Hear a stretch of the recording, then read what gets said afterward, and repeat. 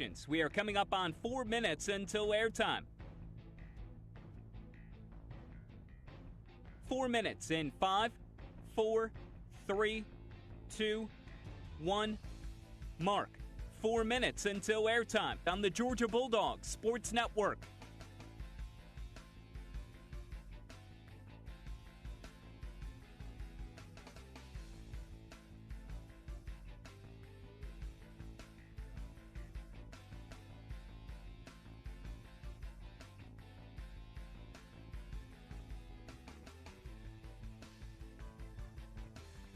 Your next time cue will come with 3 minutes until airtime.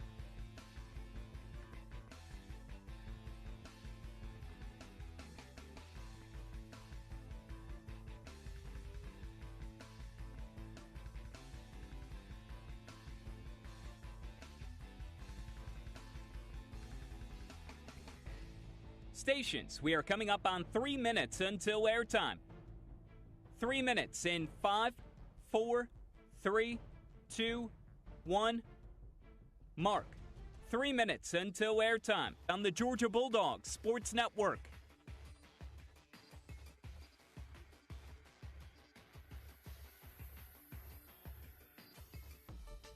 Stations, if you encounter any problems getting today's satellite feed, please call 336-831-0861. Your next time cue will come with 2 minutes until airtime.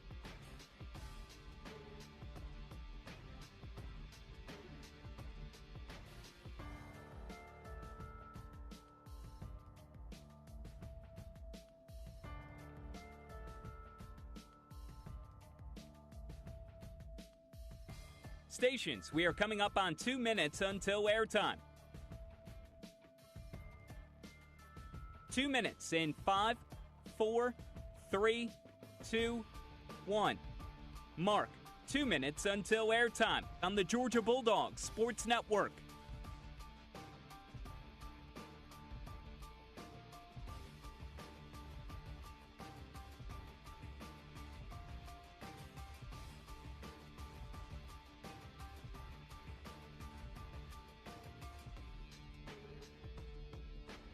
Studio producers, when you hear, please start your archive recording. Your next time cue will come with 1 minute until airtime.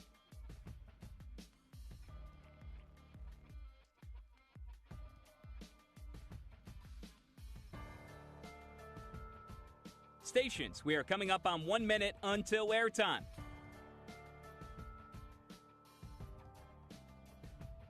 1 minute in 5, 4, 3, 2, 1. Mark. 1 minute, stations. 1 minute until airtime. Your next time cue will be with 30 seconds until airtime. Studios, when you hear, please start your archive recording. Stations, you're coming up on 30 seconds until airtime. On my mark, 30 seconds until airtime. And there it is, so please start your archive recording. Stations, please be advised that you must disable your streaming to websites and apps during this Learfield IMG College broadcast. Mark. 30 seconds. Your next and final time cue will be with 15 seconds until airtime.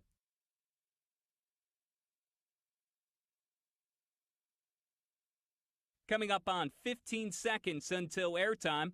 Mark. 15 seconds, stations. Have fun.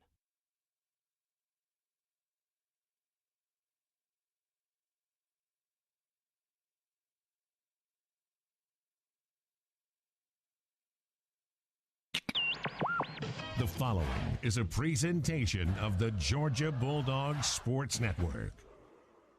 The Dogs play here. Diving stop to his feet. Got him at first. High out to right. You can forget about this one. This one's got a chance. Going back. Looking up. It's gone. The ball is out of here. Back-to-back homers for the Dogs. He's going to try and score. Here comes the cutoff. Close. Safe. And we're tied. Unbelievable. At the track, reaching. He makes an incredible catch.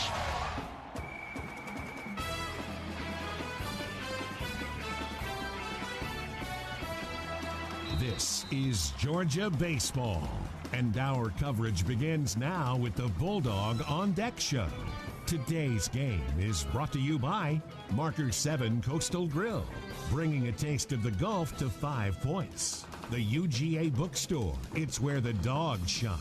And by Piedmont Healthcare, the official healthcare provider of the Georgia Bulldogs. Now, out to the stadium. Here are David Johnston and Jeff Dantzler. It's great to be back at home in a big weekend as the SEC schedule begins to grind away. 3 more weeks to go. Old foes squaring off in the first of 3. The Georgia Bulldogs and the Florida Gators. And a good evening. It is a beautiful, warm spring night here in Athens. Our network studio producer, the one and only Michael Serber. To my right, my longtime broadcast partner, David Johnston. I'm Jeff Dantzler, and we are live at the Frank and Carol Beltran radio booth. Dave, it's been a couple of weeks, and we've been back here at Foley Field. Huge series, but once again, we have a far too busy Piedmont Healthcare injury report. Yes, indeed, and might go both ways, but certainly the way it's affecting the Dogs. No Emerson Hancock and no C.J. Smith. And Aaron Shunk is not in the lineup once again with that sore foot. Don't know if he's going to be able to play this weekend or not. Coach Strickland told us yesterday that he might be able to pitch a little bit this weekend. But other than that, we just don't know of Aaron Shunk's availability. But he is on the roster. He is dressed out. But that's all we've got for now. So Georgia down a couple of All-Americans, down 2 weekend starters. Here's the pitching matchup. Tony Losi, who's certainly been one of the top 5 starters in the SEC this season, moving up to Friday night 7-1 with a 2.60 ERA. His electric opponent's batting average of just 154. Tommy Mace has been very good for Florida, 7-3 with a 4.48 ERA. But Mace very fortunate to pitch this weekend. Yeah, he took a line drive off the forehead last week in their game against Kentucky last Friday, and he had to leave the game. But luckily, he is obviously okay, and he is out here pitching tonight. And, Dave, the old rival Florida, what Kevin O'Sullivan has done there is incredible. The 2017 National Championship, he's led Florida to 7 College World Series appearances since 2010, including the last 4 in a row. They've got a lot of young players. So while Georgia's fighting to be one of those top 8 national seeds and hang around in the SEC race, the Gators are on the bubble to make the NCAA tournament this year. They had 3 number-1 draft picks last year, Jonathan India. They also had Brady Singer and Jackson Kowar, plus their great reliever Michael Byrne was also selected. So they got a very young roster this year, and it is weird to see them with the highest ERA in the SEC. It's the Dogs and the Gators. Should be a lot of fun tonight and all weekend long, though. We're going to have to deal with Mother Nature this weekend as we continue on. The Scott Strickland Show is on deck. It's the Dogs and the Gators. This is Georgia Baseball on the Georgia Bulldogs Sports Network. Do you have Georgia Medicaid or Peach Care for kids? Time to feel better about your health care. WellCare has great benefits for the whole family. Choose great doctors from our large provider network. Earn free items with the new improved Healthy Rewards program. Get care and support you can count on. Choose WellCare. It's easy to enroll. Call Georgia Families at 1-888-423-6765 or visit georgiafamilies.com. To learn more about WellCare, call 1-866-231-1821. It's no secret that things grow well in Georgia, like peanuts, cotton, and corn. But families and communities also flourish here. That's because Georgia Power is helping bring new businesses and industries to our state. In the last 10 years alone, we've helped create over 134,000 new jobs. Because Georgia is our home too, and we want life here to thrive for all of us. Georgia Power, generating opportunity. Learn more at georgiapower.com/growth. The Hilltop Grill opened the night David Green hit Michael Johnson at Auburn, sending the Dogs to the SEC title. In the years since, Hilltop has become an Athens favorite, featuring premium steak and seafood. Locally owned, the Hilltop gives you the finest in food without the hassle of downtown. With an open and covered patio, reservations available for all occasions, private parties, and a sensational Sunday brunch. Hunker down and head to the Hilltop at 2310 West Broad. Call 706-353-7667. That's 706-353-7667. Termite season is here. Is your home protected? Thousands of Metro Atlanta homes are damaged by termites every year, resulting in thousands of dollars in repair costs. Protecting your home from termites and other pests is simple with Active Pest Control. Active Pest Control has served Georgia communities for over 30 years, and we believe that relationships really do matter. That's why your satisfaction is our top priority. Call us today to schedule a free inspection at 770-954-9941 or visit us online at activepestcontrol.com. Active Pest Control, where relationships matter.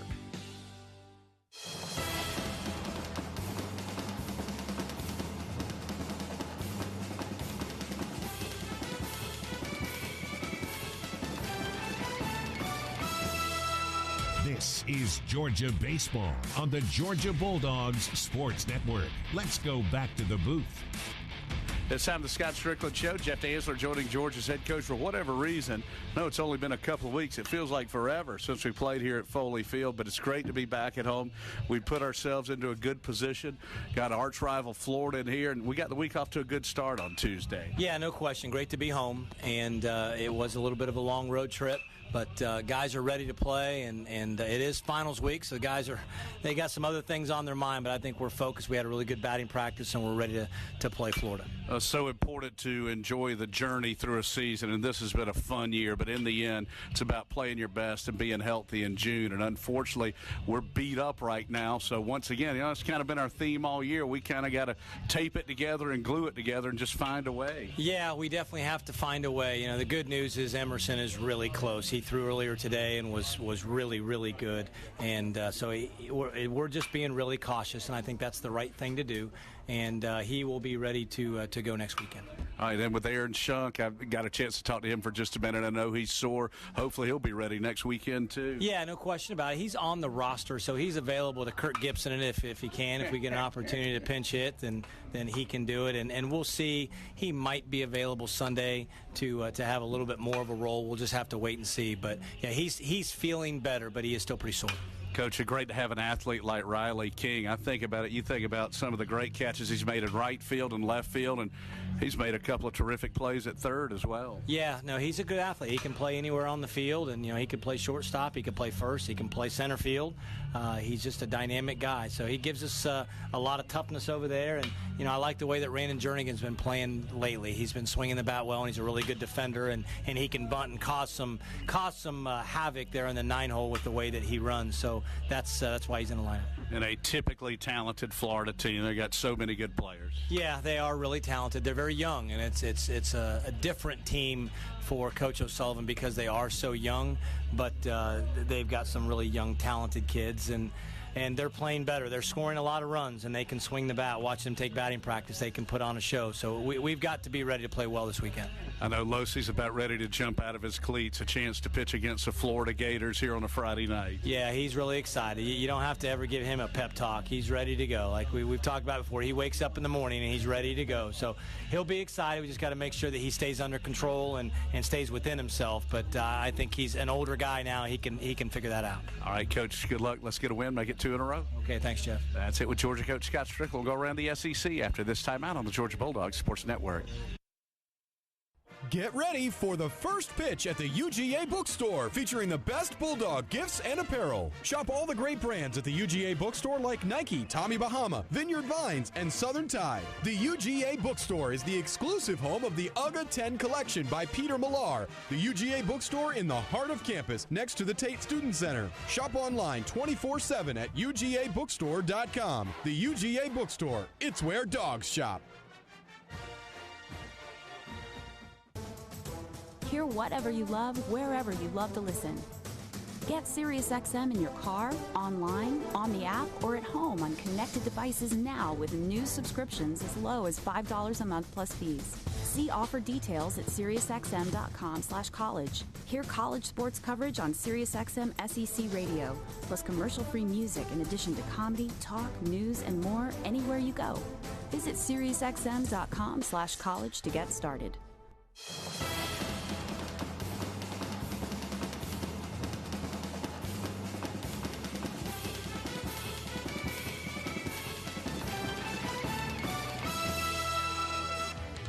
Georgia baseball rolls on.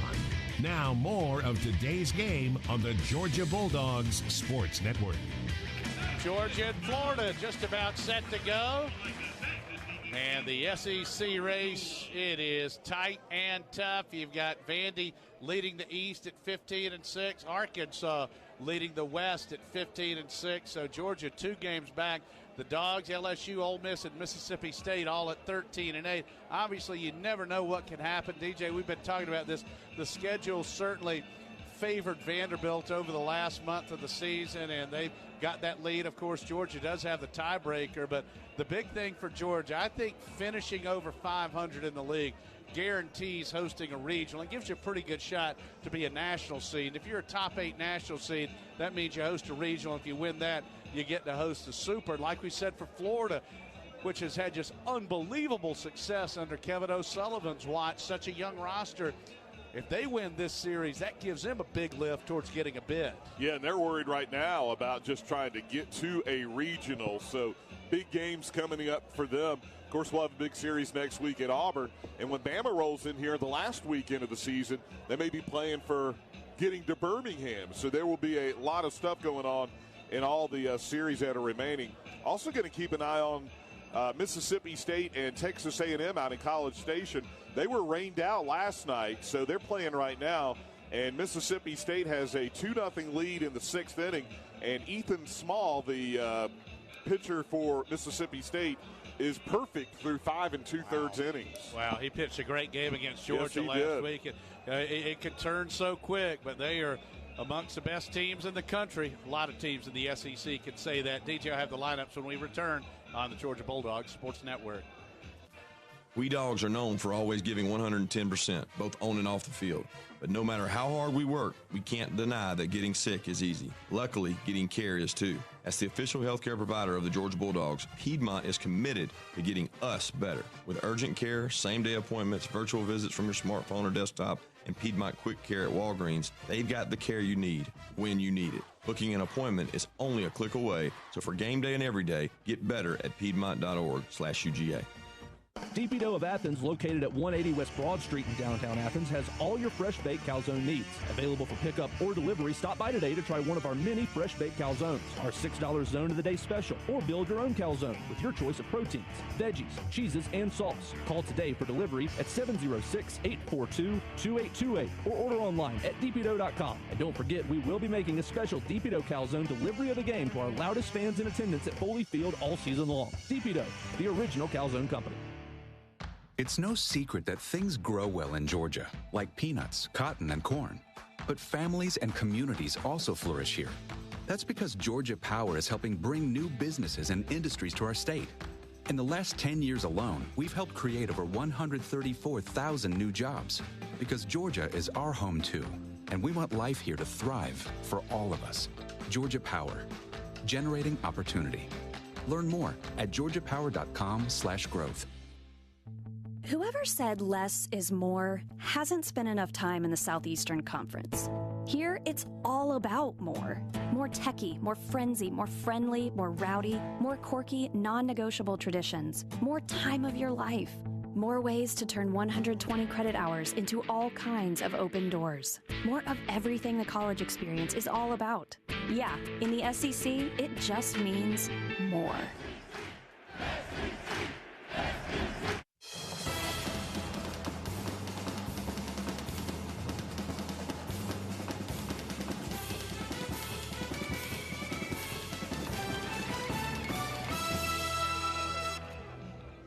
All right, it's time for tonight's starting lineups. David Johnston and Jeff Dantzler along with you, Georgia and Florida. First for the Gators, who are 28-18 overall, 9-12 in the SEC. The head man, Kevin O'Sullivan, in his 12th year in Gainesville. Before that, he was at Clemson from 99 to 07. And they have been to 7 College World Series in his time, including 4 in a row. And they won the title in 2017. Brady McConnell will lead it off at shortstop, and he'll be followed by the left fielder, Austin Langworthy. Batting third will be the DH, Nelson Maldonado, and hitting cleanup will be the first baseman, Kendrick Kalalau. Batting fifth will be the catcher, Brady Smith. Hitting sixth, the right fielder, Will Dalton. Batting seventh, the third baseman, Corey Acton. Hitting eighth will be the second baseman, Jacob Young.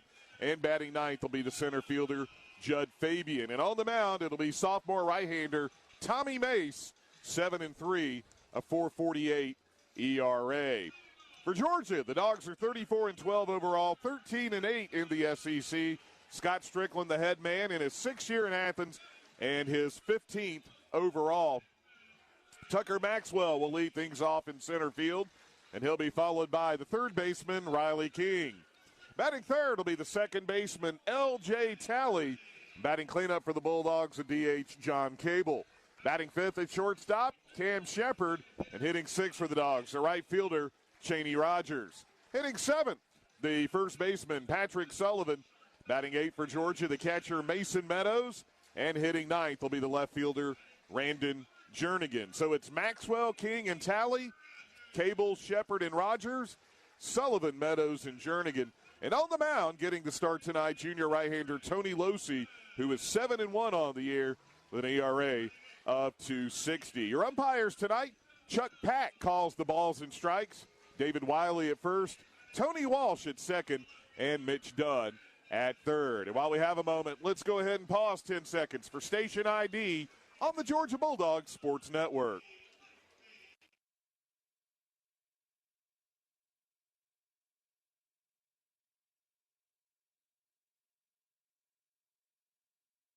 It is a beautiful night tonight in Athens. Our weather report brought to you by Active Pest Control. Got bugs? Active Pest Control offers the best price and best service to protect your home. Visit ActivePestControl.com. And now we'll take a quick break and back for tonight's first pitch here on the Georgia Bulldogs Sports Network. Get ready for the first pitch at the UGA Bookstore, featuring the best Bulldog gifts and apparel. Shop all the great brands at the UGA Bookstore like Nike, Tommy Bahama, Vineyard Vines, and Southern Tide. The UGA Bookstore is the exclusive home of the UGA 10 collection by Peter Millar. The UGA Bookstore in the heart of campus, next to the Tate Student Center. Shop online 24/7 at UGABookstore.com. The UGA Bookstore, it's where dogs shop. Do you have Georgia Medicaid or Peach Care for kids? Time to feel better about your health care. WellCare has great benefits for the whole family. Choose great doctors from our large provider network. Earn free items with the new improved Healthy Rewards program. Get care and support you can count on. Choose WellCare. It's easy to enroll. Call Georgia Families at 1-888-423-6765 or visit georgiafamilies.com. To learn more about WellCare, call 1-866-231-1821. Before or after the game, come enjoy a great view of 5 Points from the covered deck at Marker 7 Coastal Grill. Walking distance from Foley Field at the corner of Lumpkin and Millage, you can find some of the best seafood north of St. Simon's. Oysters on the half shell, fish tacos and shrimp baskets with fries and coleslaw will get you started. For the land lovers, we've got you covered with our club, Reuben, and grilled chicken sandwich. Eating healthy? Try one of our numerous salads on the menu. There's something for everyone at Marker 7 in the heart of 5 Points. Plenty of parking available. 6 appearances in Omaha. Hit high out into left center field with some carry. This ball is out of here. 1 national championship. If it's fair, it's gone. This ball is way up Kudzu Hill. Georgia baseball, a winning tradition. You can forget about this one. It's way out of here. Race to the back, dives, touches the base, and Georgia wins. Now back to the stadium. All right, just about set to go. Jeff Dancer, Dave Johnston, Michael Serbia, broadcast crew, DJ, our buddy Steve Talley from down in beautiful St. Mary's. He tweets in and says, I'm a true Gator hater. Go Dogs. And Steve, one of the great Georgia fans out there, had a chance to speak to the St. Mary's Bulldog Club on Wednesday night. And we felt it certainly of those 4 World Series trips back in the 2000s. When this baseball team is rolling, it creates tremendous excitement around the state for the Georgia faithful. Well, I'll tell you what, especially those folks down in St. Mary's, they're way too close to that state. I'll tell you what, to the other state, that is. But I like that corner of our state, too. That's great Georgia people, and into Jacksonville down there and the Golden Isles. But, yeah, it is great when baseball is doing well. All right, got some tweets in there. Hey, our buddy Bobby Young, he and his son Jeff are here. Had a chance to see them. They are sitting with Bradley and Steve Bryant, a.k.a. Chicken Hawk. All right. So that is my main man. A-list group right there. Thank you, Bobby. And to our friend Chris Pittard out there saying go Dogs.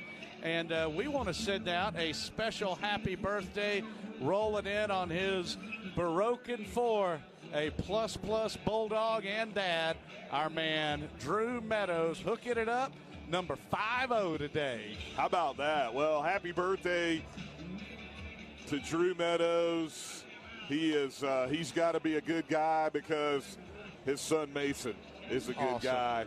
And generally, your kids are a reflection of your parents. And Drew is certainly one of the best. And since he knows the tales of the traveler, that says something right there. That is a man who has had no need to get retailored. He is an all-timer. Doing the duty that lies nearest. That's cheering on the Dogs. I want to send out our congratulations to the great Zach Christofak, our man double-double, 10 wins, 11 saves. DJ, he was a recipient earlier this week of the University of Georgia Athletic Association's Inspiration Award. Yeah, and if there's anyone that's inspirational, it is definitely Zach Christofak. And talking about a great guy, he is certainly that. But he's got the hit list that we love, and we will definitely be talking about it at some point this weekend. He's missing one team on it, though. Yes. Yeah, they are in town this weekend. Yeah, there's Meadows throw down to second, and we are set to go. Time for our Marker 7 first pitch. Marker 7 Coastal Grill, right in the heart of 5 Points at the corner of Lumpkin and Millage. An easy walk from Foley Field.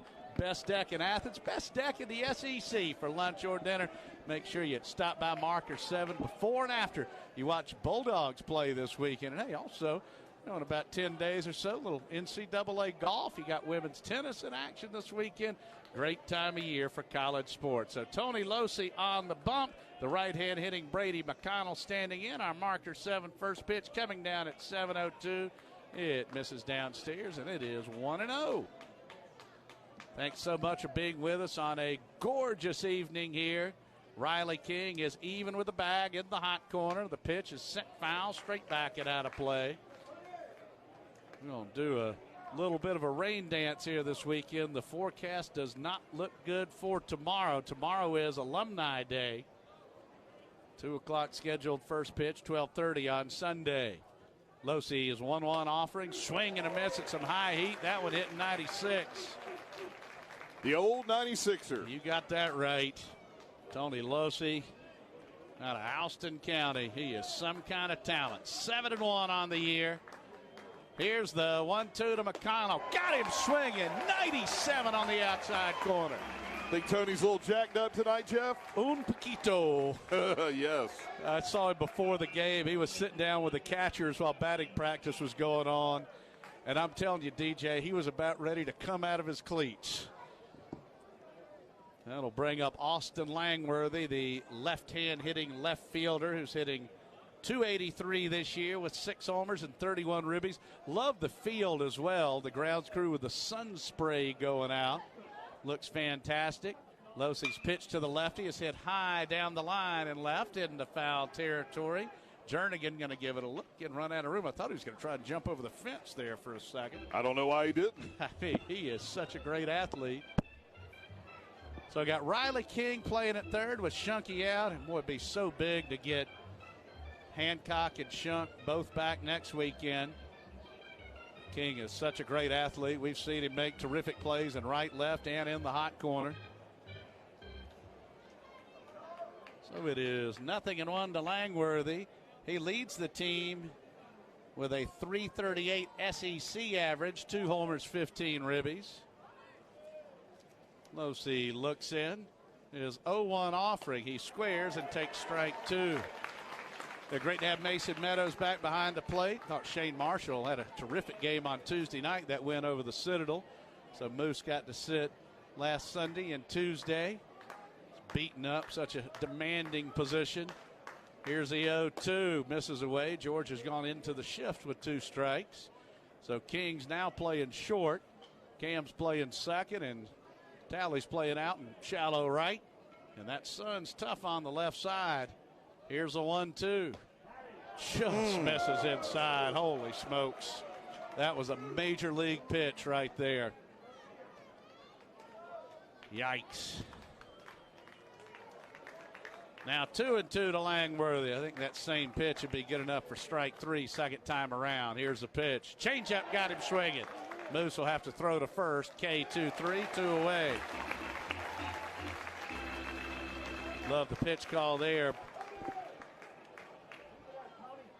And Sean Kenny, Georgia's pitching coach, is amongst the very best. And Mason Meadows, he's as good a defensive catcher as there is. Nelson Maldonado, the senior, will stand in, batting .342.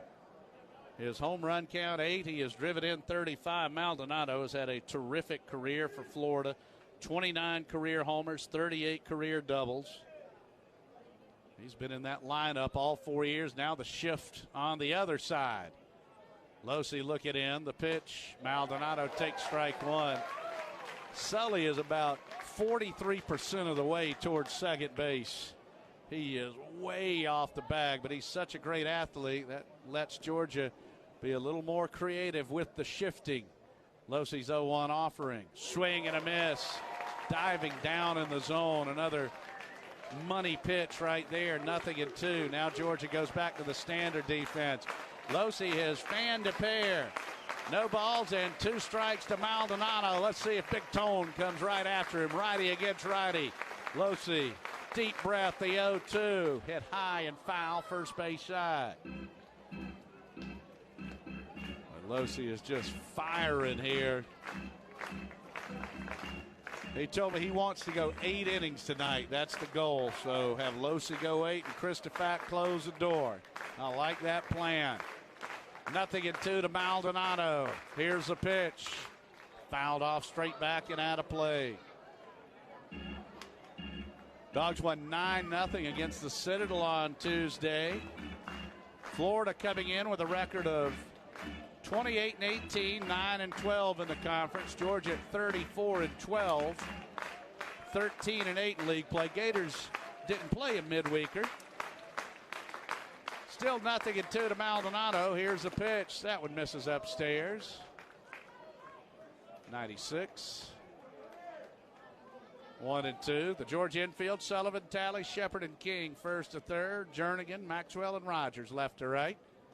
Losey and Meadows, the battery. Losey is 1-2. Strike 3 swinging, and the side is retired. A nasty changeup. Strikeout, strikeout, strikeout. Losey with a dominating first. Nothing doing for the Gators. Dogs coming to the plate on the Georgia Bulldogs Sports Network. The Hilltop Grill opened the night David Green hit Michael Johnson at Auburn, sending the Dogs to the SEC title. In the years since, Hilltop has become an Athens favorite, featuring premium steak and seafood. Locally owned, the Hilltop gives you the finest in food without the hassle of downtown. With an open and covered patio, reservations available for all occasions, private parties, and a sensational Sunday brunch. Hunker down and head to the Hilltop at 2310 West Broad. Call 706-353-7667. That's 706-353-7667. Hear whatever you love, wherever you love to listen. Get SiriusXM in your car, online, on the app, or at home on connected devices now with new subscriptions as low as $5 a month plus fees. See offer details at SiriusXM.com/college. Hear college sports coverage on SiriusXM SEC Radio, plus commercial-free music in addition to comedy, talk, news, and more anywhere you go. Visit SiriusXM.com/college to get started.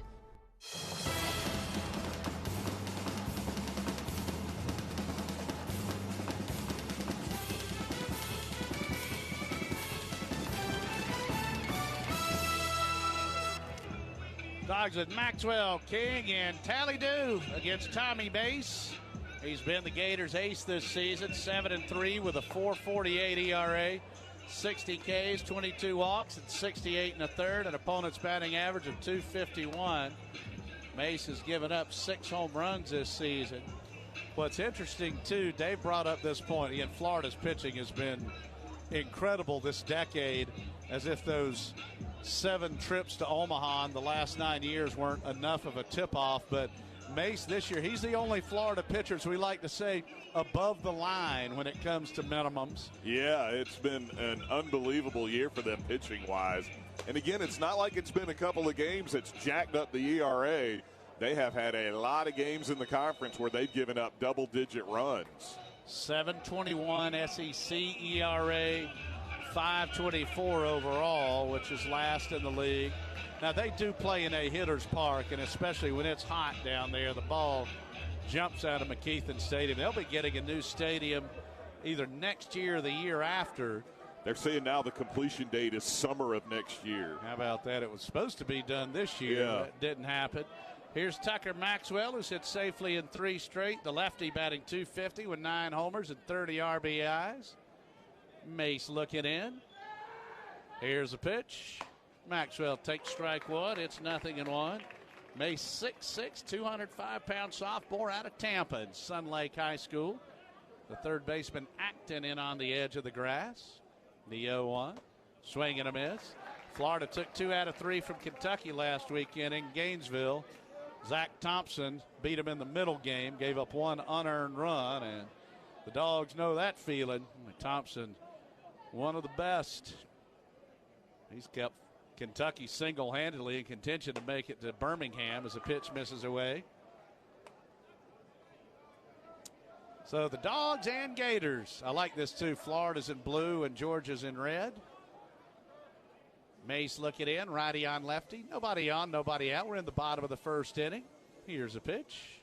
That one bounces up there.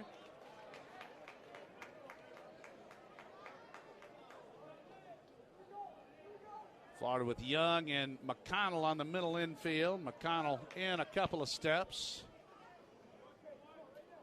Kalalau, the first baseman. Here's a pitch. That one misses away.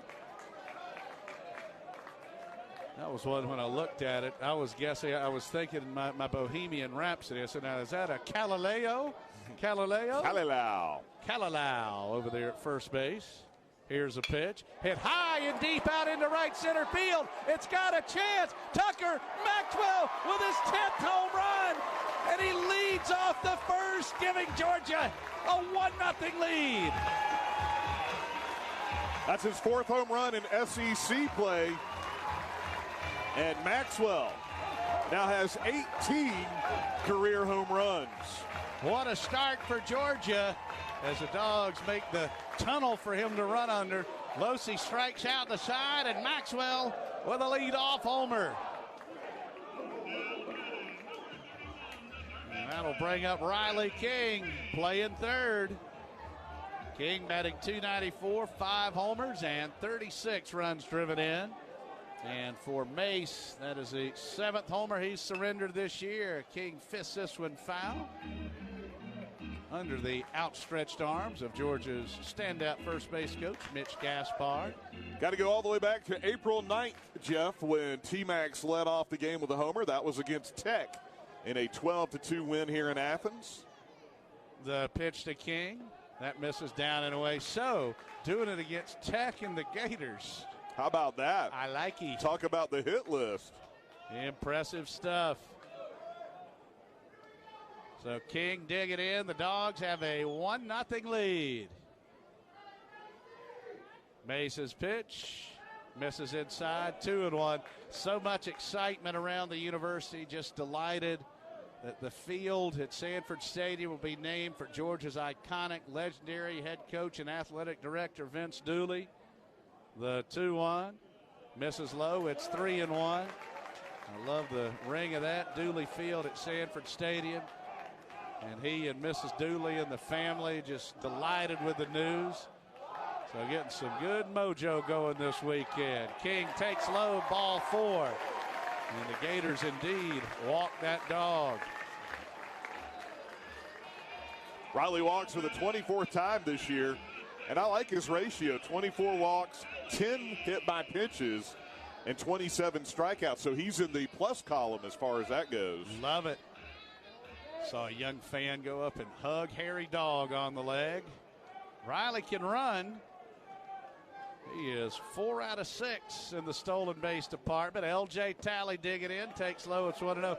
And LJ, when we talk about with Georgia in recruiting, he's from Folkston, which is closer to Gainesville than it is to Athens. Oh, yeah. Obviously an in-state product, so this is extra big for L.J. Talley. Here's a pitch. Talley takes a strike on the inner half. L.J. having an outstanding senior season, batting .333 with 8 homers, 35 ribbies.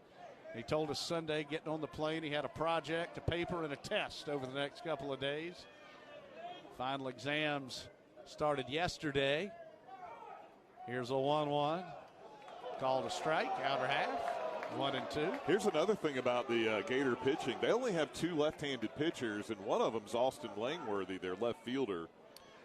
Just guessing here, they probably had a couple of guys they expected to come that they lost to the draft. Yeah. That happens. We hypothesized on that with LSU. They were in a similar boat. Here's a 1-2. Talley takes low. They've got a lot of talent. It's just young. In fact, they have 21 freshmen and sophomores on the roster. So they've got Langworthy, Maldonado, and Dalton. Everybody else in the lineup, freshman or sophomore. Yeah. And we are very familiar with that Gator trio. Here's a pitch outside. No one's feeling sorry for him in the SEC, though, with 4 straight College World Series appearances. Well, they've been in this decade, they have been 7 times. That's incredible. Had a runner-up finish in 2011. Won in 2017. Ago. That was South Carolina beat them in 11. Mace from the belt, throw over to Chase-back King, and that was the one in game 1. Cody Dent was thrown out at home on what would have been the game-winning sac fly at the bottom of the 9th, and South Carolina won in extra innings. That was second straight national title for Ray Tanner's Gamecocks. 3-2 to Talley. Ball 4 outside. Sing along, because here it comes. And you'll get to hear it for a while because Kevin O'Sullivan's making a visit. Let's see, we still got a no-hitter going in College Station. Mississippi State leads Texas A&M 2-0. They are now in the top of the 8th. Let me see how many batters Small has faced. All right, 7 innings, he's faced 23 batters, so there's been a walk and something else. That's incredible. Well, he pitched great, I thought, DJ, last Friday. Yeah. Lights out. It was one of those nights where they were clicking on all cylinders. He allowed 2 hits in 6 innings and struck out 11.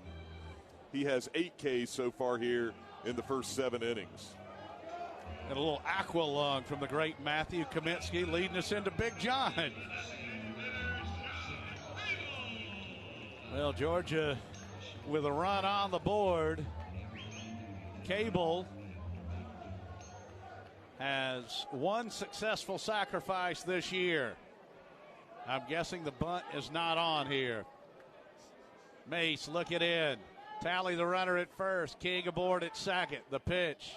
Down and away. It's 1-0. And I'm just telling you, with the weather, I think both of these teams are going to be all in tonight, DJ, if you got a chance to win. Absolutely. I mean, tomorrow does not look good. Sunday a little shaky. Mace, the 1-0 to Cable. Misses away, and Cable was loading up. It looks like it's going to get out mid-afternoon Sunday, but still then you get into when can you start a game? Is there a way you could play 2? Would you only play 1? How long would it be? So that opener extra vital here this weekend. It is 2-0 to Cable after back-to-back walks. Mace deals. Ball 3 low. And don't forget, this is Mace's first outing since taking that batted ball off his forehead last weekend against Kentucky. He threw 86 pitches, and he went 4 2/3 innings. And I know they did check him for a concussion, but obviously he has passed the protocol. But he's off to a shaky start here in the first. Maxwell with a leadoff homer, back-to-back walks to King and Talley, and it's 3-0 to Cable with Shepard waiting on deck. Mace's pitch called strike on the outer half. He took a little something off that one. 93 with the fastball there. He's been 94 for most of them so far. The old get me over. Yep. So 3-1 here to Cable. He's got outstanding power. Mace comes set at the belt. Here's a pitch. Swing and a miss. A big rip. 3-2. You know what Mace is thinking. Oh, if I could get a strikeout here, then a double play. Minimizing the damage. And the Georgia dugout yelling to Cable, base hit, ball 4. Base hit, ball 4. Just trying to find his way on. A run in, 2 aboard, nobody out. We're in the bottom of the first. Mace, the payoff. Just got a piece to stay alive. That might have been ball 4, but a little too close to take. That was one of the things that Coach Strickland talked about last week. It took too many called third strikes. Just a beautiful night here at Foley Field, and a great start as Georgia leads 1-0 here at the bottom of the first. Runners at first and second, nobody out. The 3-2 to Cable. Hit high and foul and out of play down the left field line. New baseballs for home plate umpire Chuck Pack. They are 3-9 on the road this year, too. Just weird to see a lot of these numbers for Florida baseball after what they've had this decade. 1-8 in the league in road games. Wow. Yep, 2 sweeps. Here's a 3-2. Ball 4 and the bases are loaded.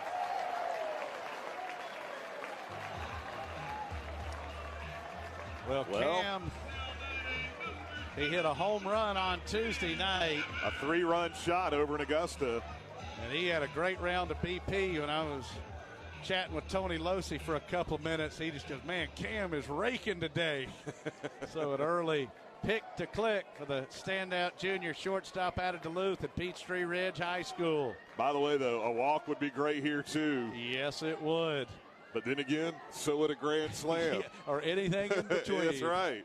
Mace, righty on righty. The pitch. Shepard takes an inside strike. It's 0-1. Georgia has hit 6 grand slams this year. That is an amazing, inordinately high number. And what Cam's thinking right here, just find a way to get King in. A sac fly would be fine. I don't want to hit into a double play, but if you can score a run while making an out, that's okay. Mace, righty on righty, the 0-1. Cam takes high and tight. Ball and a strike, the count. Florida's going to go get their bullpen going. Kirby McMullen, the junior right-hander, will head out to the pen. So Mace with a shaky first inning. Maxwell with a leadoff homer. King, Talley, and Cable all drawing walks. It's 1-1 to Shepard. Mace out of the stretch. Comes set at the belt. Here's the pitch. Shep ground ball towards second base. Young only play to first in time, but a run scores. Cam Shepard picks up his 21st RBI of the year, and the Dogs extend the lead to 2-0. I like what he did there, just hit it on the right side. Wasn't a double play ball by any means. Gets the run home, and the Dogs now have a 2-0 lead. That was a pitcher's pitch, and he fought off, and that'll bring up Cheney Rogers.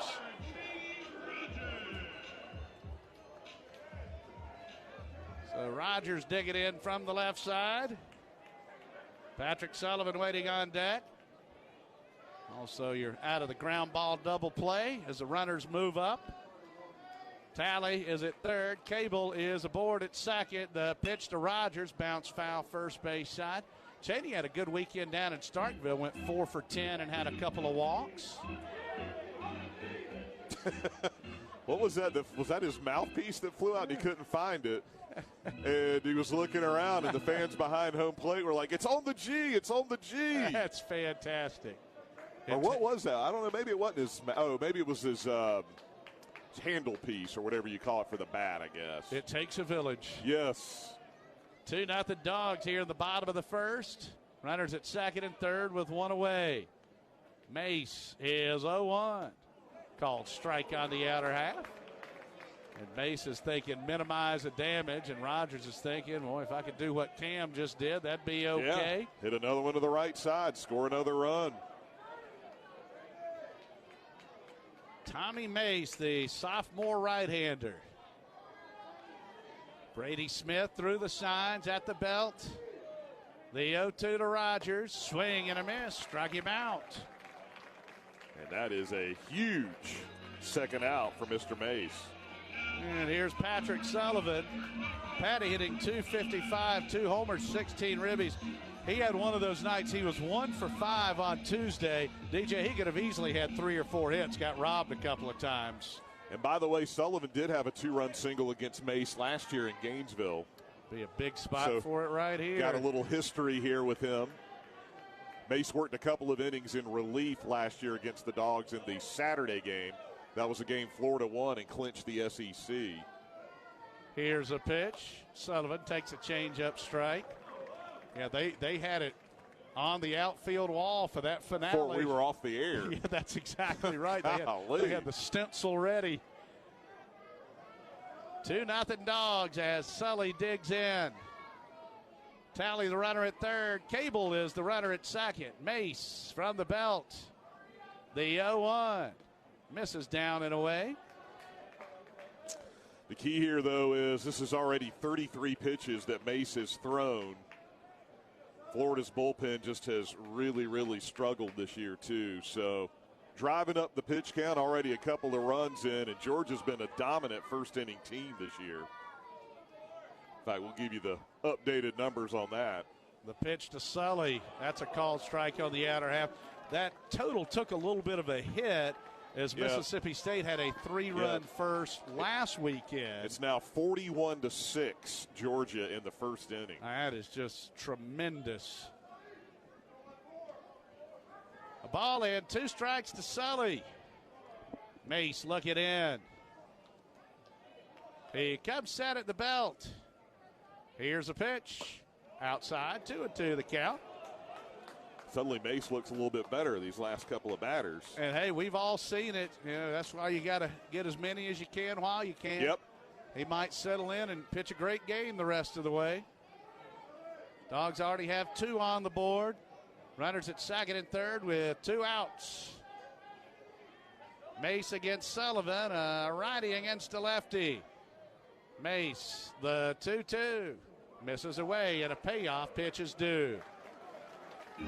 Big one coming right here. Mason Meadows waiting on deck. Center fielder Fabian over a couple of steps in left center. Shaden Sully to go the other way. Love to walk that dog. Patrick Sullivan, the 4th-year junior out of Marist. Mace looking in. Smith through the signs. Righty against lefty. The 3-2. Ball 4 down and in, and the bases are loaded. Well, a great AB there for Patrick Sullivan. That is the 4th walk of the frame, and here's Mason Meadows. All right, Moose, it's your pop's 50th birthday. No pressure, right? Oh, Moose stepping to the plate. And that pitch count, as Dave said, it's sitting at 37 right now. Boy, and his dad lives and dies on every pitch. He is a great dog. Mace from the belt. The pitch called strike. It's 0-1. And again, for Meadows, since that facial injury, he's having to wear those protective masks both at the plate and behind the plate. He's got those extra bars on there. I know it doesn't make it any easier. Bases full of Bulldogs with 2 in and 2 down. Meadows, the 8th Georgia player to bat here in the first. He bounces this one up the middle. It'll be gloved at short by McConnell. He flips the short route to Young in time. Fielder's choice, 6-4. Georgia strikes for 2 runs on 1 hit. The leadoff homer for Maxwell. There were no errors, 4 walks, and Georgia leaves them loaded. 1 inning in the books. It's the Dogs 2 and the Gators nothing. This is Georgia Baseball on the Georgia Bulldogs Sports Network. Coach Kirby Smart here. Let's talk about the official healthcare provider of the Georgia Bulldogs, Piedmont Healthcare. Piedmont makes sure that our dogs are playing their best, and they're also there for the times they're not. But you don't have to be a college athlete to get bumps and bruises. With urgent care, same-day appointments, virtual visits from your smartphone or desktop, and Piedmont Quick Care at Walgreens, they've got the care you need when you need it. Booking an appointment is only a click away. So for game day and every day, get better at Piedmont.org/UGA. At PT Solutions Physical Therapy, we're proud to be an official partner of UGA. In sports, getting to the next level takes lots of talent and lots of work. At PT Solutions, we believe that every young athlete deserves the opportunity to chase his or her dream. That's why you'll find our therapists and trainers on the fields and sidelines at every level, helping athletes stay healthy and be at their best. We hope you'll visit us at over 40 Georgia locations or at ptsolutions.com. This is Bulldogs baseball. Now back to the field.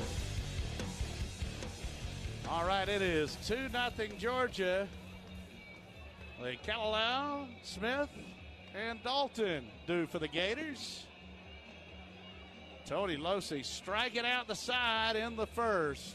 And boy, he is jacked up here tonight. Georgia scores 2 runs on 1 hit, the leadoff homer from Tucker Maxwell. Hard to believe that was the only hit of the inning. Isn't that crazy? I think Florida says we'll take that. Only 2 runs scored, even though Mace had to throw 39 pitches. So Kalalau will stand in. Well, he's going to be a good one. The freshman hitting .310 this year with 4 home runs and 40 runs driven in. Losey, here's a pitch. Misses away. It's 1-0. So Tony had a long wait. Had a little extra time because Meadows was the last batter of the inning, so he had to get the gear on. Tony was throwing to Austin Big R before Moose got ready. That misses down and in. It's 2-0. Kalalau, you see a lot of freshmen go through this. He's hitting .310 overall, but .253 in the conference. So 60 points lower. It can be a rude awakening. Yep. There's a strike on the outer half. Especially seeing nasty pitches like that. Losey looking really sharp, making the Friday night start. He has primarily been Georgia's Game 3 weekend starter. This is hit high out into left center. Who wants it? Jernigan and Maxwell. Maxwell in the sun makes the catch, 1 away. And what Georgia has been able to do when everybody has been healthy in the pitching staff, when the Dogs were really rolling, to have Hancock and Losey, the big hard-throwing righties, bookending with the lefty Smith in between. And, in fact, the rotation began the year with Will Proctor as the in-betweener, another righty. Unfortunately, Will has been lost for the season. And the good news with Proctor and Bradley, both red shirts, both 2 full years to go, as Brady Smith stands in and fists it foul.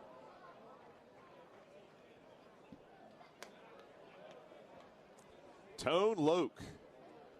He's had 3 starts of 6 or more innings where he only gave up 1 hit. He's been incredible. Losey looking in. Here's the 0-1. Change up, strike, 0-2.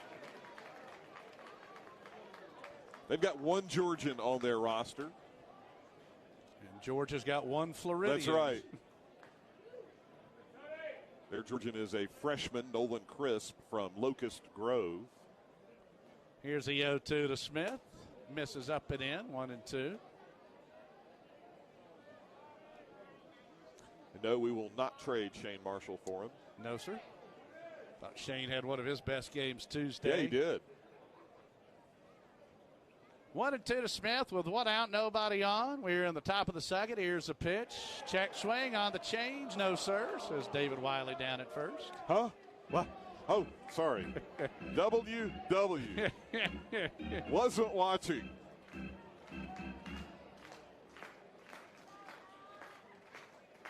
So Losey, boy, looking really good this first time through. Meadows through the signs. The big man rocks and fires, misses down and away. 3-2 the count. Check the tweets again. Buddy Steve down at St. Mary's sending out a big go Dogs. Our friend Harriet, thank you, Harriet. We love you. Here's the payoff to Smith. Hit foul, first base side out of play. Speaking of one-hitters, the Citadel only got 1 hit Tuesday night. That's very true. Yeah. And Logan Moody getting his first Georgia win. Very proud of him and happy for him. Boy, Moody pitched great, didn't he? The whole staff did. A one-hit shutout. Faced just one over the minimum. Here's the payoff pitch. Bouncing ball up the middle. It's going to get through for a base hit. So that's a Gators first base runner. Good at bat there by Smith. Yeah, it was. Got some more tweets out there. Thank you again to Drew and Bobby. Our buddy James out in Texas got us tuned in. Wayne down in Sarasota, running racing dog super fan. Brian and Tamra. Brandy listening in out in LaGrange. CFC Dog says beat the Gators. Strap Dog sent us about 20 Wolves. Jacob and Jonathan Lee both say go Dogs.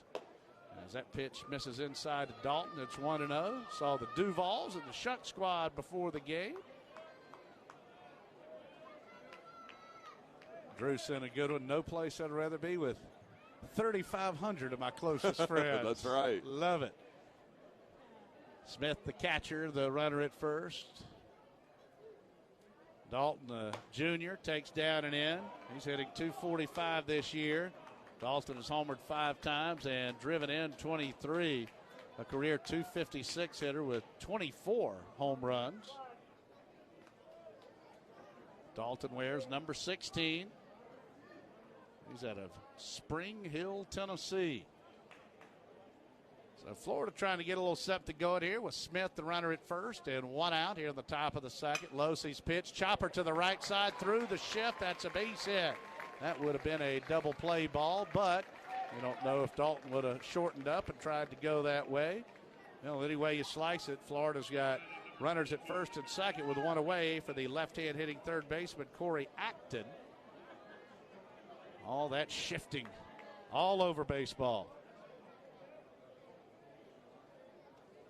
Acton wears number 22.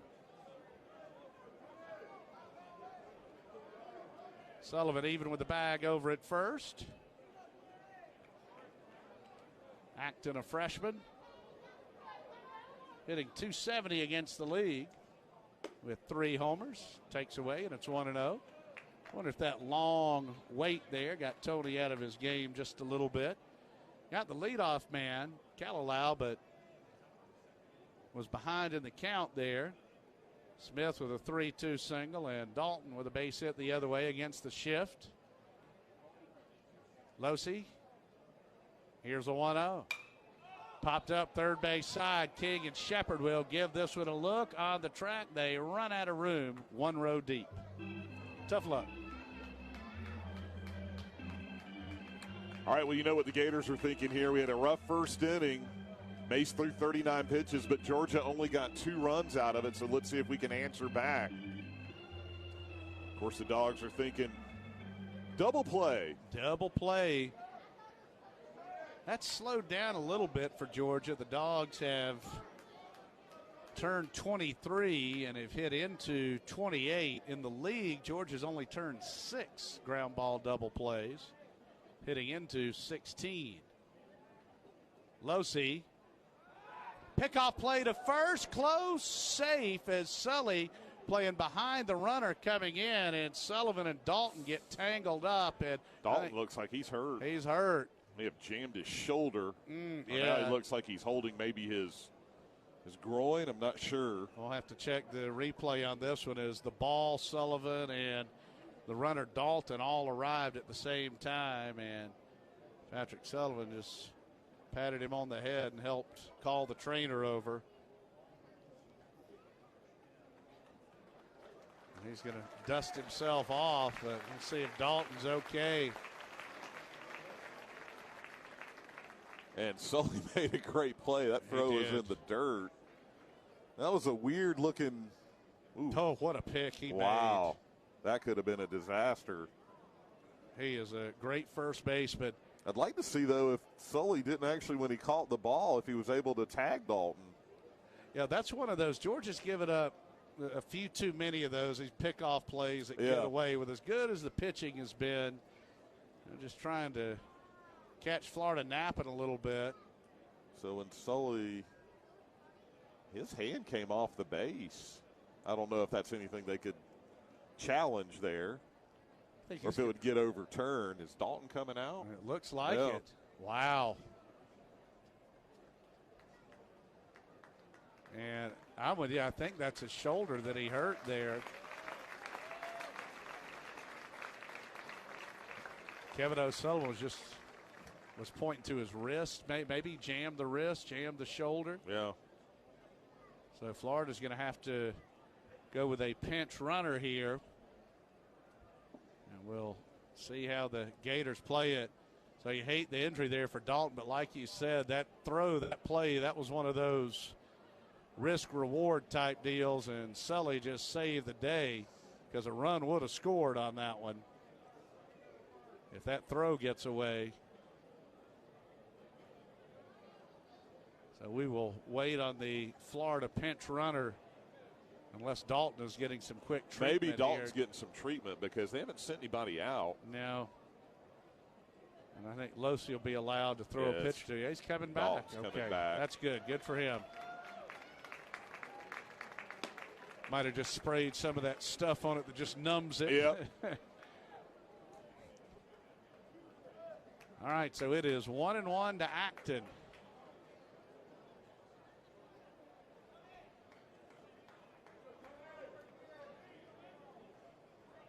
All right, Losi and Meadows, the battery. Kalalau flew to center. Smith and Dalton with back-to-back singles. Losi, the 1-1. Misses high, 2-1. Lake says his hand got spiked, so he was cleaning it there. That's what was going on. Thank you, Lake. Yeah, and Sully jumped right up. That was just one of those plays where everything arrived at the bag at the same time. Colombo, North America, got a great tweet for us. He is not in North America right now.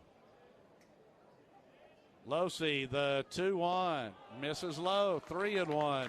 He is at a farm show in Brazil in the hotel barking, asking, can we hear him? Yes, Dogs we can. Fans barking everywhere. Tony's family listening in out in Columbus, GA. All right, to the Losi clan. We love Tony. 3-1 to count. Gators got a little something brewing here in the top of the second with 2 on and 1 away.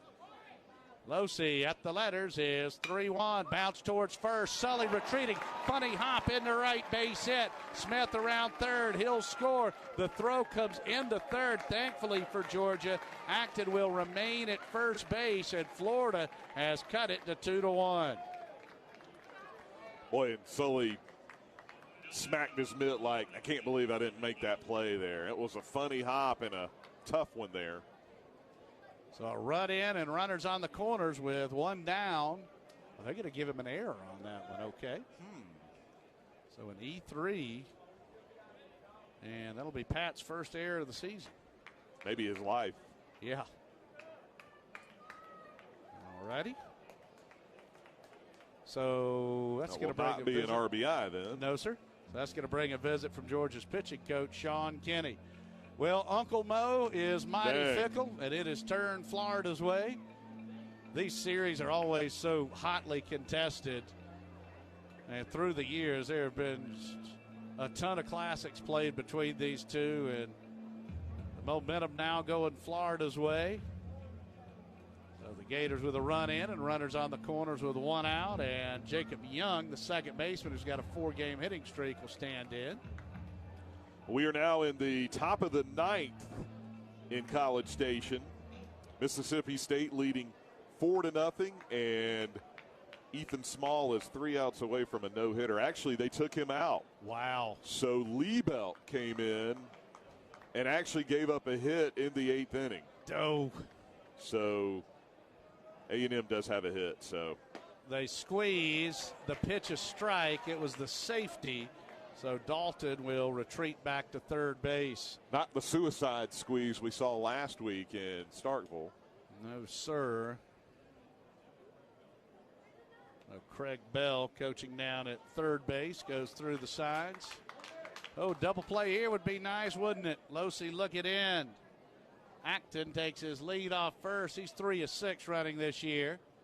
Losi at the letters. Here's the 0-1. He again squares. This pitch misses down and in, and it's 1-1. as a very nice jet flies by.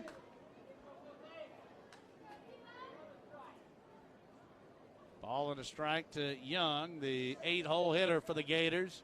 Young in conference play is batting .239 with a homer and 5 RBI. He's a freshman. Young wears number 1. He's out of Ponte Vedras of the Jacksonville area. Thinking Sawgrass. Losey out of the stretch. Comes set at the letters. Quick throw to first, low, good scoop by Sully. Holy smokes. That one almost got away. So the line score 2-1-1 for Georgia, 1-2-0 for the Gators.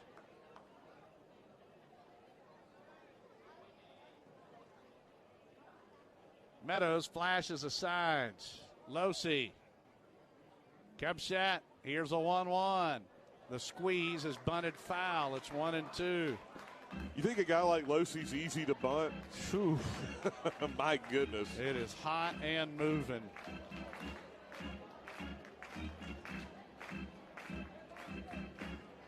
Be like trying to parallel park a race car. Ball in. 2 strikes to Young. Acton the runner at first, Dalton at third. Losey was 7-2 last year, 7-1. He's been one of the SEC's top aces this season. 1-2, just misses downstairs. 2-2 the count. Antonia, native of Columbus, prepped at Houston County. He and Jake Fromm, high school teammates, now roommates, along with Georgia's outstanding tight end, the plus Charlie Werner. Here's a 2-2, hit out into left down the line. This is foul by a couple of feet. You can just feel the extra intensity when it's the Dogs and the Gators. And it doesn't matter what their record is and what their stats are. Always big. Our friend Harry is out in Colony, Wyoming tonight. That guy travels. 2-2 to Young with a run in. Runners on the corners, 1 away. Losey at the letters. Here's a pitch. Strike 3 swinging. Pulled the string. Gutsy change. 4th K, 2 away. And the center fielder, Judd Fabian, will stand in.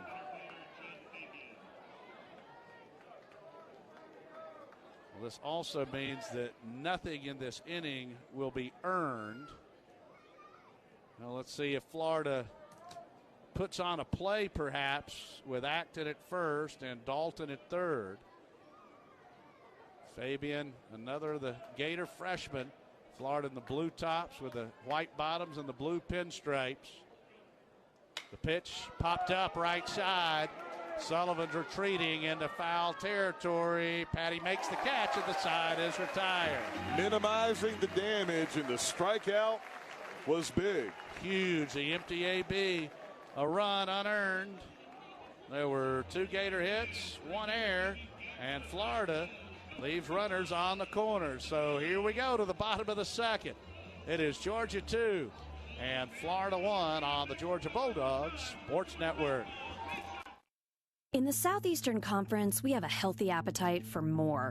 More teams and more tournaments, all in the hunt for more hardware. Way more. That means more tackling, shooting, and putting for titles, more diving, cantering, and hurdling for trophies, and we have more national championships where the SEC goes head-to-head with the SEC.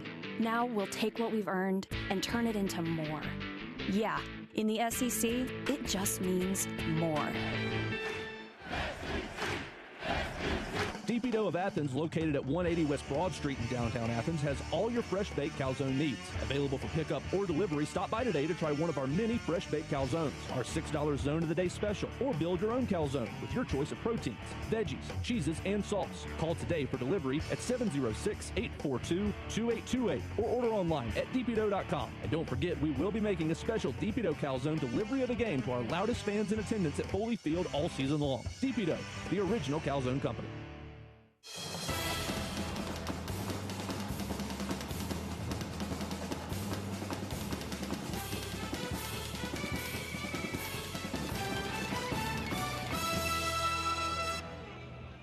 All right, right, Dogs with a 2-1 lead over Florida. Buddy Patrick tweets in. He's down in Palm Coast saying it means a lot more. We got a lot of Georgia fans in the state of Florida. Jacksonville and Tampa. And yeah, no doubt, Dave, we have the extra and healthy respect for our Bulldog fans living in enemy territory. Yeah, including a great one down on the front row. Our man Al Bell here. Running Randon Jernigan pops this one up, foul territory. Smith, the catcher, giving it a look, makes the catch. 1 pitch, 1 out. And Randon's going to get the old Lou Brown. With your speed, you should be hitting the ball on the ground. So here's Maxwell, who homered to start the first.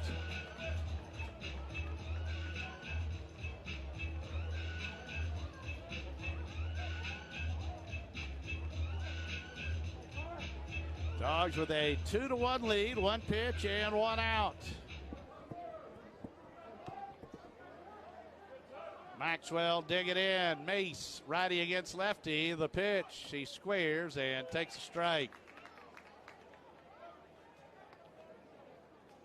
0-1 the count. So Georgia left them loaded in the first. Florida stranded runners on the corners.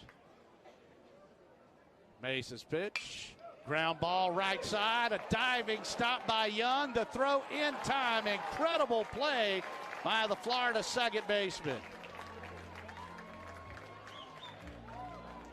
Only put 3 stars by that one if you're scoring. Holy smokes. I do like, though, 2 at-bats. Tucker looks locked in. He does. Tell you what, that play is going to be hard to beat as the play of the series.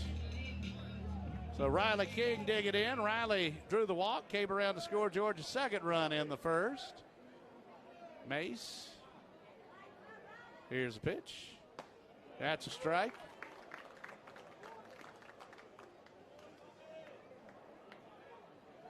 It is 2-1 Georgia. We're in the bottom of the second inning. Mace, righty on righty, is 0-1. Hit sharply to short. McConnell, E6. Isn't that baseball? You see a great play, and then you see a routine ground ball, and McConnell makes his 14th error of the season. That's another thing that, Florida's been such a good fielding team over the years. This year, they are 10th in the conference in fielding. That's their 49th error of the year. Yeah, 972 coming in. By the way, Georgia's shortstop, please don't jinx, has 2 errors this season. 1 on opening day and 1 on a freak play at Kennesaw, where the cameraman picked up the ball as L.J. Talley digs in. Talley takes away, and it's 1-0. Cam made a great catch, throwing back to first to try and double up the runner. The ball got loose, and camera guy kind of picked it up. All right, that's a dead ball. Runner advances. That's a tough error. 1-0 to LJ. Mace, the pitch. Called strike on the inner half. And the thing that Florida hates about that error, though, is that Mace has to throw more pitches here in the second inning. You betcha. And with the 39 he threw in the first, he was looking at less than 10 pitches here in the second. Giving Talley a crack here. The senior out of Folkestone. Here's a pitch. This is lined in the left. That's going to drop in for a base hit towards the corner. Langworthy will cut it off. He kicks it around a little bit. Georgia's going to throw up the stop sign on King. And Georgia has runners at second and third with 2 away.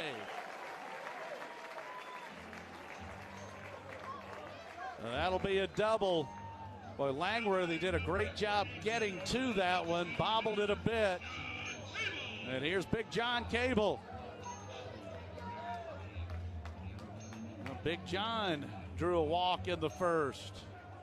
Hey, my in-laws, Team Edwards, they are listening in out on the deck. And this would be a great night to be out on the deck grilling. It is gorgeous. So thank you, Keith and Phyllis. All right, here's Cable with runners at second and third and 2 away. Mace righty against lefty. Deep breath. Here's the pitch. Cable takes low. It's 1-0. Florida's got more activity in the bullpen. A freshman right-hander. I'll get his name here in a moment. David Lucci. for 17. 52, who was out there earlier, is also still throwing, and that's Kirby McMullen. Mesa is 1-0. Cable takes a strike on the outer half. The Georgia crowd didn't like that one. No one trying to get a little closer. Not on that one. Oh, Ted, you didn't scoot down there.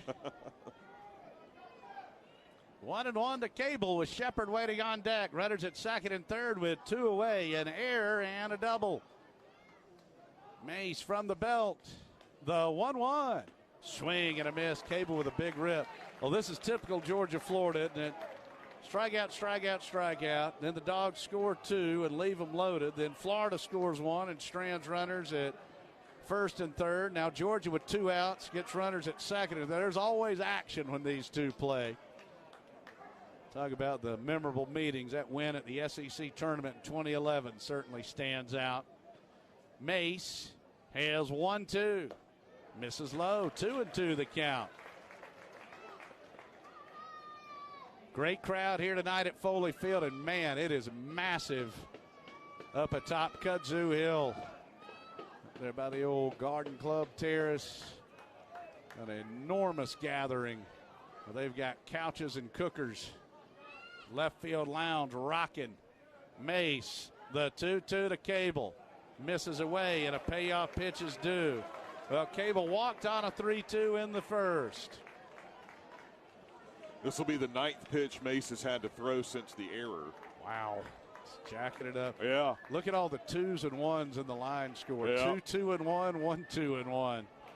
What a game. We're only in the bottom of the second.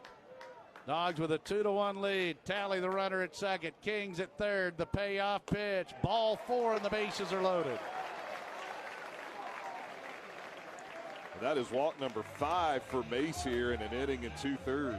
And by the way, going back to the Sunday finale, Georgia loaded the bases in the 7th and 8th. So 4 of the last 5 SEC innings, Georgia's been in bases loaded situations, and Kevin O'Sullivan is making the walkout again. That'll give us time to pause 10 seconds for station identification on the Georgia Bulldogs Sports Network.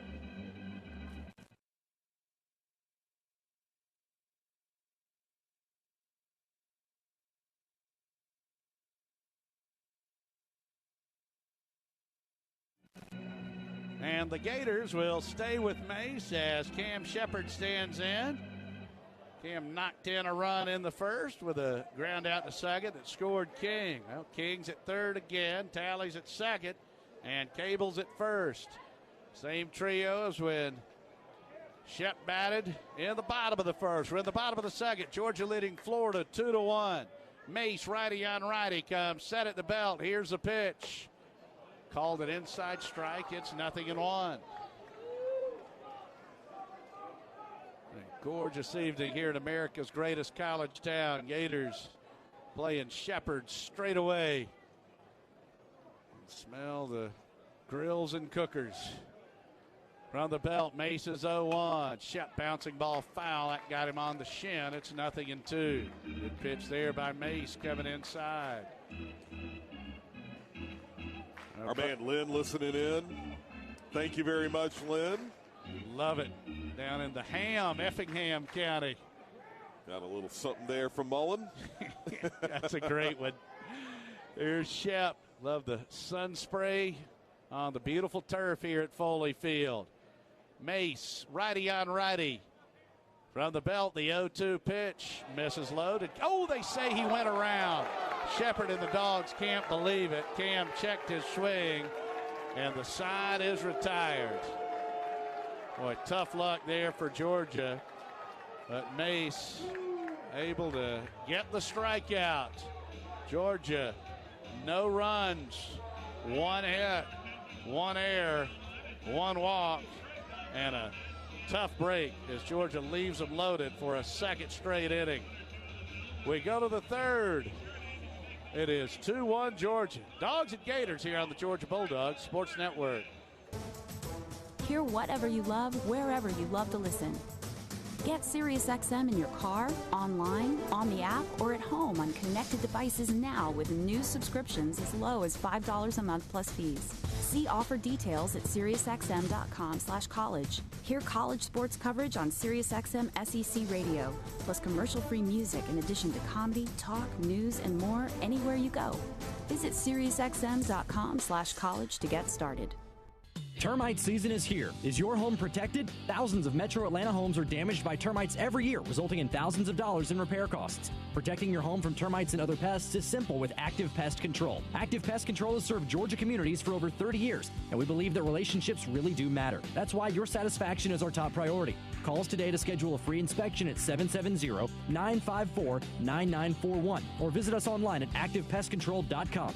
Active Pest Control, where relationships matter. You're listening to Bulldogs Baseball. Now back to the stadium.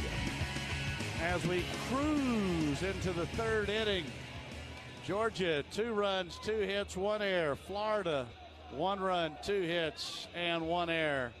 Dave, to say the least, it has been an eventful game thus far. You know how these things do. They'll settle down and settle in. Boy, and you just hope these missed opportunities here for the Dogs don't come back to haunt them. So now, leaving the bases loaded now in the first 2 innings. That's 4 out of 5 SEC innings now, going back to last weekend where Georgia's left the bases loaded. Here's McConnell at the top of the order, pops this one up. Shallow right, Talley, Rogers, Sully, LJ. P4, 1 pitch, 1 out. There's a good start to the third. That's 2 outs on 2 pitches now for Tony. That's big. As Langworthy will stand in. Checking the Dogs on tour at the Wells Fargo Championship. Low Bulldog is Brendan Todd. Good for Brendan. Tied for 10th, 4 under par. He is 7 shots back of an Auburn guy named Jason Duffner. Langworthy takes a strike, 0-1. The Duff. The Duff. Now, he won the PGA. You were at the one in Oak Hill, right? Yep. 13 when he won? Yep. He did. And he lost in that playoff to Keegan Bradley in Atlanta. 11. That's right. And that was one. Here's the 0-1. That misses low. When those two were played, it was like, who in the world are these two guys? They both turned out to be good players. Yeah. But at the time, nobody had heard of either one of them. 1-1 to Langworthy. Swing and a miss. That was wicked. That ball just got to the glove. Now Georgia going into the shift. Sully hugging the line. Losey looking in, a ball and 2 strikes the count. Here's a pitch. Change up. This one misses low. 2-2 the count. The Georgia infield, Sullivan, Talley, Shepard, and King. First to third around the horn. Now first to short around the horn with the shift. Losey with the 2-2. Little roller back out to Tony. He'll bare hand and fire close. Got him. 1-3. It's interesting with Tony. He is such a great pitcher, such a great athlete. With the pickups, he's a little awkward with the throw to first. Yeah. Nope. We've seen that. And here's the thing, too. This probably goes back to when he was a kid and playing Little League in high school. Like, you're a short distance. You can't fire a fastball to first. Now, Sully can handle it, but probably a high school first baseman, you're 35 feet away. You're playing some defense right there. And I'm talking protecting the body as Maldonado takes inside. It's 1-0. Different pitchers just have little different quirks they have a little bit of trouble with. It's like, who was it? John Lester couldn't throw over to first. Here's a pitch. That misses away. 2-0. When Maldonado, he's one of those guys. It seems like he's been there since the mid-2000s. The Candy Man. Here's a 2-0. Liner into right, base hit, going against the shift again. So Florida's doing a good job working against the shift.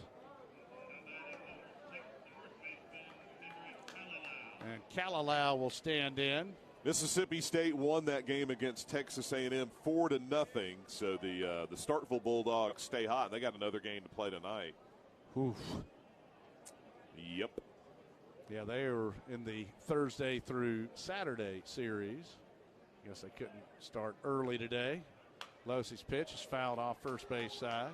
Arkansas leads Kentucky 5-1 in Lexington. They're in the 5th. And Missouri leads Tennessee 5-2. there in the 5th in Knoxville. Oh, that's a big weekend for positioning. Yep. Iron Bowl. Auburn leads Alabama 2-1 in the 4th at Auburn. How many fights in the stands? Here's the 0-1. That misses up and in, gets away from Mason, but he's able to keep it in front. Nice play by Georgia's outstanding catcher. South Carolina trying to help the Dogs out here. A 5-1 lead over Vandy. They're in the 3rd in Columbia. That'd be huge as we look at the old 12th place shuffle. Kentucky, South Carolina, and Bama all 5 and 16, fighting for one spot. Losi is 1-1. Just misses inside, 2-1. By the way, the last time we had Chuck Pack call the balls and strikes for us, it was against the Gators last year in Gainesville. It was the Sunday game that Georgia won when Kevin Smith threw a 3-hitter. So hopefully a little carryover from that. Swing and a miss and a change. It's 2-2. And that was a big, big, big Sunday win for the Bulldogs. Yeah, needed that late one. In the year. After Florida had clinched. I would imagine they probably spent a little time at the Purple Porpoise that night. After we'll take it. The SEC. And Dogs played great. Got the win in the finale. Losi looking in from the letters. Here's a 2-2. Straight 3 swinging. No change up there. 94 and moving. 5th K for Big Tone. No runs, a hit, no errors, and Maldonado stranded at first. As we head to the bottom of the 3rd inning, it's Georgia 2 and Florida 1 on the Georgia Bulldogs Sports Network. We Dogs are known for always giving 110%, both on and off the field. But no matter how hard we work, we can't deny that getting sick is easy. Luckily, getting care is too.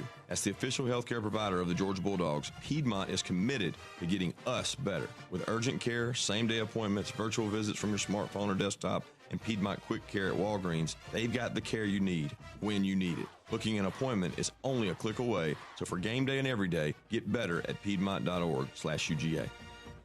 No one comes to the Southeastern Conference looking for less. This is where you gladly step up, sign up, and raise your hand for a heaping helping of more. More ways to challenge and push yourself, more people from more countries to meet and learn from, more opportunities to impact your community, both locally and globally. Oh, we celebrate championships like no other, but that's nowhere close to the whole story. Yeah, in the SEC, it just means more.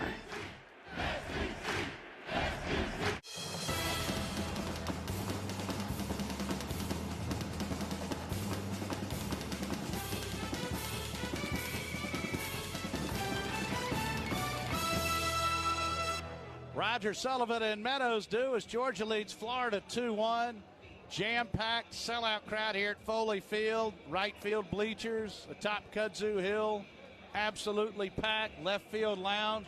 And Dave, you have spotted a great seat. Yeah, we got a guy on the top of the parking deck, the back of his truck listening to us. That is a great spot. Watch high atop the parking deck. They don't charge for those seats quite yet. Not quite yet. So you, sir, are a great fan. Also seen for some crowded tennis matches on the other side of the deck, looking into the Dan McGill complex. May struck out Rogers in the 1st. He takes a change-up strike here, and it is 0-1. Oh, my man. Jeff Turner's got a cigar on his deck. That pitch misses away. And he has a drink that is the same color as sweet tea, but I'm guessing it is not sweet tea. Just going out on a limb there. Thank you, JT. Great dog fan. Here's the 1-1 to Rogers. That one misses away. So the Dogs with 2 in the 1st, Florida with 1 in the 2nd. The momentum in this one's already gone back and forth about 4 times. Mace is 2-1. Sent foul, straight back and out of play. Mace's pitch count now sitting at 60. Is there buddy Matthew Dooley in the house tonight? And so happy for Coach Dooley, Mrs. Dooley, and family. Great unification there for the Georgia people. Dooley Field at Sanford Stadium. Here's the 2-2. That one bounces up there to know another plus, great Georgia fan. Our Governor Brian Kemp was instrumental in getting that through.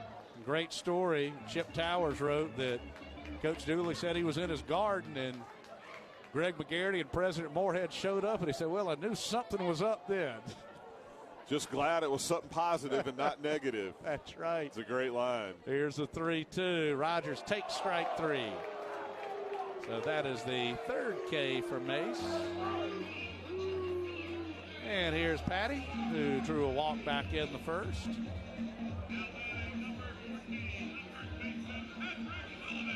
And just feel the energy in the crowd here tonight. And to reiterate, with the weather tomorrow and just don't know on Sunday, tonight extra important. And Georgia down a couple All-Americans as Sully scorches this one into center, but Fabian with room to his right makes the catch. 2 down. That'll bring up Meadows, who mounts into a 6-4 fielder's choice to end the first.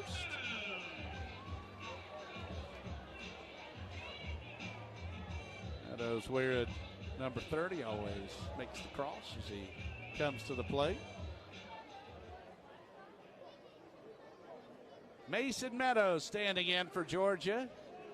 Mace's pitch to Moose. This is lined out into right. Dalton started in, retreats, makes the catch. A hard hit out. 3 up and 3 down. 3 in the books. Georgia 2, Florida 1 on the Georgia Bulldogs Sports Network. The Hilltop Grill opened the night David Green hit Michael Johnson at Auburn, sending the Dogs to the SEC title. In the years since, Hilltop has become an Athens favorite, featuring premium steak and seafood. Locally owned, the Hilltop gives you the finest in food without the hassle of downtown. With an open and covered patio, reservations available for all occasions, private parties, and a sensational Sunday brunch. Hunker down and head to the Hilltop at 2310 West Broad. Call 706-353-7667. That's 706-353-7667.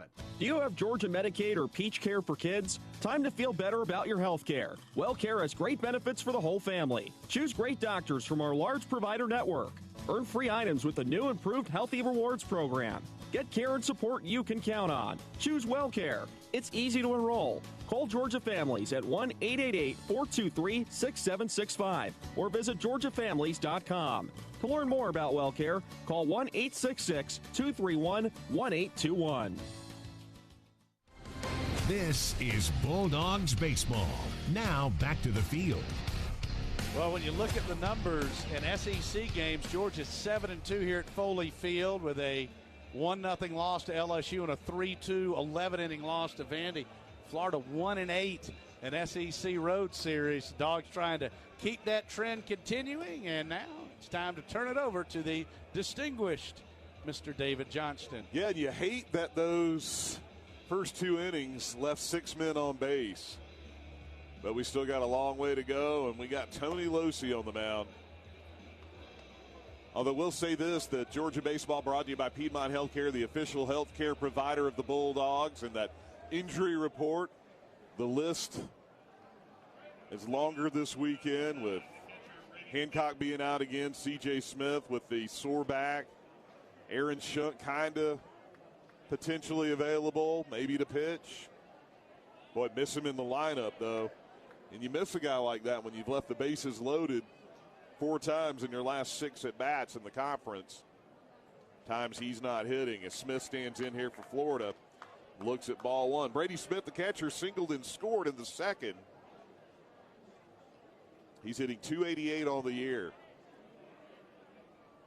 5 homers on the season. Here's the pitch from Losi. This one's lined out to left, and that'll drop in front of Jernigan. And it's a leadoff single for Brady Smith. So he is now 2 for 2. Yeah, Smith with a good stroke on that one, and that's one of the deals, as we always say with a power pitcher. If you do square up, Confucius say, ball come hard, ball leave hard. 7 multi-hit games now for Smith. And that is hit number 4. Forgot to erase the Acton hit. That was counted as an error. That'll bring up Will Dalton, who looks at ball 1 inside. Dalton single right his first time. And looked like he was hurt in a throw over to first. Apparently he just had a hand stepped on. So he is still in the game. Gator right fielder has reached base safely now in 6 in a row. Here's the pitch. In there for a strike, and it's 1-1. That was a great changeup there from Losey. Now Georgia's not fully into the shift here, but Talley is really close to the bag at second. There's an enormous hole on the right side. Which is where Dalton got his base hit back in the second. Now Losey from the stretch.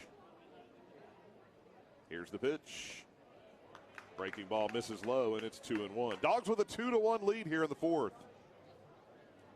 Georgia 13-8 in the SEC. Florida's 9-12. Well, this is what emotionally it feels like we're in the 7th or 8th. Really There's does. been so many ebbs and flows. Really, really does. It's what happens when you get to postseason baseball, and this is what that feels like. And again, Florida has had just incredible success. 7 trips to the College World Series this decade. They are on the bubble trying to get into a regional. Georgia fighting to host. Trying to get a top 8 national seed and for the Georgia, second year Florida. in a row, and it's Georgia, Florida. That's right. Here's the 2-1. Swing and a miss. Throw down to first. Safe. Snap throw by Meadows, and just about got Smith. He was leaning just a little bit, wasn't quick getting back. That was a great throw from Meadows. So 2-2 now to Dalton, who's hitting .250 on the year. He's got 5 homers and 23 runs batted in. Here's the pitch. This one's lifted out to right, coming on and making the catch is Rogers. Throw back to first, not in time as Smith gets back in ahead of the throw. There you see where Rogers is a bit more of an infielder. That was a 4-hopper coming into first base from right.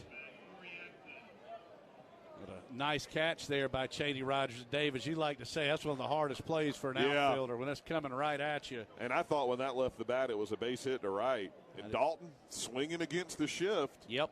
And a couple of good ABs there against Losey. So 1 out runner at first.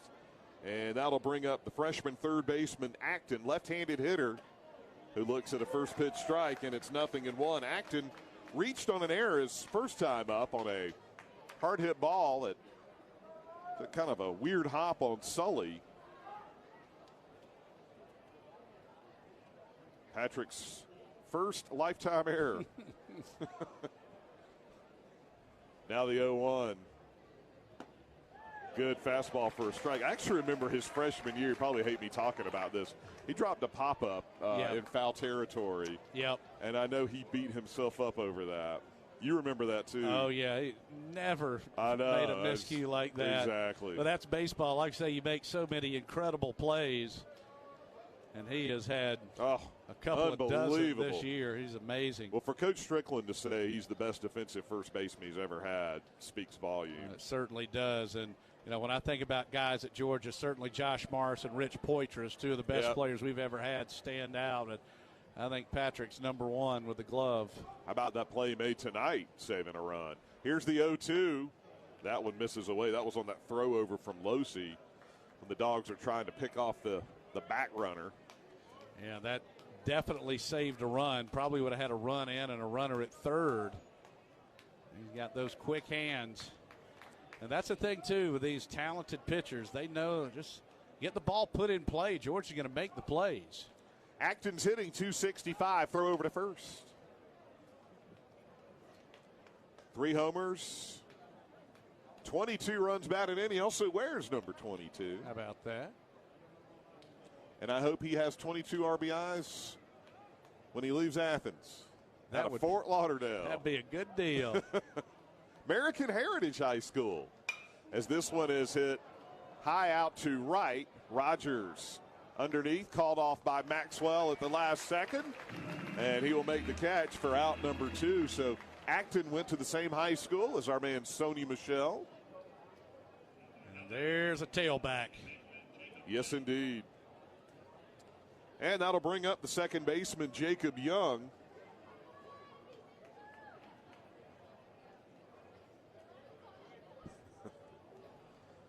thanks to our man, Alan Thomas. AT. Saw him jogging one of the greats. Today. Yeah. I was taking Tilly out to go do her business, and Alan was jogging. I said, I hate to hold you up. He goes, no, I needed the breather. The pitch to Young misses inside, ball one.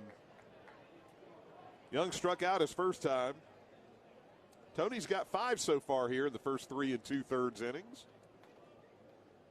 Georgia with a 2-1 lead here in the 4th. Young's a right-handed hitter. And a Pontevedra. Runner goes, delayed steal, throw down, and he is a dead duck. There you go, Mason. 2-4 on the caught stealing. And Georgia's now thrown out 19 of 49 base stealers this year. And remember, Moose missed a couple of weeks. Great job. No runs, a hit, no errors, and nobody left as we head to the bottom of the 4th. Dogs on top, 2-1 on the Georgia Bulldogs Sports Network. Hear whatever you love, wherever you love to listen. Get SiriusXM in your car, online, on the app, or at home on connected devices now with new subscriptions as low as $5 a month plus fees. See offer details at SiriusXM.com/college. Hear college sports coverage on SiriusXM SEC Radio, plus commercial-free music in addition to comedy, talk, news, and more anywhere you go. Visit SiriusXM.com/college to get started. You couldn't miss that wedding, birthday party, or whatever event you felt obligated to attend. So you missed the game. And more importantly, the game program. Not to worry. IMGProducts.net has got you covered with official programs and yearbooks from many of the nation's top schools, plus conference and NCAA championships. Visit IMGProducts.net to browse the hundreds of publications available. IMGProducts.net. We've got you covered.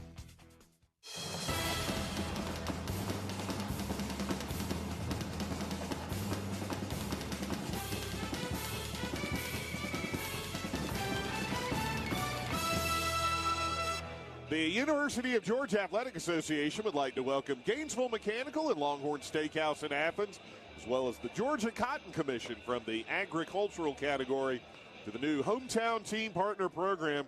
Let's support our hometown team partners. Randon Jernigan, Tucker Maxwell, and Riley King do up here. Georgia with a 2-1 lead in the bottom half of inning number 4. Game 1 of this weekend's 3-game series. Although, as Munson liked to say, there's weather out there. Oh, he would love this season, wouldn't he? Oh, my God. How are you two going to get through all this weather? How are you doing this? As Randon Jernigan stands in, squares to bunt, takes strike 1. And Randon from Brunswick went to Glenn Academy, so you know this one extra big for him. That's right. He fouled out to the catcher his first time. Jernigan with great speed, hitting .241 on the year. That pitch misses low and away, and it's 1-1. Mace has thrown 67 pitches, although the board has 66. If I'm within 1 or 2, I'm good. Now the 1-1 pitch. That one misses inside, and it's 2-1. And Mace threw 39 pitches in the first inning. The Dogs got both of their runs. And then he was looking at a single-digit pitch inning in the second, and then the error forced him to throw 10 more pitches. Little things. Here's the 2-1 to Jernigan, fouled straight back, and it's 2-2. What do you call it? The cause and effect, or butterfly effect. The war within the war. Absolutely. And, you go back, DJ, after Maxwell's homer, he walks 3 straight. If you'd have told Florida that, hey, it's going to be 2-1 in the 4th, they'd have taken that in a heartbeat. Absolutely. This one's chopped foul over on the third base side, and they still have activity going in their bullpen now. And is that still Lucci that's throwing? No, that is 14, I believe. 14 is Christian Scott, right-hander from Parkland, Florida. 2-2 coming up. The pitch misses inside. Boy, and how big would it be if Jernigan could draw a walk? He is a great runner. He is a great base stealer. He's one of the fastest players I've ever seen play for the Bulldogs on the diamond. He was a great high school football player at Glenn Academy. 3-2 pitch coming up to Jernigan. Here it is. Misses inside, ball 4. Terrific at bat by Randon, and that is walk number 6 now for Mace in 3+ innings. And just turning that lineup over. And I just get the feel now with the top of the order, the way Jernigan can run. When you walk that 9-hole hitter, the scoring percentages go way up. Dogs got to cash in right here and get that lead back lengthened out to at least 3-1. Let's see what Georgia does here with Maxwell. He's had 2 good at-bats so far, including a home run to lead things off in the first. As he hits this one high down the right field line, foul, and into the Georgia bullpen. Actually, that one ended up out on Kudzu Hill. And I wonder if this is one, too. I was a little bit surprised that Maxwell was first pitch swinging there. Of course, as you said, he's locked in, got robbed last time, had the homer to start the first, but maybe just to give Jernigan the chance to run here. If I had a cap on, I'd tip it to the Georgia fans. This place is packed. Awesome environment. In fact, sold out for the entire weekend. Now the 0-1 coming up here to Maxwell. Going to throw over to first.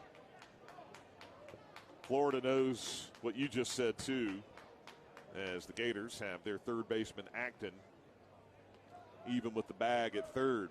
Opposition running against Florida this year, 39 out of 47. Now the 0-1. This one is popped up on the infield. The shortstop, McConnell, will make the play for out number 1. I think that's one there. Georgia's going to kick itself over that one. There wasn't any kind of a play on right there. Maybe a hit and run, bunt and run, anything just to get Jernigan in motion. Now I think you're in a spot where you got to run with 1 out to try and get him into scoring position, and Florida knows that. Our man Steve Smith coming in. His son Bryson was a great player for the Gators. I saw Steve this morning dropping off a sport coat. Yep. All right, Riley King standing in with a throw over to first. Riley walked in the first and reached on an error in the second. King hitting .292. Leads the Dogs with 36 RBIs. He's got 5 homers on the year. And again, a throw over to first. Now, if you want to catch a tell with Mace, he's a pretty quick worker, but when he's pausing, he's throwing over to first. So it should be a pretty easy read here for the Dogs. Now the pitch. That one misses low, ball 1. All right, so we'll find out here some point with Smith, the catcher. Boy, they used to have a good one named Mike Zanino. He was a great one. What an arm he had. Yep. He's in the big leagues. Now the 1-0 coming up, going to throw over. In fact, speaking of, with Mace here and the head injuries, he hit in that great win for Georgia back in 2011. Brian Johnson, one of their great starters. He hit him in the head with a throw to second. The thing caromed all the way into the first base dugout. That was scary. Zanino was a great one. 1-0 the count to King. And again, a throw over. Florida is trying their best to keep Jernigan close. The long pause, he's throwing over. So now you got 2 guys throwing down in the Gator bullpen.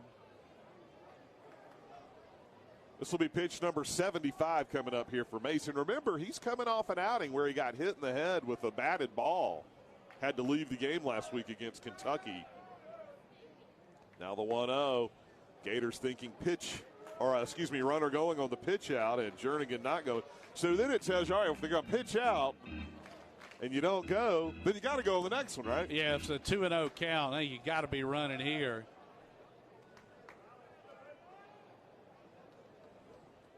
.2-0 coming up. Dogs with a 2-1 lead here in the 4th. Here's the pitch. Fastball called a strike, and it's 2-1. Is that our man James Williams getting warmed up to run a little bullpen tonight? Yes, sir. I don't get that they are not running on the 2-0. Well, 2-1's a traditional hit and run count, so maybe we'll see Jernigan in motion here. The pitch coming up to King, unless they throw over. They don't. Here it is. That one misses downstairs, ball 3. And the Dogs are now a pitch away from runners at first and second. And the walk that dog chant cranks up. Our man Harry Dog leading the way. Standing next to our man Matthew Dooley. That's a dynamic duo. 3-1 coming up. Here's the pitch. There goes the runner. It misses low, ball 4. All right, Jeff, you just feel like this has got to be maybe the time to pounce here with Talley and Cable and Shepard due up. In fact, I think we're probably going to see a pitching change. Walk number 7. And I agree with you, DJ, 100%. You got great speed out there with King and Jernigan, and Kevin O'Sullivan's going to make the UGA bookstores call to the bullpen. I'm telling you, the way the first went, what happened last week, like you said, now you got to tip your cap to Mace for the way he battled and has kept this thing tight. So now Georgia will get its crack against the Gators bullpen. 2-1 Georgia. We are in the bottom of the 4th on the UGA bookstores. Call to the bullpen on the Georgia Bulldogs Sports Network. Get ready for the first pitch at the UGA bookstore, featuring the best Bulldog gifts and apparel. Shop all the great brands at the UGA bookstore like Nike, Tommy Bahama, Vineyard Vines, and Southern Tide. The UGA bookstore is the exclusive home of the UGA 10 collection by Peter Millar. The UGA bookstore in the heart of campus, next to the Tate Student Center. Shop online 24/7 at UGAbookstore.com. The UGA bookstore, it's where dogs shop. Before or after the game, come enjoy a great view of 5 Points from the covered deck at Marker 7 Coastal Grill. Walking distance from Foley Field at the corner of Lumpkin and Millage, you can find some of the best seafood north of St. Simon's. Oysters on the half shell, fish tacos and shrimp baskets with fries and coleslaw will get you started. For the land lovers, we've got you covered with our club, Reuben, and grilled chicken sandwich. Eating healthy? Try one of our numerous salads on the menu. There's something for everyone at Marker 7 in the heart of 5 Points. Plenty of parking available.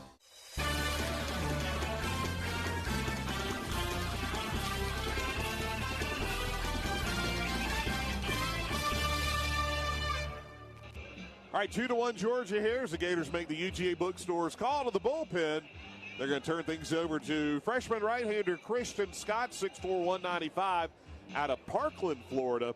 Scott has been a starter for the Gators this year. In fact, he has started 3 games for them in SEC play. And for the season, he is 5-3, a 4.89 ERA, and this will be his 16th appearance. He's allowed 39 hits and 26 runs in 42 innings. Walked 16, struck out 40. The opposition hitting .239 against him. And in conference play, he is 3-2. He's got a save and an ERA of 5.74. Jeff, as you said, Gators trying to go all in here tonight. Georgia will be in that same boat. Just these pitching numbers, just so crazy to see this. I feel like I'm holding like some Kentucky stats or something. No, I know, and Kevin O'Sullivan, he is a pitching guru and has done such a phenomenal job there, but they're retooling some this year. I think the big key, like you said, with the weather coming, both teams all in here tonight. The runners at first and second with 1 out as L.J. Talley stands in and looks at a fastball high, ball 1. Base went 3 1/3, 2 hits, 2 runs so far, 7 walks and 3 strikeouts. Just looking for the big hit. Here's the 1-0 to Talley. Fastball for a strike, and that'll even the count at 1-1. L.J. doubled his last time,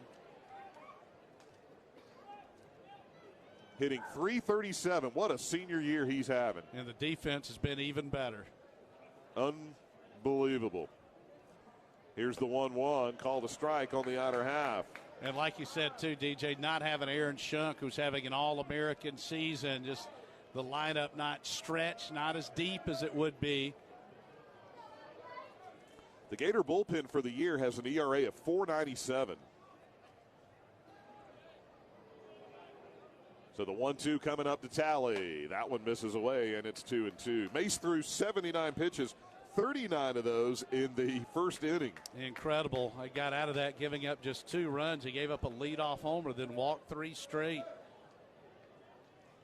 So a 2-2 pitch coming up here to Talley. facing the new Florida pitcher, Christian Scott. And Scott's last appearance was against Kentucky last week. In fact, he pitched in 2 of those 3 games.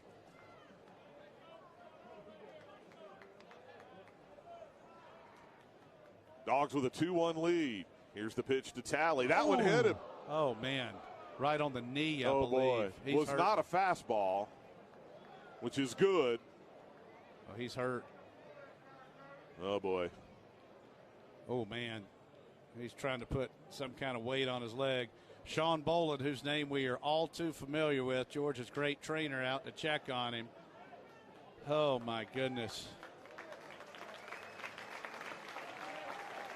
Oh, LJ. Looks like he's okay. He's going to have to walk it off. By the way, the bases are loaded again. This is the 3rd time in 4 innings, plus going back to last Sunday, Georgia left the bases loaded in the 7th and 8th inning in Starkville. So that's 2 out of 3 plus 3 out of 4. That's now 5 of the last 7 innings that Georgia's had the bases loaded in SEC play. But like you said, even the Dogs hadn't had the big hit yet, but turning that lineup over, driving up the pitch count, Georgia's grinding and grinding, but at some point you got to have that big knock. And let's see if it can be Cable, and they're still checking on LJ Talley here. By the way, Scott had both of those. He got both of the wins in relief last week at Kentucky. He's also got a save this year. Yep, that was against Mississippi State. How about that? Yeah. So LJ looks to be okay. Boy, and again, now we talk about got to get something here.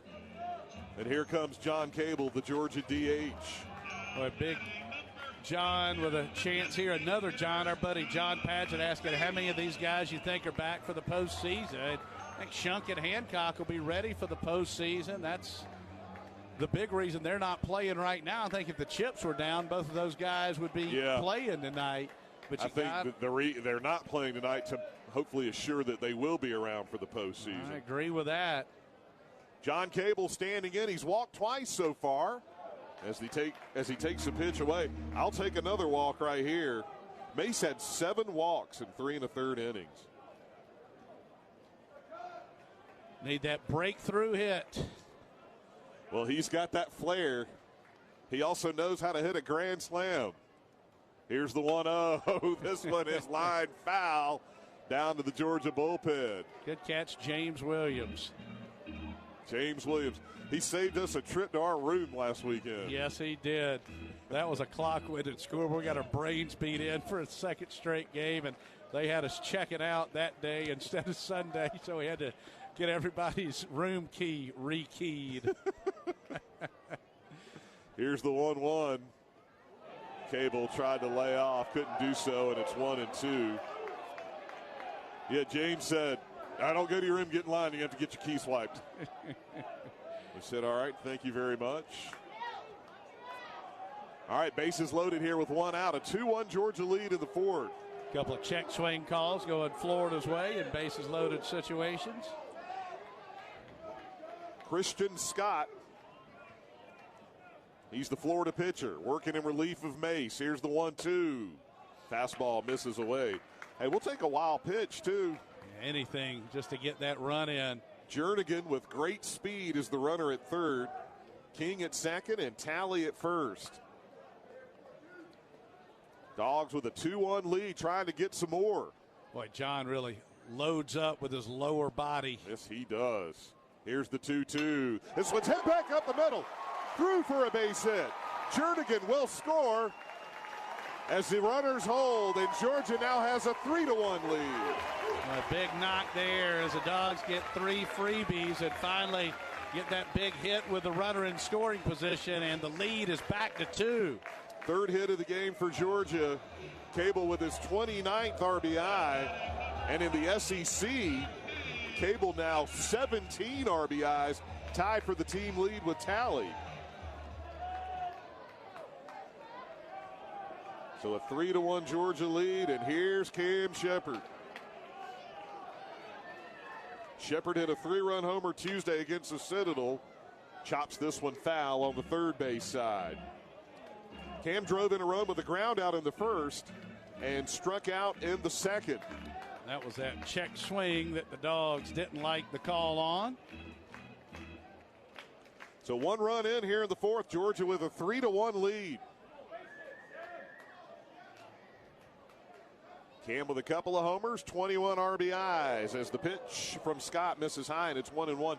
Jeff, you found a great stat last weekend about the sweeps and the home sweeps in the SEC, just how this time of year, going on the road, you catch somebody hot, and, man, it can turn into a buzzsaw. And especially with school, everybody's dealing with finals right now. The extra stress. 1-1 coming up. Swing and a miss. Cam had a big home run rip on that one. Yes, he did. Had a character bit for that one. I know he's feeling the pressure third time up with the bases loaded. And we were talking with the Mississippi State folks, and they were saying, you should have seen us the week before. It could turn so quick. We were in the same boat. You feel terrible one week and great the next. Boy, they're hot now with that shutout win against A&M earlier today. Here's the 1-2 to Shep. Breaking ball misses low, and it's 2-2. I mean, listen, last weekend there was nobody in the country that was going to beat Mississippi State. Nope. You're absolutely right about that. And now they've carried it over. A very tough place to play at College Station.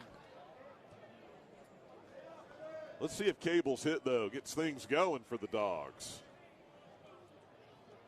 2-2 count here to Shepard. The pitch. Fouled straight back into the screen, and it's 2-2. Scott went 5 1/3 scoreless last week and actually gave up 2 unearned runs. But he got the win on Friday and the win on Sunday. Dave, those are the type of outings that can be a season saver for you. Absolutely. Coming out of the pen to get those wins in relief. Another 2-2 coming up to Shep. This one is hit high out to left field. Langworthy going back. He will make the catch. Tagging from third is King. He'll score. Sack fly for Shepard. And Georgia extends the lead to 4-1. Boy, that's a great job there by Cam, especially after falling behind in the count. So he picks up his second RBI of the game. Second time he's driven in King. Boy, and those walks coming back to haunt Mace. You can close the book on him now. So his line score 3 1/3, 2 hits, 4 runs, all earned, 7 walks and 3 strikeouts. And the Dogs have runners at first and second, 2 away. And here's Cheney Rogers, who's 0 for 2 with a couple of strikeouts. As the pitch misses away, it's 1-0. So let's see, if the 7 walks, 3 score. He probably got luckier than maybe he should have. The other run was the home run by Maxwell to lead things off. 1-0 the count to Cheney. Here's the pitch. Fastball called a strike on the outer half. So Talley's at second and Cable's at first. I think maybe the big at bat in this game, DJ, was back in the second when Losey struck Jacob Young out with runners on the corners and 1 out. And I think their big moment was getting the strikeout of Rogers in the first inning as he chops this one foul, and it's 1-2. Boy, what a night. What an atmosphere here for Georgia and Florida. You know, as we said, every series is critical for different reasons, for different teams. Florida trying to work back into a regional. Dogs thinking host. And it's Georgia, Florida. Oh, yeah, by the way. It's the Dogs and the Gators. Grinding right along. Here's the pitch. This one's hit out into right field. That's a base hit for Rogers. Coming around third to score is Talley. On his way to third is Cable. An RBI single for Cheney Rogers. And Georgia now leads it 5-1. I think you hit the nail on the head. All those walks just turning the lineup over. Georgia didn't come up with a big hit in those first couple of innings, but they've come up with them here. And now Cable, Shepard, and Rogers, 3 straight at bats with RBIs as the Dogs extend this lead to 5-1. And that'll bring up Patrick Sullivan as Rogers drives in his 10th run of the year. Check that, his 8th run of the season.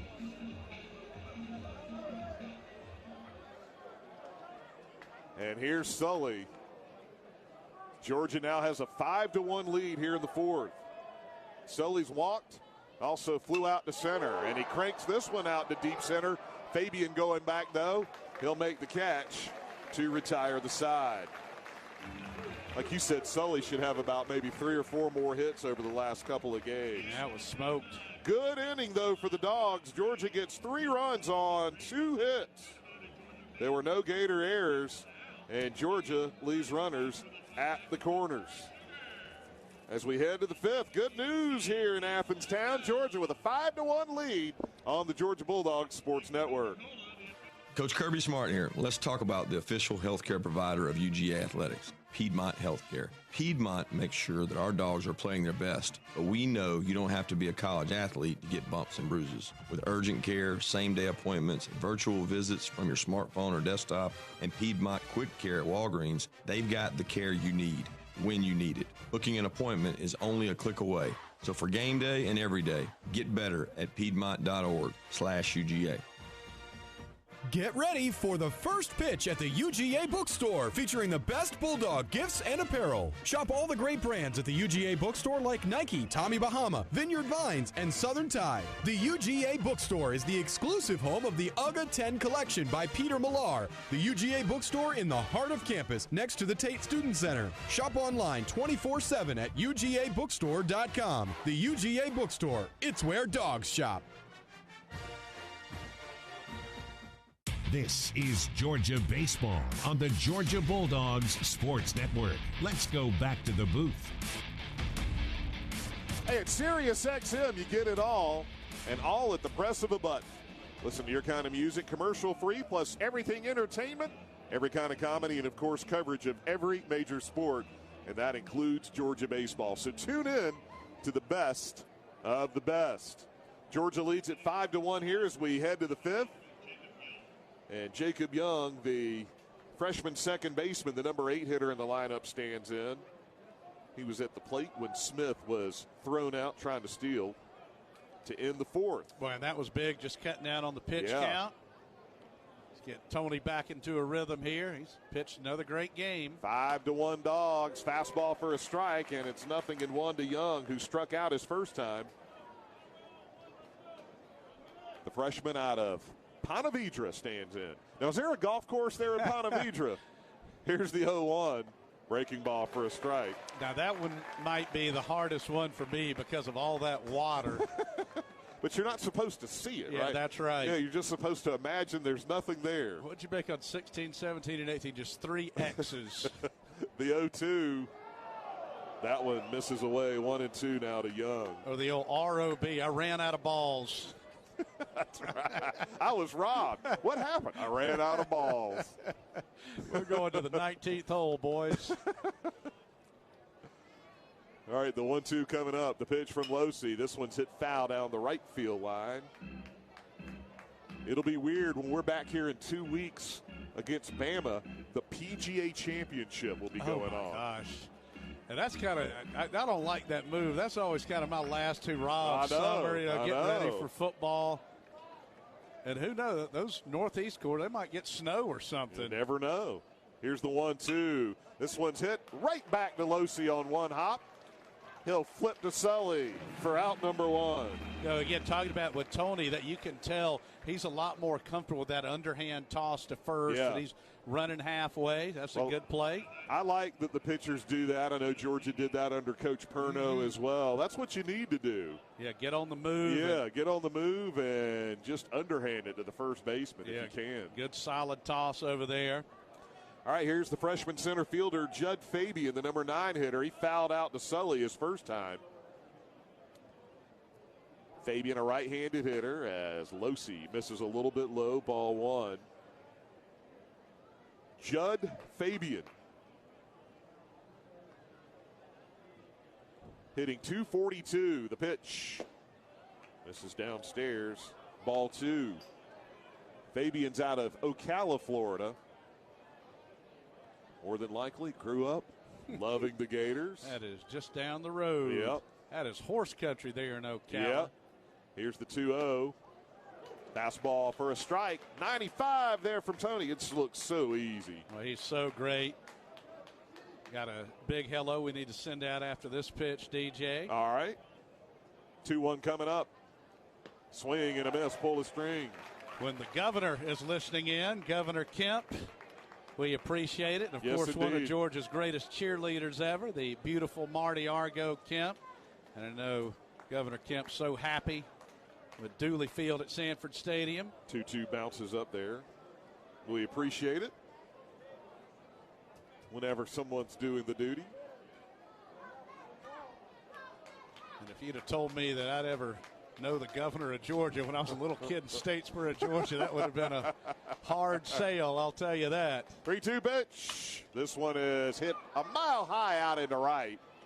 Rogers coming on and makes the catch for out number 2. And that'll bring up the top of the order for the Gators, the shortstop, McConnell.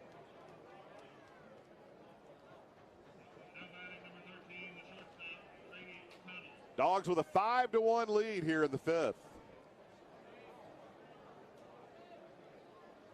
We'll run through the SEC scoreboard here in just a few minutes. See how things are looking. Here's the pitch of McConnell. Squares to bunt. Pitch misses low, and it's 1-0. McConnell's 0 for 2, a strikeout and a pop-out. Losey's been so good. Georgia's defense is so good. DJ, you just get the feeling with that 3-run inning, if the Dogs can just avoid the big mistake, not do anything to open the door, that Georgia's in good shape the rest of the way tonight. 1-0 coming up. This is inside, almost hits him. And here's the thing. I mean, Georgia may end up with 5 runs, but the stats say differently with the Florida pitching. That is just weird to see those kind of numbers for them. Now the 2-0. This one is hit down the right field line. Let's see if Rogers can make a play. He cannot as it lands in the Georgia bullpen. But again, last year, Florida had Brady Singer. Ooh. They had Jackson Kowar, and then they had the closer, Michael Byrne. Byrne was so good, and Dave, we're so used to seeing it. You know, how many times would they go to a middle reliever and we'd say, oh, this will be their guy next year. That's right. I mean, they had the one staff that had 3 top 10 overall picks in it. Now the 2-1 just misses there, and it's 3-1. By the way, Jonathan India, who just kind of came out of nowhere to have the great season he had, he was drafted number 5 overall. Singer went number 18, and Kowar went number 33. As the 3-1's hit on the ground to Cam. Throws on to first, 6-3 on the putout. 3 up, 3 down. Losey's set down 5 in a row. We're halfway home, headed to the bottom of the 5th. Dogs lead at 5-1 on the Georgia Bulldogs Sports Network. Before or after the game, come enjoy a great view of 5 Points from the covered deck at Marker 7 Coastal Grill. Walking distance from Foley Field at the corner of Lumpkin and Millage, you can find some of the best seafood north of St. Simon's. Oysters on the half shell, fish tacos and shrimp baskets with fries and coleslaw will get you started. For the land lovers, we've got you covered with our club, Reuben, and grilled chicken sandwich. Eating healthy? Try one of our numerous salads on the menu. There's something for everyone at Marker 7 in the heart of 5 Points. Plenty of parking available. In the Southeastern Conference, we are driven by the quest for more. More titles, more NCAA records, but also more renewable energy sources for some of the nation's greenest campuses. For more partnerships with NASA, the NSA, and the UN. For more billions pumped into our state economies, our 14 leading universities know that no matter how much we achieve, we can always do more. Yeah, in the SEC, it just means more.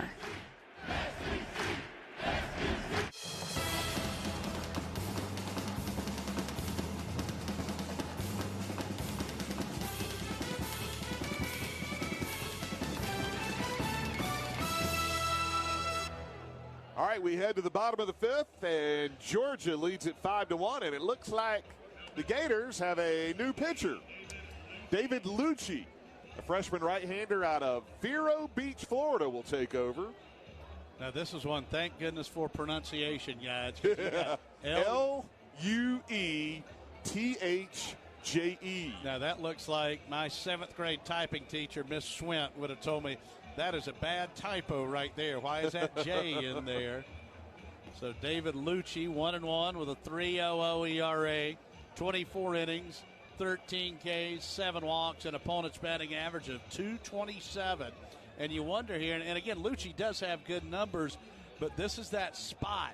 And it's so crazy. It's kind of one extreme or the other so often. We were in this last weekend. Yeah, these Friday night SEC games, most of the time it's 3-2, or a game like the Hess-Hancock battle, 1-0. But sometimes if a league gets extended, you'll see that team behind kind of say, all right, we're going to go to our B bullpen here to save the arms. Although with the weather the next 2 days, Florida going with Lucci here. So Meadows will lead things off here for the Dogs. 5-1 lead here in the 5th as the pitch misses inside, and it's 1-0. Hey, you can show your love for Georgia baseball with officially licensed Bulldogs merchandise from the G-Shop at GeorgiaDogs.com. For the best selection of Bulldogs baseball gear, including jerseys, T-shirts, hats, and collectibles, check out the G-Shop at GeorgiaDogs.com. It's a Fanatics experience, and it's also 2-0 here to Mason Meadows. So Lucci, and it's funny because you brought this up, I totally agree. It doesn't sound right, but the 2-0, this one's a squibber on the right side to first as Kalilau will take it himself for out number 1. That sometimes, you mentioned this, it doesn't make sense, but the biggest blowouts in conference weekends can be on Friday. It is because of what you were just talking about. It is counterintuitive, isn't it? But I get it. And, hey, listen, we were in that boat last Friday. Weekend. Yeah. You know, you get 6-1. Like you say, sometimes you got to punt. It's 8-1. No need to go to Christopher Glover here tonight. Here's Randon Jernigan, who looks at a fastball for a strike, and it's 0-1. And sometimes in nights like that, that's where you can find a guy, and that's how guys can earn some extra reps and some extra outings. Lucci's the 3rd Florida pitcher as the fastball is in there for a strike at 93. That looked like it had a little something on it. Mm-hmm. Scott goes 2/3 of an inning, gives up 2 hits and a run. No walks, no Ks. Now the 0-2 to Jernigan. Swing and a miss. So Jernigan is down on strikes. And that'll bring up Tucker Maxwell. Gator pitching now with 4 Ks. It had been a month since Maxwell led off a game with a home run. And he did it tonight. And he is 1 out of 3 this evening, hitting .252 as he fouls this one straight back, and it's 0-1. 10 home runs now for Tucker. Green Acres. Love it. One of my favorite shows when I was a kid. Smartest pig around, Arnold Ziffel. The 0-1. That one misses away. Our friend Trey tweeting in saying, "Go Dogs." Is that Trae? Yes, sir.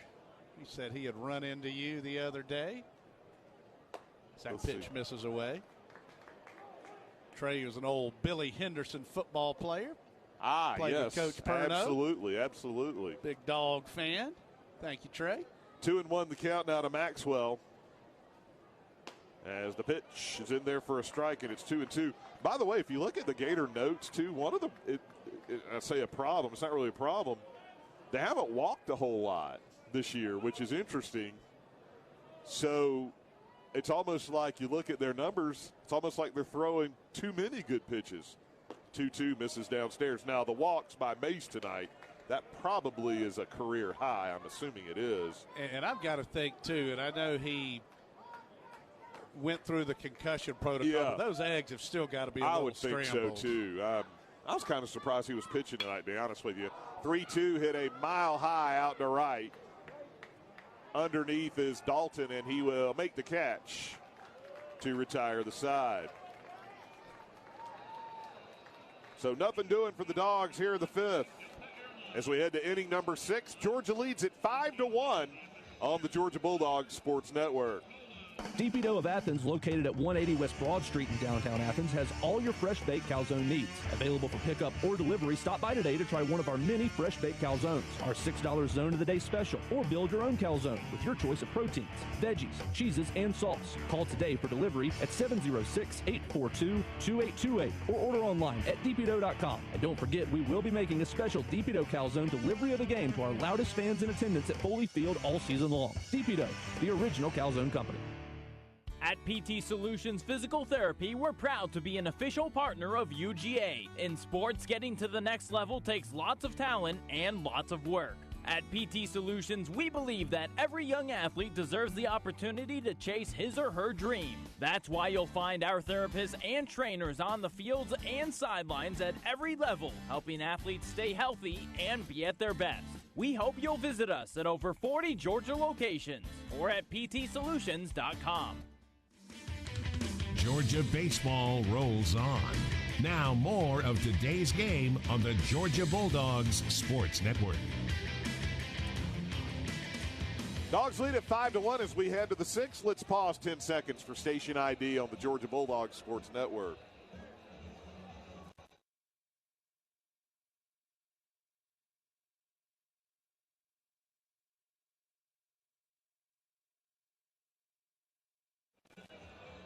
All right, Tony Losey's finished his warm-up tosses. He'll face the 2, 3, and 4 hitters for the Gators. Langworthy, Maldonado, and Kalalau. I'm still having trouble getting used to that one. I just want to say Galileo all the time. And Galileo. In my Queen voice. Yeah, there. really. DJ ought to have said that a happy birthday to great Georgia fan down in Statesboro. Here's the pitch to Langworthy. Misses outside. Man, Mathis Lanier, his dad's Brad, was an old buddy of mine, turning 13 today. They got us tuned in down in the 912. Happy birthday, Mathis. He's a great athlete. Here's the 1-0. That one bounces up there. So there must be a connection to former Georgia pitcher Bo Lanier. Different crop. Different crop of Laniers. Yeah, same. Because his grandmother. Yeah, Edna was our 7th grade English teacher. Yeah, Mathis, he verbally committed when he was 5 years old. Here's the 2-0. That one misses away, ball 3. And like we said, I think the big key here for Georgia, right? I think we know Tony's going to walk a guy here and there. Just throw strikes, make the play. I think Georgia's in good shape the rest of the way here. That 3-run inning took a lot of wind out of Florida's sails. 3-0 in there for a strike, fastball down the middle. Thing is, though, the Gators can score. They can. They just haven't been able to hold anybody this year. Just weird to see that. Got to keep the foot. Great pitching they've had. Here's the 3-1. Call the strike on the outer half. So I think the motto there, DJ, keep your foot on the gas offensively. That's right. How about Langworthy, though, hitting 283 overall coming in, but 338 in the SEC, 50 points higher. Here's the 3-2. This one's a chopper into the shift. LJ has it, throws on to first for out number 1. Well, and that's a great sign of maturity there from Tony Losey. His freshman year, he probably gives up a walk there, and Langworthy's such a terrific hitter, but he's able to battle back. Oh, totally. Just trusting the defense. And this infield, even with Shunk injured, is so good. So 4-3 on the putout, and that'll bring up the Candyman, Nelson Maldonado, who is 1 out of 2. Candy Maldonado. Good fastball for a strike. That was 94, and that was a nasty pitch right there for Losey. That's his sweet spot. Maldonado hitting 344. The pitch, swing and a miss. Pull the string there. Nelson Maldonado, a senior out of Tampa. The Dogs shift on him, the right-handed hitter. Here's the 0-2, fouled straight back. And like we said, Maldonado, it feels like he came in when Urban Meyer came to Gainesville. Yep. He's been around forever, and he's had a stellar career for the Gators. Dastardly Urban Meyer. The 0-2 coming up. The pitch. Swing and a miss. The change. And that is Tony's 6th strikeout. Boy, and he has set down 2, 3, 4, 5, 6, 7 in a row. And how many times this year have we seen him just get in a groove in those middle innings? Yeah. He can have some rough waters in the first couple, but when he gets going, the big man is so tough. He's one of the best pitchers in the league. That'll bring up Kalalau, who looks at ball one inside. The Florida first baseman is 0 for 2 with a fly out and a strikeout.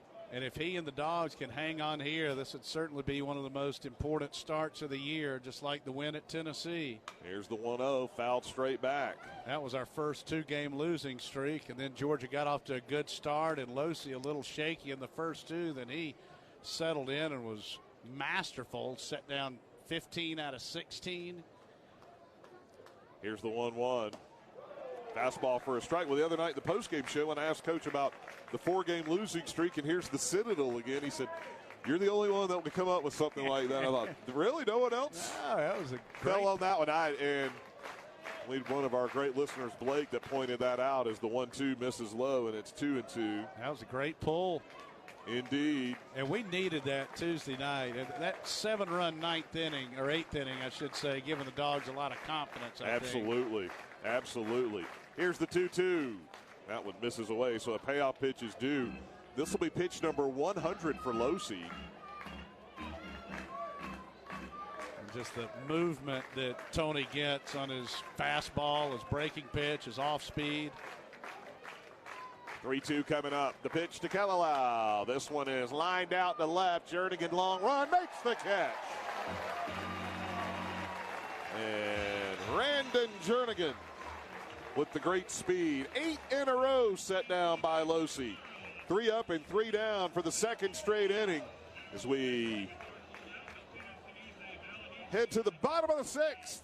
Georgia leads it 5-1 on the Georgia Bulldogs Sports Network. The Hilltop Grill opened the night David Green hit Michael Johnson at Auburn, sending the Dogs to the SEC title. In the years since, Hilltop has become an Athens favorite, featuring premium steak and seafood. Locally owned, the Hilltop gives you the finest in food without the hassle of downtown. With an open and covered patio, reservations available for all occasions, private parties, and a sensational Sunday brunch. Hunker down and head to the Hilltop at 2310 West Broad. Call 706-353-7667. That's 706-353-7667. You couldn't miss that wedding, birthday party, or whatever event you felt obligated to attend. So you missed the game. And more importantly, the game program. Not to worry.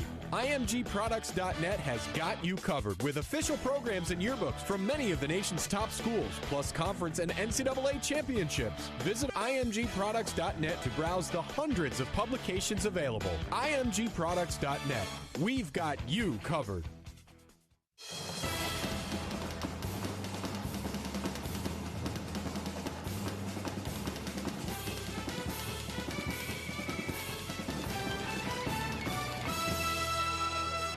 Bottom of the 6th, Dogs with a 5-1 lead. It'll be King, Talley, and Cable facing the freshman right-hander David Lucci. Now, they used to have a very good player named David DeLucci. He was an Ole Miss guy. Oh, Ole Miss, yeah, that's right, yeah. that's right. He was also married to one of the Baywatch girls, Donna DeRico. Is that right? He was. How about that? Yes. She was also married to one of, like, the crew, I think. Well, of course. Motley Crue. Wasn't it her? Maybe Serber can look that up. Donna D'Erico. By the way, our man Vox, did you already read this one? Says there is a baby chipmunk loose in section 207. If you are missing a chipmunk, please come collect it. All kinds of chipmunks around here. I love it. Thank you very much. It's 1-0 now to Riley King, leading off the bottom of the 6th. Facing the freshman right-hander, here's the pitch. That one misses downstairs, ball 2. Our friend Taz said he and his son Tal here that his Little League team, the A's, just won their 3rd straight, so now they're cheering the Dogs on. Now the 2-0. That one misses high, ball 3. Our man Lynn's letting us know, too, that Kevin Gosman threw behind Jose Urena and was ejected from the game tonight down in Miami. Awesome. It's only May, boys. It's only May. Here's the 3-0 pitch to King. Fastball called a strike, and it's 3-1. Boy, Salty Dog and Chris are saying, hey, no Tom Petty here tonight with the Gators in town. Of course, Tom Petty, a famed Gainesville native. It's now 3-2 to King. And thanks to our friend Mark, he's back at Foley Field. The Sweater Band's got us Ubering. Brant's got us down in Daphne, Alabama. I love these kids yelling. Keep it going. Here's a 3-2 to King. This one's fisted out into shallow left. Coming on and making the running catch is Langworthy for out number 1. Our man Taz says with his son Tal, their Little League team just won their 3rd in a row. Makes it even better when the Dogs on top. That'll be a doubleheader for them. Absolutely. Thanks to Brant from Daphne, Alabama, who says, Gators eat boogers. Here's L.J. Talley lashing this one out to center field. A base hit for L.J. and another multi-hit game for him. And have yourself a game, L.J. Talley's got a single, a double. He's been hit by a pitch and drawn a walk. He probably could have done without taking that breaking ball to the knee, but what a night for L.J. 18 multi-hit games on the year. Aaron Shunk leads the Dogs with 20, and King and Talley have 18 as Kevin O'Sullivan is making his way out of the Florida dugout, and he is making the UGA bookstores call to the bullpen. So they will make a pitching change here with John Cable set to come up. We'll tell you about Florida's new pitcher when we come back.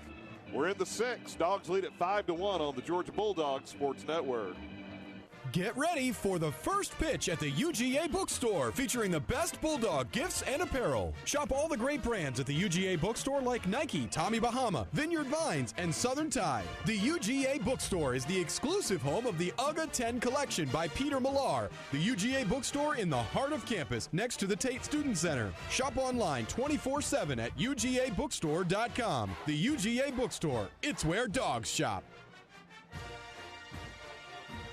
The Hilltop Grill opened the night David Green hit Michael Johnson at Auburn, sending the Dogs to the SEC title. In the years since, Hilltop has become an Athens favorite, featuring premium steak and seafood. Locally owned, the Hilltop gives you the finest in food without the hassle of downtown. With an open and covered patio, reservations available for all occasions, private parties, and a sensational Sunday brunch. Hunker down and head to the Hilltop at 2310 West Broad. Call 706-353-7667. That's 706-353-7667.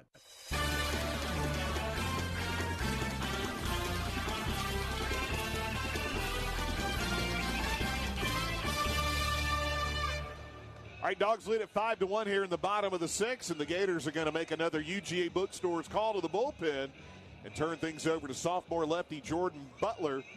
Butler is out of Tampa, making his 15th appearance, 14 of those out of the pen, 1-1, a 5.40 ERA. He's allowed 25 hits and 14 runs in 18 innings. He's walked 8, struck out 20. The opposition batting a hefty .329 against him. And in league play, Butler is making his 8th appearance, no record, an ERA of 9. Wow. Well, how about Talley and Cable? They have been to the plate 7 times. They have reached 7 times. Yeah, how about that? That is not clogging it up in the middle right there, Jeff. All right, Cable stands in facing the lefty as the fastball misses away, and it's 1-0. Lucci goes an inning and a third. Gives up a hit. Didn't walk anybody, struck out one, and Talley is his responsibility at first. Here's the 1-0 to Cable, called a strike.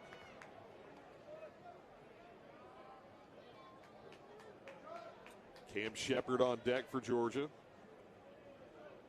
Dogs with a 5-1 lead here in the 6th. Now the 1-1. This one's hit out into right field. A base hit for Cable. Talley will hold at second. Big John comes up with a big hit against the lefty. Cable and Talley a combined 4 for 4 with 3 walks and a hit by pitch and 8 trips. And let's see, Cable now with a multi-hit game. His 8th of the season. And I just can't emphasize enough how big he has come through for Georgia this year. Just so huge for the Dogs, especially with the injury to Tucker Bradley. Just giving the Bulldogs a left-handed RBI bat. So here's Cam Shepard standing in first and second with one away as the fastball is in there for a strike. Cam is 0 for 2, but he's got 2 RBIs, a sac fly and an RBI ground out. So 22 RBIs now on the season for Shepard. And 3 of those in conference play as the breaking ball misses inside. That's good to see, too. He only had 1 RBI in the conference before tonight. So like to see that. And Cam started the year in the leadoff spot. Now he's been alternating between the 5 and 6 holes. 1-1 the count to the junior shortstop out of Peachtree Ridge. He has got some kind of glove. So Tally the runner at second, Cable at first. Dogs with a 5-1 lead. Here's the pitch. That one bounces up there and hits him. Breaking ball, hit him in the foot. And the bases are loaded again. Yeah, the free bases, that is the second hit by pitch. And the 7 walks that Mace had. So Georgia's had the bases loaded now in the first, second, fourth, and 6th. And Georgia left them loaded in the first and second and only scored 2 runs in those 2 innings. Did get the 3 runs, though, in the fourth, leaving a couple of men on. So here's Chaney Rogers standing in. He had an RBI single his last time. Bases are loaded as the pitch from Butler misses high, and it's 1-0. Well, the Dogs have a chance now, I think, Dave, to deliver the knockout blow. Absolutely. A 5-1 lead, bases loaded with 1 out. You don't want to leave the door open because, as you said, these guys can score. Yeah. Rogers hitting .262, swing and a miss. He wanted it to be 9-1 with that swing. Yeah, that was up and in. 1-2 to Chaney. Part of that great Northwest Georgia contingent. Rogers out of Ringgold and Gordon Lee High School. 1-1. Lefty-lefty matchup. Here's the pitch. That breaking ball misses low and away.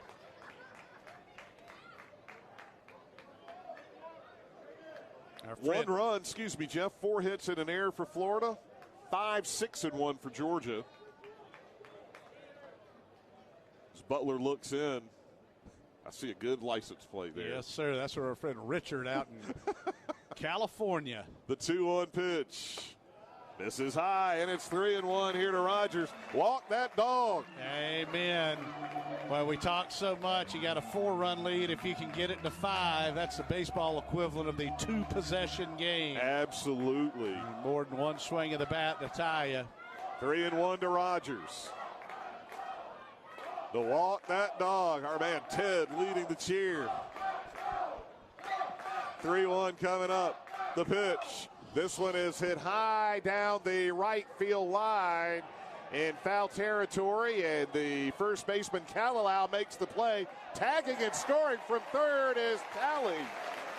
And Georgia extends the lead to 6-1, and I wasn't sure if that one was going to be deep enough to score the run, but great base running by the Dogs, and Cable even takes third on the play. Yeah, it was a terrific play by Kalalau. Rogers chased ball 4 there, but Kalalau with his momentum and his body working against home plate. That was a nearly impossible throw, so a heads-up job there by Tally and Scott Daly at third, and DJ making the great point that Cable able to advance to third to make it 6-1. So first and third now for Georgia as Patrick Sullivan stands in. As the pitch gets away from the catcher, not far enough for Cable to advance, but Shepard will go to second. As the pitch misses, it's 1-0. What did Lake call that? A pass ball? Yes, okay. sir. All right. So 2 runners now in scoring position here for Sully. Come on. You don't see the old SF3 every day. No, you do not. No, you don't. Now the 1-0. Fastball for a strike. And it's 1-1. Dogs now up 6-1. Sully hitting .250 on the year with a couple of homers and 16 RBIs. Georgia's now scored in half of its at-bats tonight. Here's the 1-1. This one's hit on the ground to second. Young charging in. He'll flip to first to get Sully and retire the side. But the Dogs get another run. They do it on 2 hits, no errors, and Georgia leaves a couple. As we head to the 7th, Dogs on top 6-1 on the Georgia Bulldogs Sports Network. Before or after the game, come enjoy a great view of 5 Points from the covered deck at Marker 7 Coastal Grill. Walking distance from Foley Field at the corner of Lumpkin and Millage, you can find some of the best seafood north of St. Simons. Oysters on the half shell, fish tacos and shrimp baskets with fries and coleslaw will get you started. For the land lovers, we've got you covered with our club, Reuben, and grilled chicken sandwich. Eating healthy? Try one of our numerous salads on the menu. There's something for everyone at Marker 7 in the heart of 5 Points. Plenty of parking available. You know, Georgia peaches don't just come from Georgia. They come from farms in Georgia, worked by farmers, working hard to cultivate the crops that drive the state's economy. That's why Georgia Farm Bureau cultivates farmers with support through advocacy and benefits that save families money, like home and auto insurance. Join online for just a couple bucks a year. Easy as peach cobbler.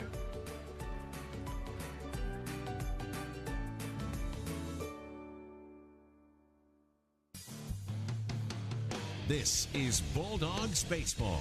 Now back to the field. David Johnston, Jeff Dantzler along with you here on a beautiful night in Athens. We had 81 degrees at first pitch, and it's probably in the mid-70s now. Yes, 74, just a gorgeous night. Dogs with a 6-1 lead. So far, so good. And here's Jeff to take you home. Thank you very much, DJ. Our friend Richard tweets in, his California license plate is GATR, and then H, the number 8, and an R. So thank you very much, Richard, who is out in Granite Bay, California, as the Bulldogs with that 6-1 lead. For Georgia, 6 runs, 6 hits, 1 error, run, 4 hits, and 1 error for Florida. It'll be Brady Smith leading things off. Dogs got 2 in the first. Florida with a run in the second. Georgia with a 3-run fourth and 1 in the sixth as Losey climbs a ladder and misses inside. It's 1-0. Losey set down 8 in a row, and that was pitch number 101 right there. The plan is for the big man to get Georgia through the 7th and turn it over to the pen. This one hits him. So a hit batsman, and that's the 3rd time that Smith has been aboard to go along with his 2 singles. By the way, the great number on Losey tonight is he has not walked a batter. Yes, sir. That's the Love first it. freebie. The hit by pitch, and here's Will Dalton, the right fielder, who singled against the shift and is also lined to right. Losey pitching another marvelous game. He has had an all-star season. The junior righty rocks and fires. There's a fast strike on the outer half. One coming in there at 93. Florida with the leadoff man on for just the 2nd time. Smith also reached as he singled to start the 4th, but he was caught stealing on a delayed steal. There's a changeup that misses low. That was an inning ender and a terrific throw from Mason Meadows. Ryan Webb in the Georgia bullpen. Guess he'd be the next up. Losey look it in, right on right. Dalton dig it in. Sullivan holding the runner Smith. Losey's pitch bounces up there. Good stop by Meadows. Again, the plan would be for Losey to get through, but I would think as he's up over 100 pitches, maybe if another batter reach, we'd see the Dogs go to the pen. Florida with a heavy righty lineup. Langworthy, the 2-hole hitter, and Acton in the 7-hole, the lone lefties in the Gators lineup. Smith, the runner at first with nobody out top of the 7th. That pitch misses inside. 3-1 the count. Georgia with a 6-1 lead over Florida. With the lefty Acton on deck. Yeah. If Tony loses Dalton here, we might see Webb come in. And Losey has pitched to beauty tonight. From the letters, the 3-1. Ball 4 high, and the Gators have 2 on with nobody out. And that's going to do it for Tony Losey. Scott Strickland making his way out. That's the first walk that Tony has given up. And we'll see Georgia turn it over to Ryan Webb. But we'll keep it here and listen to the applause for Tony Losey, who has another tremendous outing against an SEC rival. It's a UGA Bookstore's call to the bullpen. The sophomore southpaw Ryan Webb coming on. The infield, Mason Meadows, Scott Strickland on the mound, and Tony Losey now leaving the field to play.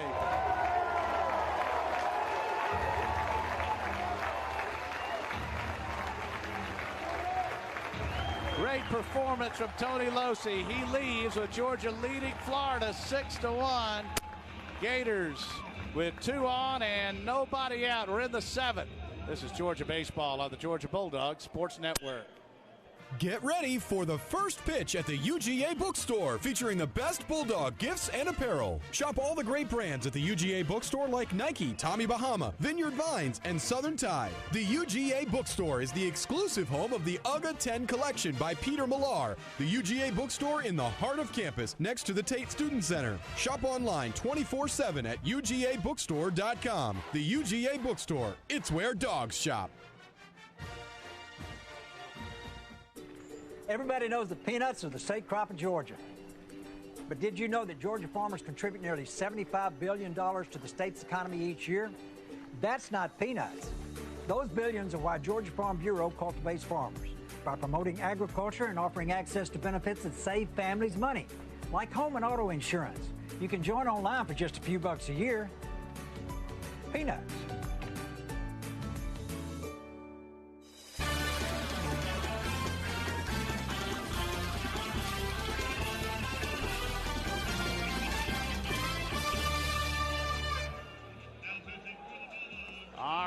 The Dogs turning it over to Ryan Webb.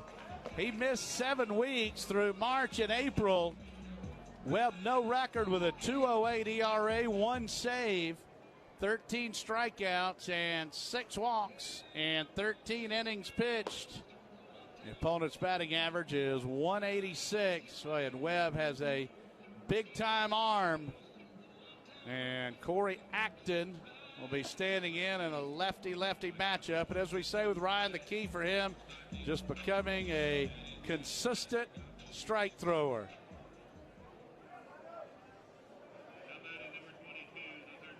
So here's Acton. The runner at second is Smith. Dalton is the runner at first. So Ryan Webb with the hair. You talk about being jealous. Just flowing out of the back of that cap. Now he'll step off and ask Meadows to run through the sign. Sullivan, Talley, Shepard, and King first to third around the horn. Oh, could the Dogs use a double play, leading the Gators 6-1 here in the top of the 7th. And now Webb going to ask Meadows to come out. And Mississippi State and Texas A&M were originally going to play 2 today. But now they're playing 2 tomorrow. Okay. So Mississippi State gets the win 4-0 on a 1-hitter out in College Station. Well, they beat Ole Miss last Tuesday 8-1. Swept the Dogs, and now they have won the opener in College Station. They are going good. Webb looking in. He comes set at the letters. Looks to second. The pitch to Acton. Hit foul straight back and out of play. Acton reached what was scored in air back in the second on a funny hop, and he flew to center in the 4th. Jake Mangum got 2 more hits today. Of course he did. So that ought to get him, around 358. Good gosh. Webb looking in. Here's the 0-1. Swing and a miss. Let's see, looking back real quick. Yeah, he left last weekend with 355, so he's nearing 360. Wow. Unbelievable. What a player. 418 is the NCAA record. 403 Khalil Green. Those are the only 2 that have gone over 400. Webb comes set. The 0-2 to Acton. misses upstairs, 1 and 2. And we said the record was Gene Stevenson's brother. Yeah, Phil Stevenson. At Wichita State, 418 hits. And that's you got to be a great 4-year player like Mangum to get there. Those are hard to find. 1 and 2 to Acton. Dalton, the runner at first. Smith aboard at second. Not great speed out there. Webb looking in is 1-2. Misses down and away. Nice job laying off. 2 and 2 the count. So a couple of Gators aboard. Smith hit by a pitch. Dalton drawing Losey's first walk of the night. He struck out 6 and allowed just 4 hits and 6+. Another sterling outing by the junior right-hander out of Houston County. Webb's 2-2. Misses up and in, 3 and 2. This is a big pitch coming right here. All right, Rhino had him 0-2. Now it's 3 and 2. Well, the runners wouldn't start here with a lefty in the open door. Webb out of the stretch. Young waiting on deck. Webb at the letters. The payoff pitch. Hit sharply into right center field. A long run. Maxwell's not going to get there. This is going to go to the track. Smith scores. Dalton will be held at third. It's an RBI double for Acton, and the Gators cut Georgia's lead to 6-2.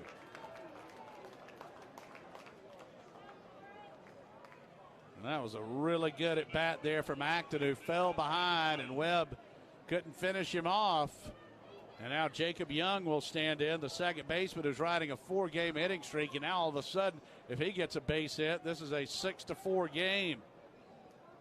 And still nobody out here in the inning. And the Dogs, through 6 innings, have stranded 10, 7 in scoring position. Leaving them loaded twice, and twice leaving 2 aboard. Lefty against righty. Now Webb will step off. And Georgia's got activity in the pen. Christofax starting to throw. Here's a pitch. Breaking ball just misses. It's 1-0. See if Webb can get into a groove here. Well, Dave hit the point last inning. Dogs can't shut the offense down by any stretch. These Gators can flat out score. I know this is shocking. The Florida baseball team has a lot of talented players. That one's in the dirt, and Ryan's scuffling right now.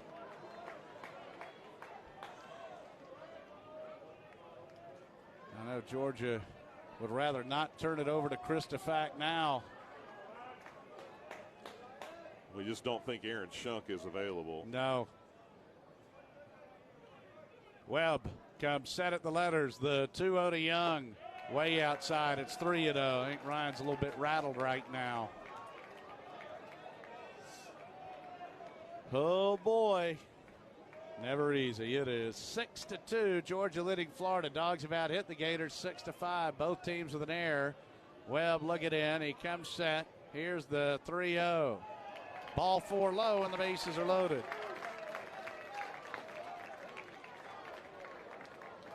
Second walk for Georgia pitching, but both have been here in the 7th. That'll bring up the 9-hole hitter, Judd Fabian. So Fabian batting from the right side. He is popped to first and popped to second. Fabian hitting .241 on the year with 5 homers and 22 RBIs. Dogs could use a double play in a bad way. King is even with the bag at third. Here's the pitch. Called strike on the inner half. It's 0-1. Florida with a run in, bases loaded, and nobody out. Dalton's at third, Acton's at second, and Young is the runner at first. Fabian, the 9-hole hitter. This is so big for so many reasons. Webb at the letters. Now he'll step off. Remember, Georgia has just been brutalized by injuries. Meadows through the signs. Webb looking in from the letters. Here's the 0-1. Ground ball towards first, just foul. That was a little scary. All right, let's be honest. That was really scary. Yeah, not a little. A lot. So 0-2 the count. Boy, if Georgia's going to hang on to the lead, well, you would think this is a must-out right here. Webb the lefty, Fabian the righty. Webb's 0-2, just misses away, 1-2 the count. Webb threw a scoreless inning Tuesday over in North Augusta through 13 pitches in just his, eighth outing of the year. He missed so much time with a sore elbow. Webb from the letters, the 1-2. Misses down and away, it's 2-2. Well, the first batter Webb faced was Acton. He had him 0-2. The count ran full, and Acton doubled in a run. Dalton is the runner at third. Acton is the runner at second, and Young is the runner at first. The 2-2 to Fabian. Swing and a miss. He struck him out. Webb pulling the string, and there's a big first out in the seventh. And now here's the top of the order. You got McConnell and Langworthy and Maldonado. And that trio is 1 for 9. Throw in Kalalau. The top 4 spots are 1 for 12. McConnell is fanned. Popped to second and bounced to short. Webb lefty on righty. Here's the pitch. Called strike on the outer half. Middle infield at double play depth. King even with the bag at third. Sully off the line playing behind the runner Young. Webb looking in. Dogs playing him to pull. Webb's 0-1. Bouncing ball towards short. Shepard on to Talley. He drops it. Everybody's safe and a run scores. That's an error, and it's 6-3. Wonder if Talley thought Cam was going to go to first there. He might have. Oh, that's a killer. So that'll be an error on LJ. As Dalton scores, Acton is safe at third. Young is safe at second. That was not a double play ball. So that will be an RBI for McConnell. It will be. It's 6-3, and now the tying run is aboard, and the go-ahead run is at the plate, and Langworthy is 0 for 3. Webb, lefty on lefty, working out of the stretch. He comes set. Here's the pitch.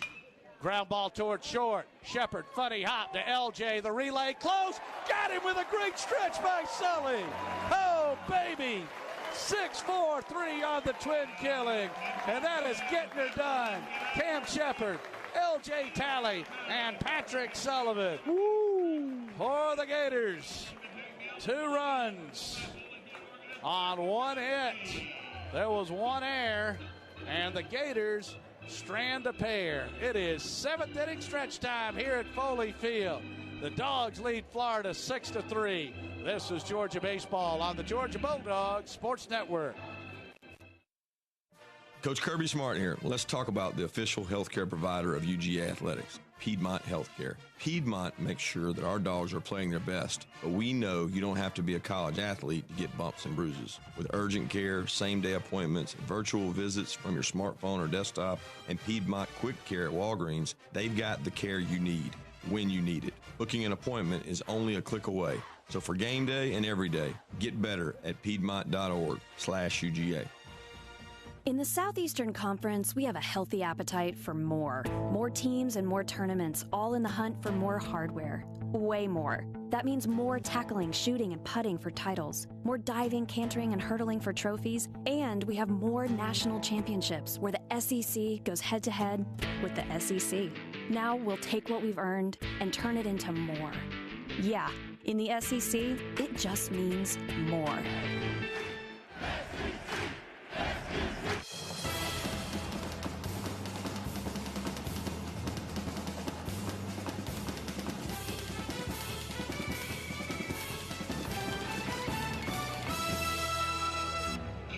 It's another UGA Bookstore's call to the bullpen for the best in Georgia merchandise. Stop in and shop where the dogs shop. That's the UGA Bookstore.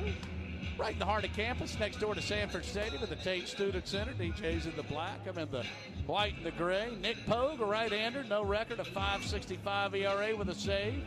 18 Ks, 7 walks, and 14 and a third. An opponent's batting average of 300. And he is the 5th Gator pitcher of the ball game. Sophomore, freshman, freshman, sophomore, freshman. Young arms for this Florida team. This is one of these deals. I'm sure a lot of people are thinking, well, these guys have been to 7 of the last 9 College World Series. If you're going to get them, this is the year to get them. And here comes Mason Meadows, who's 0 for 3.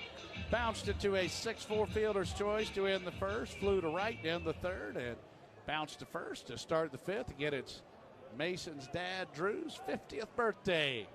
Mason's caught a great game tonight for the Dogs. As Pogue looks in, righty on righty. Here's a pitch. He buzzes the tower, and it's 1-0. One of the big plays in the game. Meadows throwing out his counterpart, Florida catcher Brady Smith, on a delayed steal to end the fourth. Meadows fists this one foul, straight back and out of play. I think for Mason, so big to get those days off Sunday and Tuesday, just beaten up. Give you some RPI numbers coming up here. The pitch popped up right side, foul territory. Kalalau, edge of the track, makes the catch, 1 down. UCLA, Vandy, Arkansas, Mississippi State, and East Carolina. Those are your top 5 RPI teams. Georgia 6, Tech is 7th, with Louisville, Tennessee, and Miami rounding out the top 10. Auburn's number 12, LSU 17, A&M 18. I could see Florida getting sent to Miami. Yep, that'd be something. Jernigan squares and takes a strike. Florida's RPI is 30. I could see him getting sent to Atlanta. Yeah. To play Tech. Absolutely. Wouldn't that be something? We talked about that if Clemson came here and Florida went to Tech. That's a bouncer foul.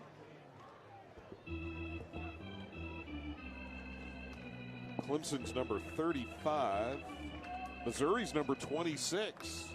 Well, the league is just so loaded. I mean, the question, would they let 11 in? Here's the 0-2. Jernigan bounces it foul, straight back and out of play. I think all 6 teams from the West, Arkansas, LSU, Ole Miss, State, A&M, and Auburn are all locks. Vandy and Georgia are locks. Missouri playing its way there. I think Tennessee's in pretty good shape. Florida probably on the good side of the bubble. There are politics involved. Here's the 0-2. Jernigan belts this one into left. That's a base hit for the freshman out of Brunswick. All right, let's get him off and moving as Tucker Maxwell will stand in. Maxwell hit a leadoff home run in the first. He was robbed on a great play by Young in the second. He has since popped to short and popped to right. See if Tucker takes a couple of pitches here and gives the speedy Jernigan a chance to get moving. Maybe play a little hit and run, bunt and run. Acton is in on the grass in the hot corner. From the letters. Here's a pitch. That misses down and in, and it's 1-0. Jernigan is 10 for 12 in the stolen base department this season. He is 3 for 4 in the SEC. He can flat out fly. Pogue looking in, righty against lefty. 1 on and 1 out. There's a throw over a little bit high to chase him back. Kalalau pulling that one in. Kalalau, not an enormous target over there at first. 6'1", 205 out of Kissimmee. 1-0 to Maxwell. Now Pogue will step off. Jernigan at first. 1 down. We're in the bottom of the 7th. Dogs with a 6-3 lead over Florida. Pogue righty against lefty from the letters. Oh, they got him leaning, but he's safe. Throw was high. Yep. Had that throw been a little bit lower, Randon would have been out of there. So a break there for the Dogs. You can expect another throw over or 2. Maxwell, the junior out of Dawsonville, standing in. Here's a 1-0. Bluff. The pitch misses low. 2-0. So the Dogs a little something brewing here. Great speed at first with Jernigan. 1 out. We're in the bottom of the 7th. Gators just scored 2 in the top of the inning, cutting a 6-1 Georgia lead down to 6-3. Here's a 2-0. 3-0 as that fastball misses away. Pogue is the 5th Florida pitcher of the night. And Maxwell will have the take for at least 1, if not 2. Riley King waiting on deck. Pogue from the letters. The 3-0. Ball 4 outside. So a single from Jernigan and a walk to Maxwell. That'll bring up King. King has scored twice tonight on RBIs from Cam Shepard. 1, 2, 3, 4, 5, 6, 7, 8 walks. 8 walks. And 2 hit batters. So that's turning the lineup over +1. Yep. King with 2 walks and 2 runs scored. He is reached on an error by the shortstop McConnell and flown to left. Oh, if the Dogs could get another one here and make it 7-3. King having a terrific sophomore season. Here's a pitch. That's a strike. Good velo on that one. It's 0-1. Coming in at 92 and moving. LJ Talley waiting on deck. Talley and Cable in the 3 and 4 holes have been to the plate a combined 8 times. They've reached a combined 8 times. See if King thinks Oppo here as they play him to pull. He's got a ton of real estate out in right center. Pogue from the letters peeks to second. Here's the 0-1. That's an outside strike. 0-2 the count. Florida with a righty throw it in the pin. It has been specked. No balls and 2 strikes here to Riley King. He's out of Collins Hill High School. Pogue's pitch hit high out in the center field. Fabian in his tracks makes the catch. No tag, 2 away. And here's LJ Talley. Now this is one, all these great Florida teams from years past, you'd see him go to a lefty right here. Right, yep. It looked like a future big leaguer. The only lefty they have left right now is Langworthy. It is Georgia 6, Florida 3. Remember the first time we saw Brady Singer, not that he was a lefty, but like, all right, well, bringing this guy in out of the pen. And he'll be a dude, and we found out what he had turned down like $1.8 million or something. That worked out well for him. Righty against lefty. The pitch to Talley, called a strike. They had that A.J. Puck, who is 6'7". Good gosh. 7 trips to the College World Series in the 2010s. Amazing. Dogs with runners at first and second and 2 outs. Bottom of the 7th. Here's a pitch. Talley takes away at the belt. Meadows popped down. Jernigan with a base hit to left. Maxwell drew a walk. King flew to center. Now Talley standing in. He scored 2 runs tonight. Righty against lefty. Great Don Perno here in the crowd. He and Edwin Hill, a Statesboro native, will be honored tomorrow at Alumni Day, weather permitting. 1-1 misses down and in for our outstanding and distinguished alumni awards.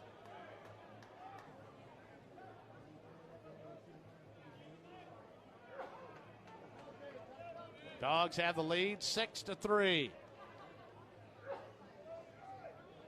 Georgia with L.J. Talley at the plate. Pogue's pitch. Swing and a miss. Chased one down and away. 2-2. Well, great speed on the bases with Jernigan at second and Maxwell at first. 6 runs, 7 hits, 2 boots for the Bulldogs, 3 runs, 5 hits, 1 error for the Gators. Pogue looking in. We're in the bottom of the 7th. Georgia looking for a big 2-out hit. Pogue comes set. Peeks to second. Here's a pitch. Liner foul out of play down the left field line. Boy, what a night. I think everybody's a little bit spent right now. No kidding.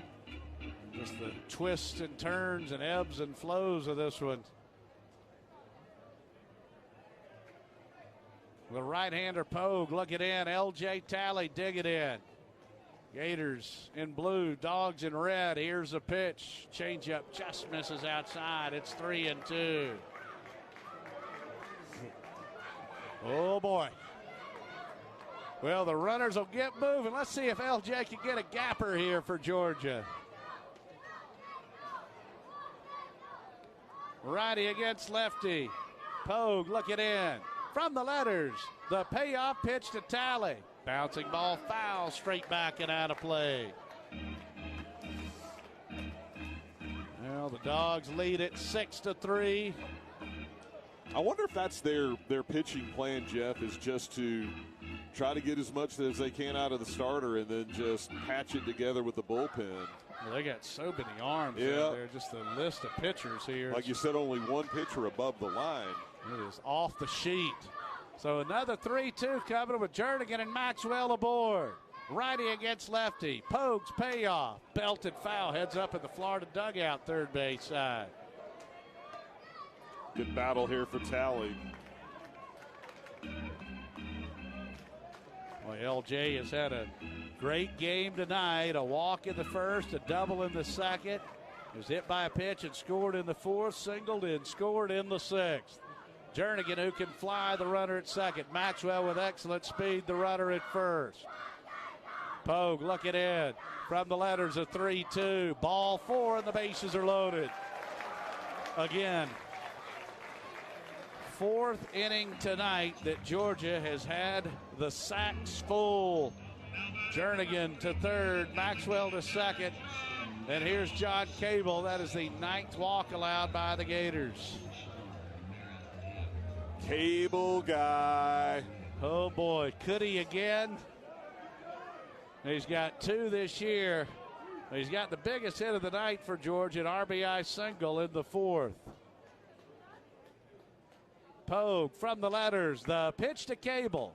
Misses away, and it's 1-0. So Talley, the runner at first. Maxwell, the runner at second. Jernigan, the runner at third. John Cable wearing number 42, dig it in. 2 for 2 with 2 walks and a ribby. Pogue's 1-0. Swing and a miss. Cable with a mighty lash. Georgia's out hit Florida 7-5. Maxwell had the homer. Talley with a double. 5 singles for Georgia. Cable's got 2 of them. Talley and Cable have reached in all 9 plate appearances. Could Cable make it 10 for 10? Pogue's 1-1. Bouncing ball foul, first base side. So we'll carry him out to Mitch Gaspard at first.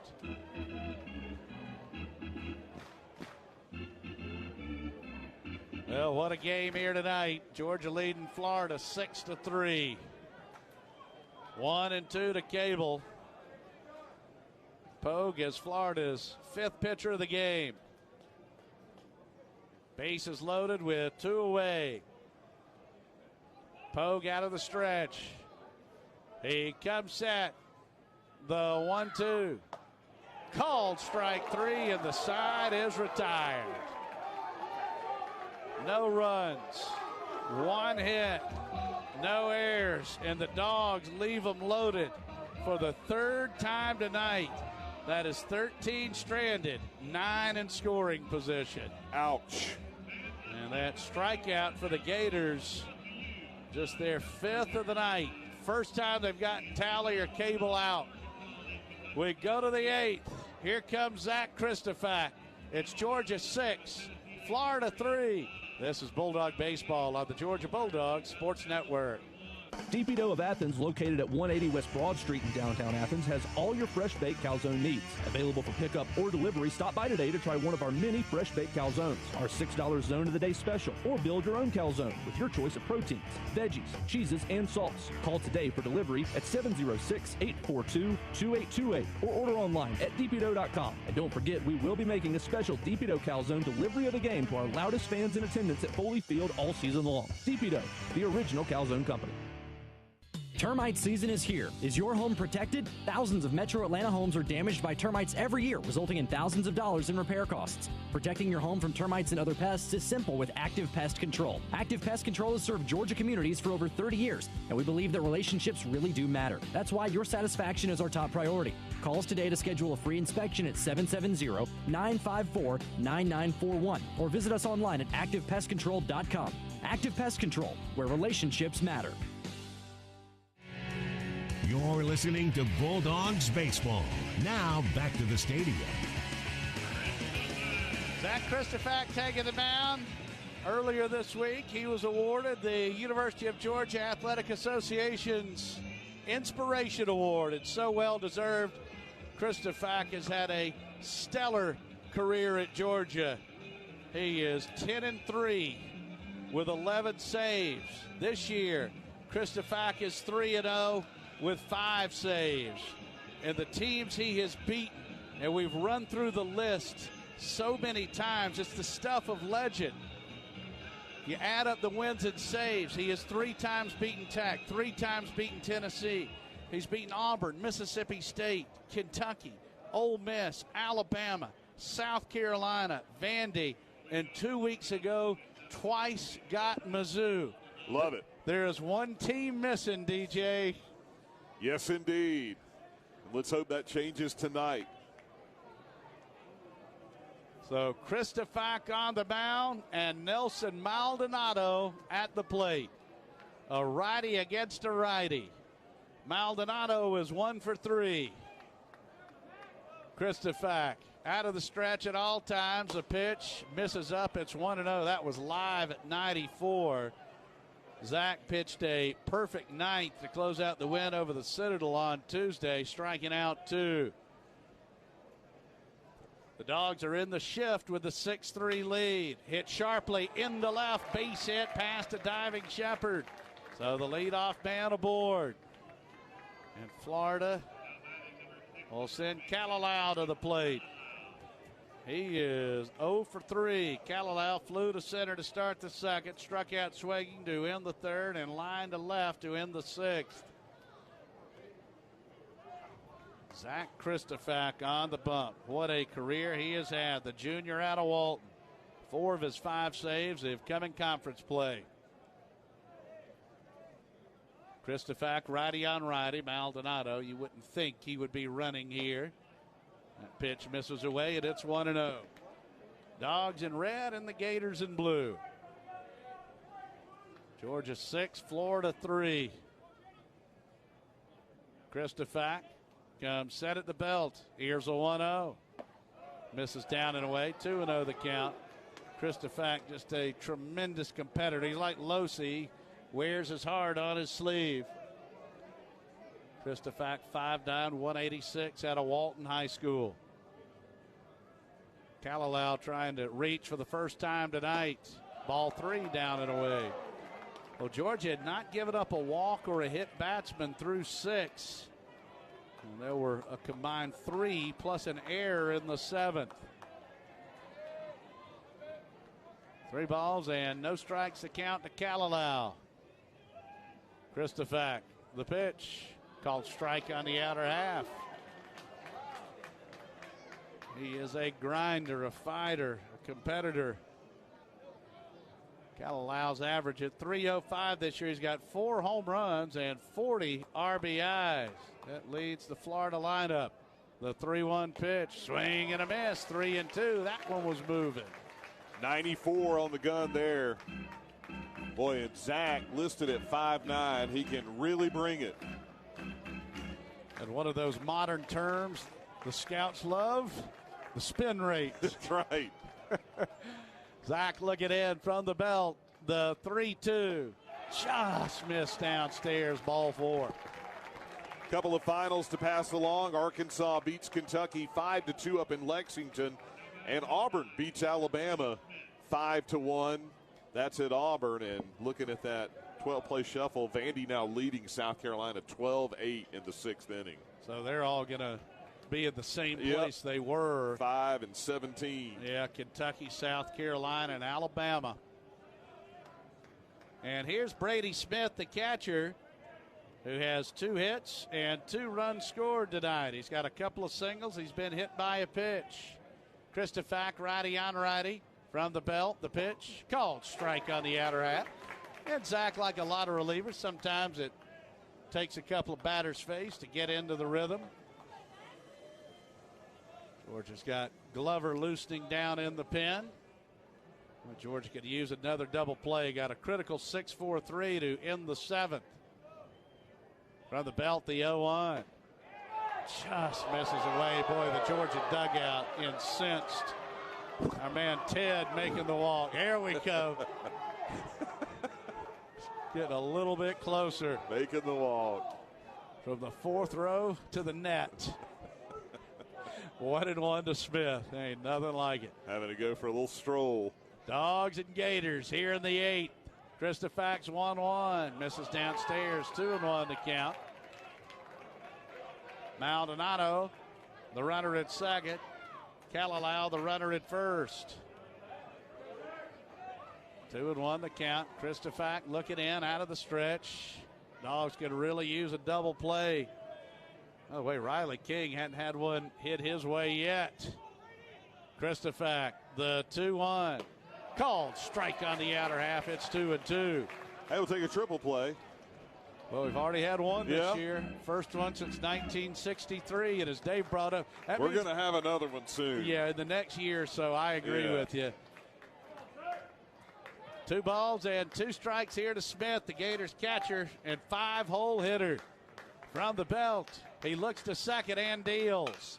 Skied into center. Maxwell to his left will make the catch. The runners don't advance, and we'll pause 10 seconds for station identification on the Georgia Bulldogs Sports Network.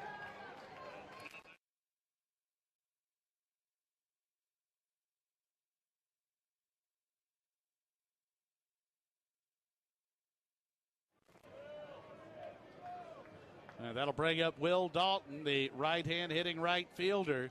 He singled against the shift in the second, hitting the ball the other way, line to right. Rogers made a nice play in the 4th, drew a walk and scored in the 7th. The only walk that Tony Losi allowed all game long. He pitched a beauty. Christofak right on right. The pitch called strike on the inner half. 94 and moving again. It's 0-1. Dogs trying to hang on. 5 outs away. Florida 1-8 in SEC road games. Georgia 7-2 in SEC home games. Swept Missouri. Took 2 out of 3 from both LSU and Vanderbilt. Christofak, the 0-1. Misses up. But the Dogs having to do this without Emerson Hancock and without Aaron Shunk.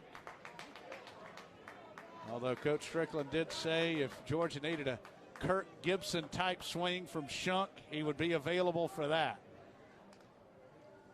It's 1-1 to Dalton. Christofak. Now time called. Maldonado, the runner at second. Kalalau, the runner at first. The sun spray on the field. Immaculate playing surface here at Foley. Sullivan playing behind Kalalau, the runner at first. Christofak comes set at the belt. The 1-1 to Dalton. Swing and a miss. Chasing a change away. 1-2 now the count. Number 12 on the bump. Zach Christofak. Will Dalton wears number 16 at the plate. Dalton takes a little stroll, has a conversation with the home plate umpire, Chuck Pack. Tally bunching towards the bag at second. Christofak out of the stretch. Righty against righty. He comes set at the belt. The 1-2. Swing and a miss. He struck him out. Fooled him with a change. Nasty there, too. 2 away. 8th strikeout for the Georgia staff. And here's Corey Acton, the left-hand hitting third baseman. So Christofak has now set down 2 in a row. Acton reached on what was scored an error in the second. He flew to center in the 4th and doubled in a run in the 7th. The first batter that Ryan Webb faced. Christofak looking in, righty against lefty. He comes set at the belt, looks to second and deals. Called strike on the inner half. Change up again. Christopher getting into a groove. Maldonado singled. Kalalau drew a walk. Smith with a fly out to center. Dalton struck out. Now it's 0-1 to Acton. Sullivan close to the line at first. Christopher out of the stretch. Looks to second. Deals the 0-1. Hit high and deep out into right field. Rogers has room shy of the track. Makes the catch to retire the side. Zach Christopher coming back strong. And DJ, that's that toughness and that heart the size of Secretariat. Yeah, you got to love it. The big out there was getting Smith to fly out to center. And then what a nasty pitch he threw to Dalton on the 1-2 there. And Acton got a good swing on it, but it ends up just being a lazy fly ball to right. Couldn't square him up. No runs ahead, no errors, and 2 left as we head to the home half of the 8th inning. It's Georgia 6 and Florida 3 on the Georgia Bulldogs Sports Network. You couldn't miss that wedding, birthday party, or whatever event you felt obligated to attend. So you missed the game. And more importantly, the game program. Not to worry. IMGProducts.net has got you covered with official programs and yearbooks from many of the nation's top schools, plus conference and NCAA championships. Visit IMGProducts.net to browse the hundreds of publications available. IMGProducts.net. We've got you covered. Whoever said less is more hasn't spent enough time in the Southeastern Conference. Here, it's all about more. More techie, more frenzy, more friendly, more rowdy, more quirky, non-negotiable traditions, more time of your life, more ways to turn 120 credit hours into all kinds of open doors. More of everything the college experience is all about. Yeah, in the SEC, it just means more.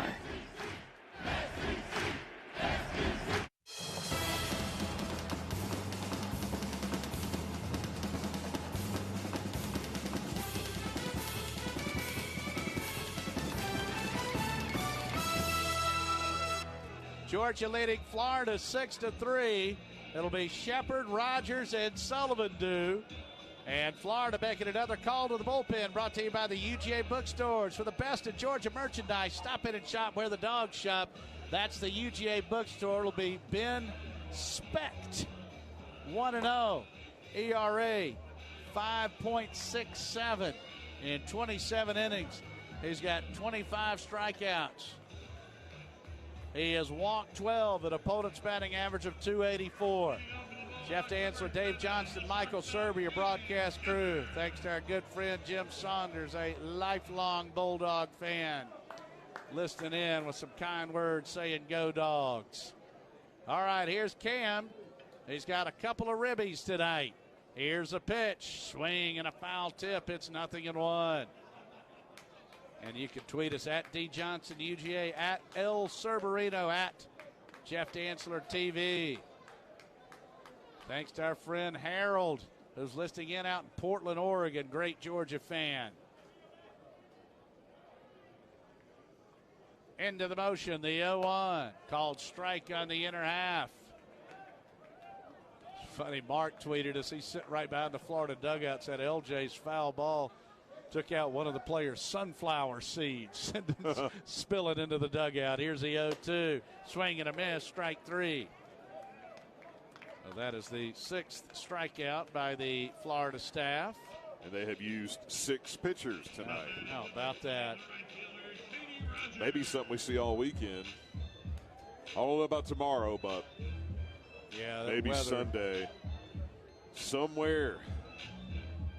Thanks to Chip and Lynn for listening in, and somewhere a front is brewing. Here's a lefty, Rogers with a swing and a miss. It's 0-1. And according to the iPhone, it's supposed to start raining mid-morning and not lit up until tomorrow Wednesday. Night, yeah.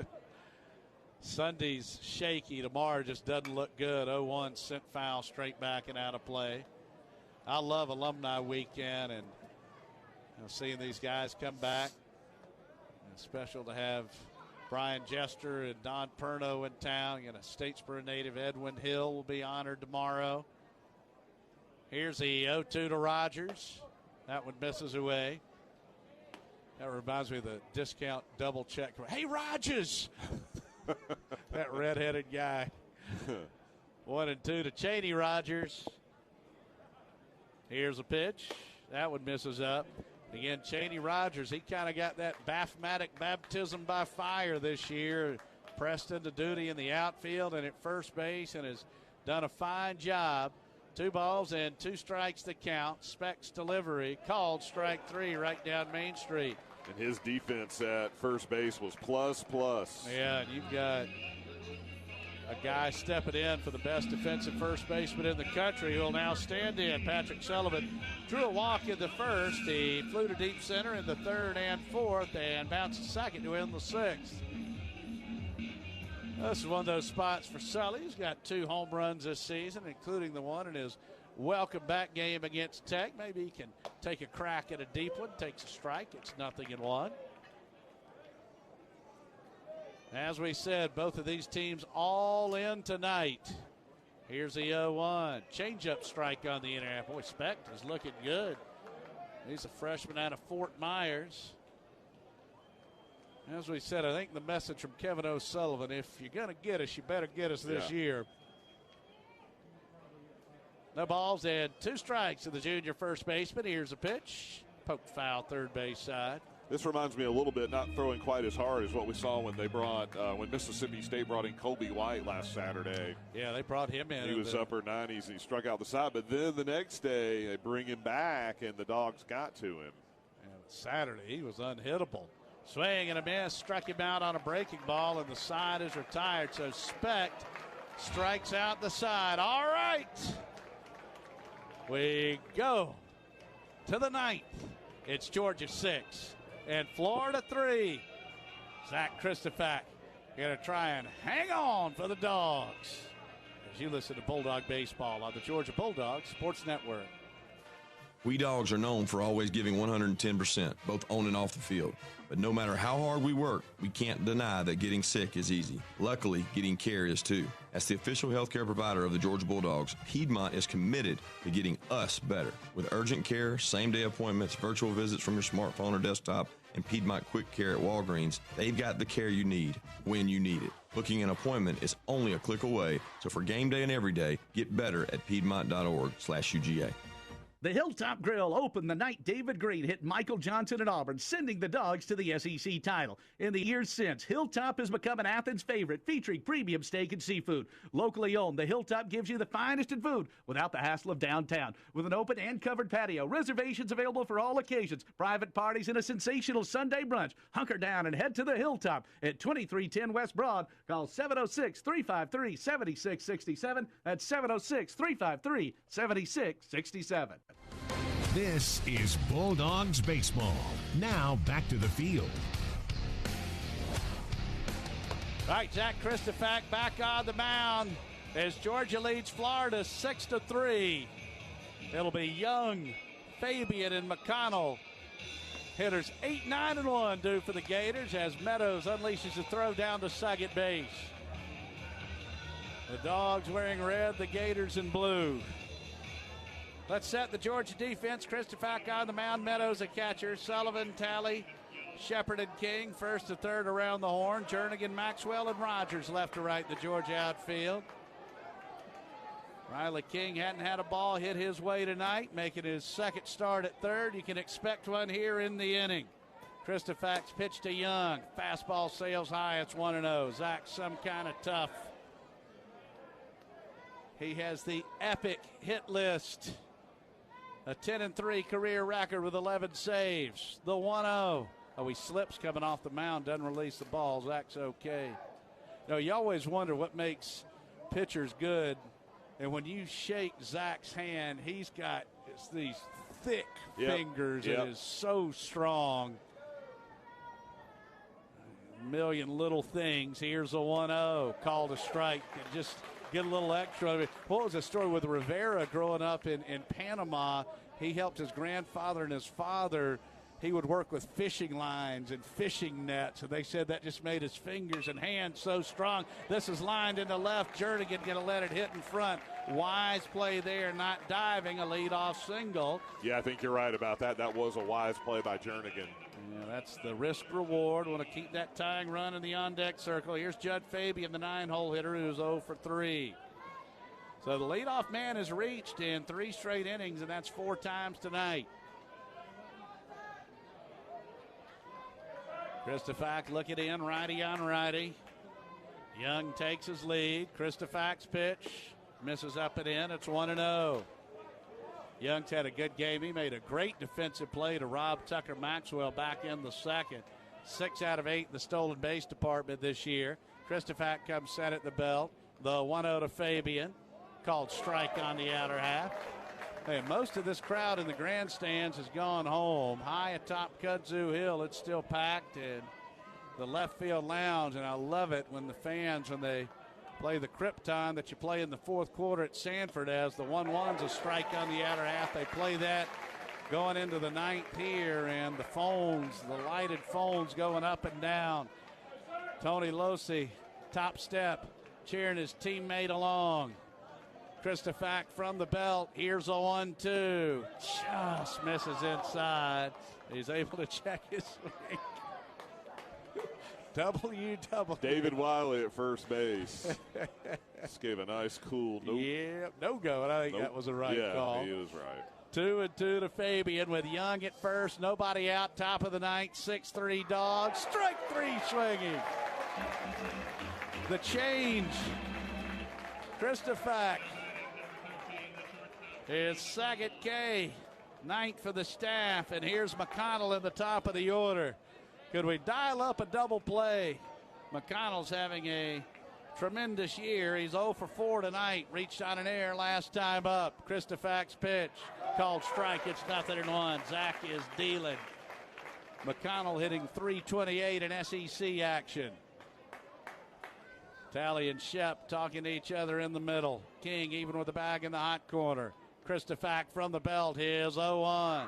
That's a wild one. It gets away from Meadows, so the runner from first base, Young, will advance. So no double play now to think about. Runner at second with 1 down. Christofax taking a little stroll. What a record he has had in the midst of his junior season. King even with the bag. Sullivan off the line, about 2 steps beyond the bag. Shepard on the edge of the outfield grass. Talley in a couple of steps towards the bag at second. Christofax looking in, righty against righty. McConnell, a terrific player. He's a sophomore out of Merritt Island, Florida. Swing and a miss. Chased a tailing change. That's been his best pitch so far tonight. Yeah, and Florida's just flailing at that pitch. Let's see if Christofax throws it again. He's ahead in the count, 1-2, or maybe busts him in with the old number 1. Meadows through the signs.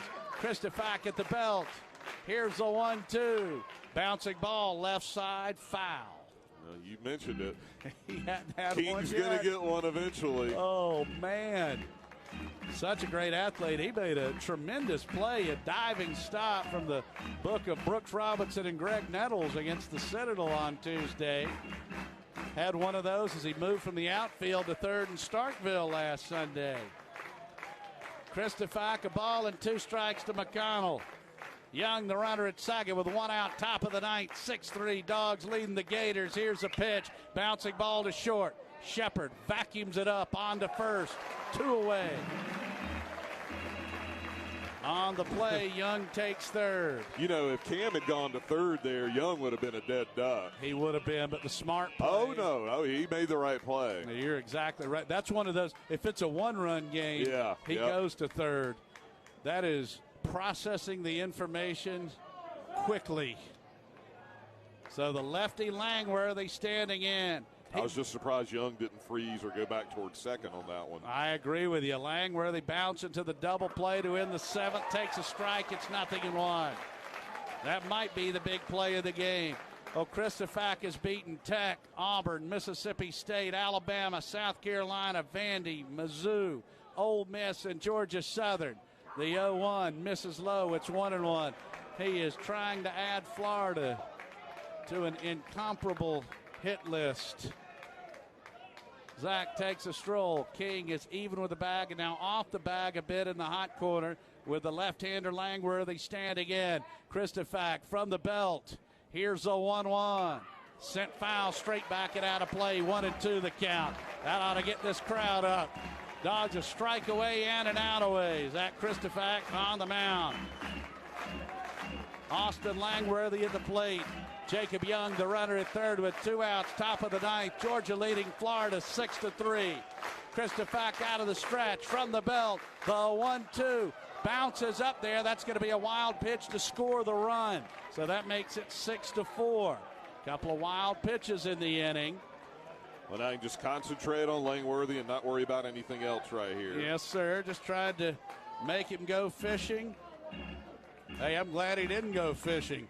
That might have got the That's true. tying run to the plate. That's a good point. Had he swung at that one, he'd be at first. So now the base is empty with 2 outs. 2 balls and 2 strikes that count to Langworthy. Dogs 6. Gators 4. Georgia in the shift. The 2-2. Grounded towards the shift. Shepard diving stop from his knees. Got him and the Dogs win.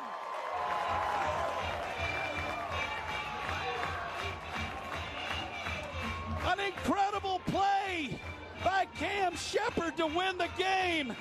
And Zach Christofak can now add the Florida Gators to the hit list for the ages. What a play by Cam Shepard. That might be the best and most meaningful of his sensational career. Cam Shepard,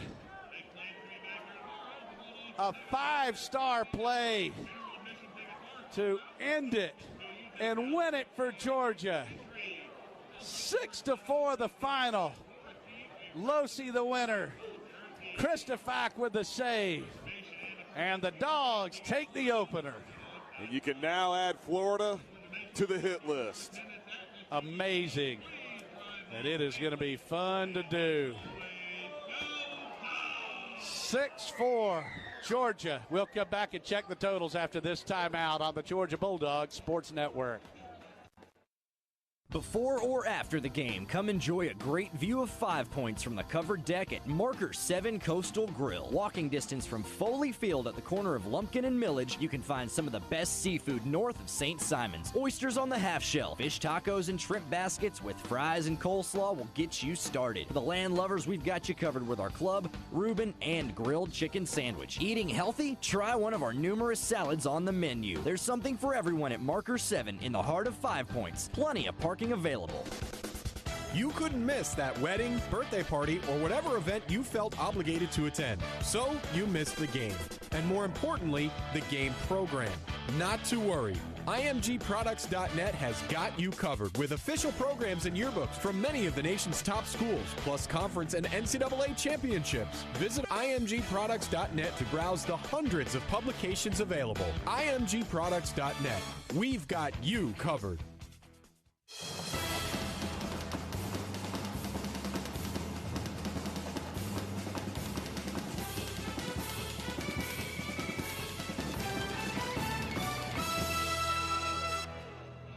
Georgia 6 runs, 7 hits, and 2 errors. Florida 4 runs, 7 hits, 1 error. Tony Losi now 8-1, 15-3 his last 2 years. Mace suffers a loss, falling to 7-4. Zach Christofak adding Florida to that incredible hit list.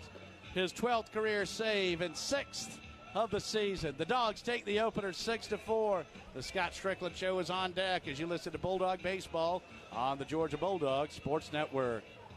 Get ready for the first pitch at the UGA Bookstore, featuring the best Bulldog gifts and apparel. Shop all the great brands at the UGA Bookstore like Nike, Tommy Bahama, Vineyard Vines, and Southern Tide. The UGA Bookstore is the exclusive home of the UGA 10 collection by Peter Millar. The UGA Bookstore in the heart of campus, next to the Tate Student Center. Shop online 24/7 at UGABookstore.com. The UGA Bookstore, it's where dogs shop. No one comes to the Southeastern Conference looking for less. This is where you gladly step up, sign up, and raise your hand for a heaping helping of more. More ways to challenge and push yourself, more people from more countries to meet and learn from, more opportunities to impact your community, both locally and globally. Oh, we celebrate championships like no other, but that's nowhere close to the whole story. Yeah, in the SEC, it just means more.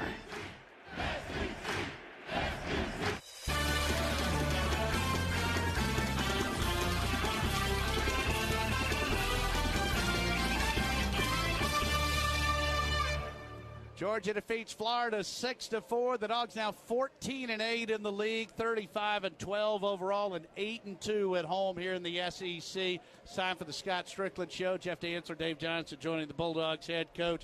There's not a better defensive infield in America, Cam Shepard. We wouldn't trade him for any shortstop. And, Coach, that might have been the best play of his incredible career to end it and win it for us here tonight. Yeah, that was a big one for sure. And you know, we shifted over with 2 strikes on Langworthy, and he hit into it twice. So, I mean, that's all we do all week long is watch film and try to get tendencies on these guys. And glad it paid off, and Shep made the play.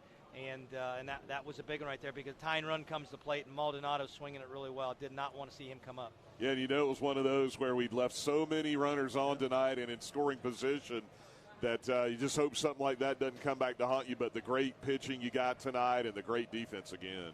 Yeah, no, we left a small army out there, and you know, I hate that that's the theme, but you know what, bottom line is we won. We found a way to win. Tony was great. I outthought myself, and I sent him back out there. I'd listened to Tony. I try to make a habit not listening to Tony because he talks so much. He talked himself back out on the mound. Probably should have pulled him.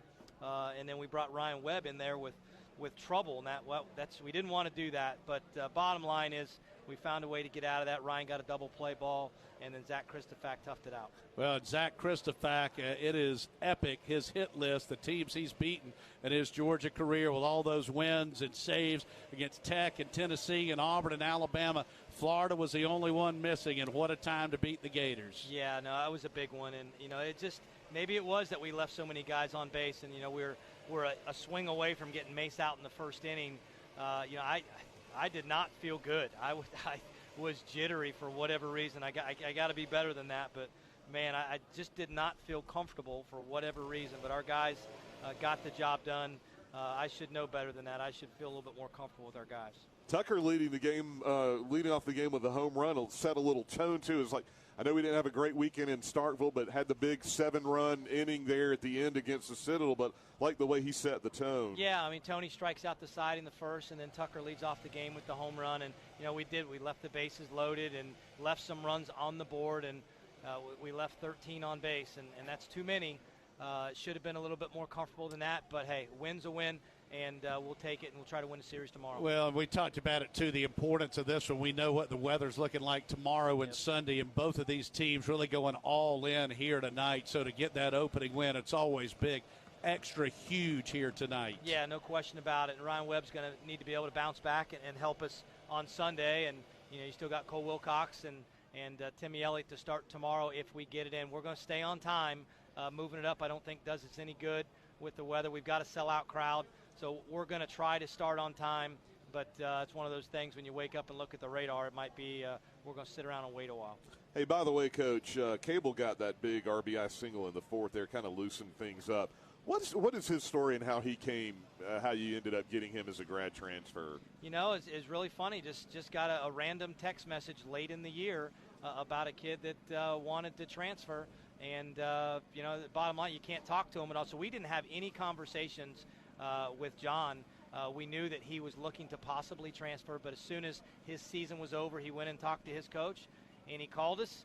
He came over and visited, and we got him. Very, very fortunate. What a great kid. And, yeah. And, man, he's really added a lot to our team. Man, a big lift, too, especially in the SEC with all the runs he's driven in. Yeah, I mean, it literally out of nowhere. We're riding the bus. I think we were going to Ole Miss early in the year. Hey, Coach, would you have an interest in – hey, we can't really talk about it. We can't talk to him. But just kind of out of the nowhere, we had him up on the board because it was a possibility. And when his season was over, that's when we talked to him, and it happened. Well, Coach, congratulations. Losi is 8-1. Christophak has now beaten Florida, 10 career wins, 12 career saves, and just an amazing play by Cam Shepard to cap it off tonight. Yeah, a really great one. Way to end it for Cam, and that's what he is. He's a defensive specialist, and And just happy to get the win and kind of get back on the winning track. Mississippi State left a bad taste in our mouth, and I thought we did a good job on Tuesday, and just overcoming what we don't have and worrying about what we do have. I'm really proud of our kids. All right, Coach, we'll talk to you tomorrow. Congratulations. Okay, thanks. All right, that's it with Georgia coach Scott Strickland as the Dogs win it by a final score of 6-4. We'll run through the scoring when we return on the Georgia Bulldogs Sports Network.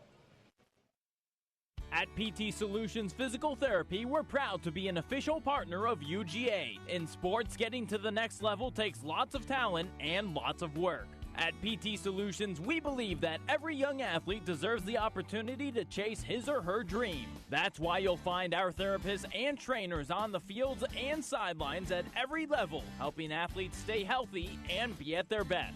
We hope you'll visit us at over 40 Georgia locations or at ptsolutions.com. In the Southeastern Conference, we are driven by the quest for more.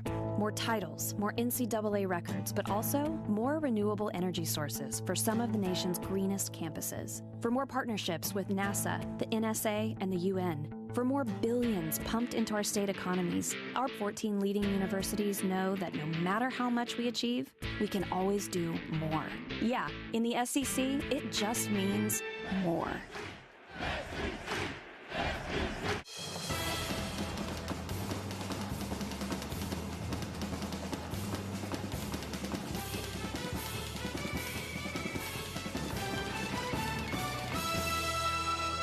All right, welcome back to Foley Field. Frank and Carol Beltran radio booth. Dogs a 6-4 winner over the Gators tonight. Let's run through the scoring. A Tucker Maxwell home run to lead off the first. Georgia would get 2 in the first. Florida got 1 in the second inning. The Bulldogs scored 3 in the fourth to really take control of the game. Georgia would score another in the sixth to lead 6-1. But, DJ, as we say, it is rarely easy, my friend. Yeah, great defensive play by Cam Shepard. Remember, Georgia turned that 6-4-3 double play in the in the seventh inning as well. So got out of trouble there, and then just an incredible play by Shepard to get Langworthy to end the game. As Florida got those 2 in the seventh, double play there, arguably the play of the game, and then just an amazing play by Shepard in the shift, diving, and as Dave said, he was in right field and threw him out from his knees. And the Bulldogs win it. Kristofac with his 12th career save at his 6th of the season. And how about Tony Losi? DJ, he's now 17-7 for his career. His last 2 years, he's gone 7-2, now 8-1. That's a 15-3 record the last 2 years. Yeah, and he answered the call tonight, too. Hancock down for the second straight weekend, not having C.J. Smith. So Losi's like, no big deal, I'll take care of business. And that's exactly what he did. One of his best performances of the season as Georgia defeats Florida 6-4. We'll go around the SEC when we return on the Georgia Bulldogs Sports Network. Do you have Georgia Medicaid or Peach Care for kids? Time to feel better about your health care. WellCare has great benefits for the whole family. Choose great doctors from our large provider network. Earn free items with the new improved Healthy Rewards program. Get care and support you can count on. Choose WellCare. It's easy to enroll. Call Georgia Families at 1-888-423-6765 or visit georgiafamilies.com. To learn more about WellCare, call 1-866-231-1821. It's no secret that things grow well in Georgia, like peanuts, cotton, and corn. But families and communities also flourish here. That's because Georgia Power is helping bring new businesses and industries to our state. In the last 10 years alone, we've helped create over 134,000 new jobs. Because Georgia is our home too, and we want life here to thrive for all of us. Georgia Power, generating opportunity. Learn more at georgiapower.com/growth.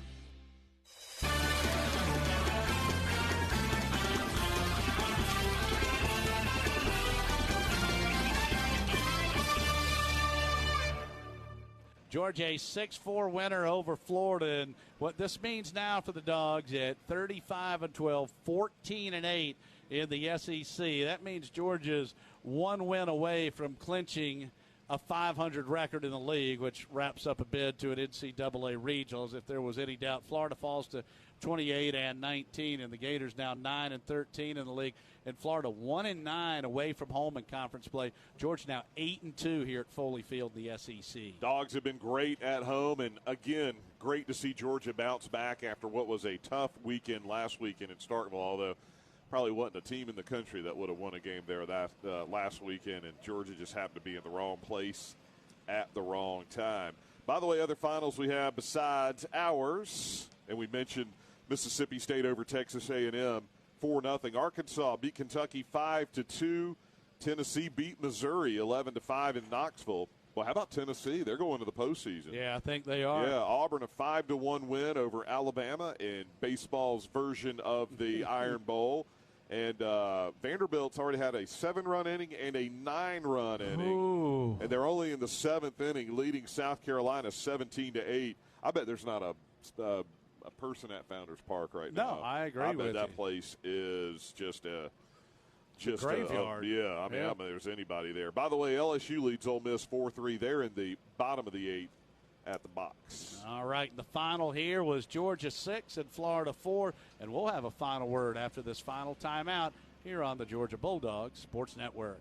Before or after the game, come enjoy a great view of 5 Points from the covered deck at Marker 7 Coastal Grill. Walking distance from Foley Field at the corner of Lumpkin and Millage, you can find some of the best seafood north of St. Simons. Oysters on the half shell, fish tacos and shrimp baskets with fries and coleslaw will get you started. For the land lovers, we've got you covered with our club, Reuben, and grilled chicken sandwich. Eating healthy? Try one of our numerous salads on the menu. There's something for everyone at Marker 7 in the heart of 5 Points. Plenty of parking available.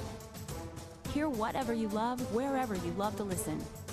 Get SiriusXM in your car, online, on the app, or at home on connected devices now with new subscriptions as low as $5 a month plus fees. See offer details at SiriusXM.com/college. Hear college sports coverage on SiriusXM SEC Radio, plus commercial-free music in addition to comedy, talk, news, and more anywhere you go. Visit SiriusXM.com/college to get started.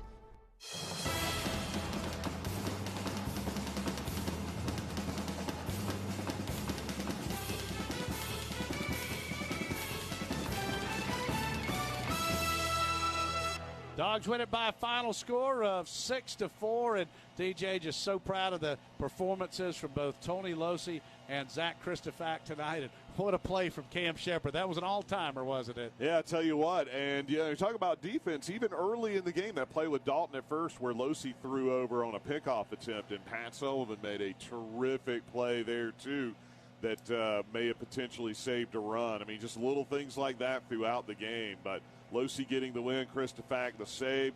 Dogs, I know, left a lot on, but were able to keep pushing, and they were able to finally break through and end up getting 3 runs in that 4th inning and play with the lead, protecting the scoreboard. And that was another thing we talk about, too. Georgia controlled that time of possession tonight, and that was a big thing as well. It'll be a 2 o'clock scheduled first pitch tomorrow. That means a 1:40 airtime. So until then, for Michael Serber, for my broadcast partner David Johnston, I'm Jeff Dantzler signing off on a winning night for Georgia as the Bulldogs defeat Florida 6-4. Have a great rest of your evening, everybody. You've been listening to Bulldog Baseball on the Georgia Bulldogs Sports Network.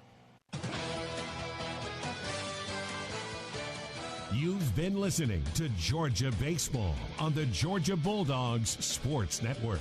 Today's game has been brought to you by Marker 7 Coastal Grill, bringing a taste of the Gulf to 5 Points. The UGA Bookstore, it's where the dogs shop.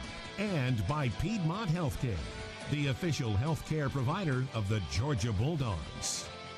The preceding has been a Learfield, IMG College, and JMI Sports presentation of the Georgia Bulldogs Sports Network.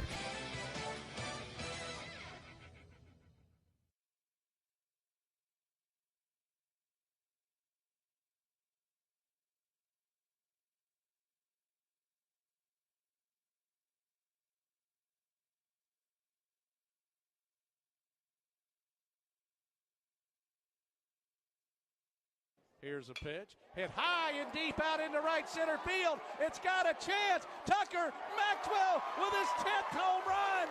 And he leads off the first, giving Georgia a 1-0 lead. That's his 4th home run in SEC play. And Maxwell now has 18 career home runs. What a start for Georgia as the Dogs make the tunnel for him to run under. Losi strikes out the side, and Maxwell with a leadoff homer. Mace out of the stretch.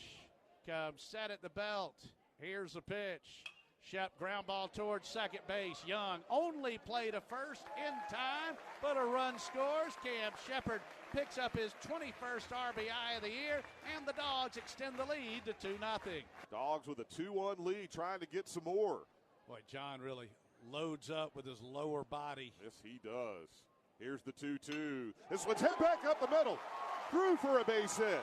Jernigan will score as the runners hold, and Georgia now has a 3-1 lead.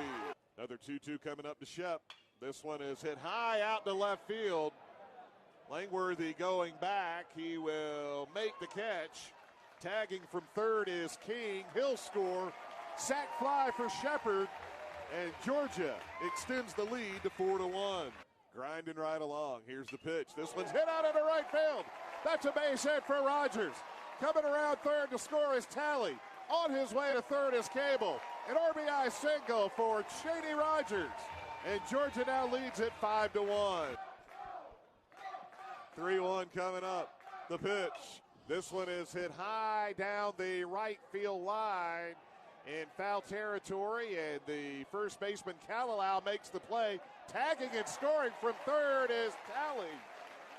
And Georgia extends the lead to 6-1. And I wasn't sure if that one was going to be deep enough to score the run, but great base running by the Dogs, and Cable even takes third on the play. Here's a pitch. Ground ball towards short. Shepard, funny hop to LJ. The relay close. Got him with a great stretch by Sully. Oh, baby. 6-4-3 on the twin killing. And that is getting her done. Cam Shepard, LJ Talley, and Patrick Sullivan. Woo. So now the base is empty with 2 outs. 2 balls and 2 strikes account to Langworthy. Dogs 6, Gators 4. Georgia in the shift, the 2-2. Grounded towards the shift. Shepard, diving stop from his knees. Got him, and the Dogs win.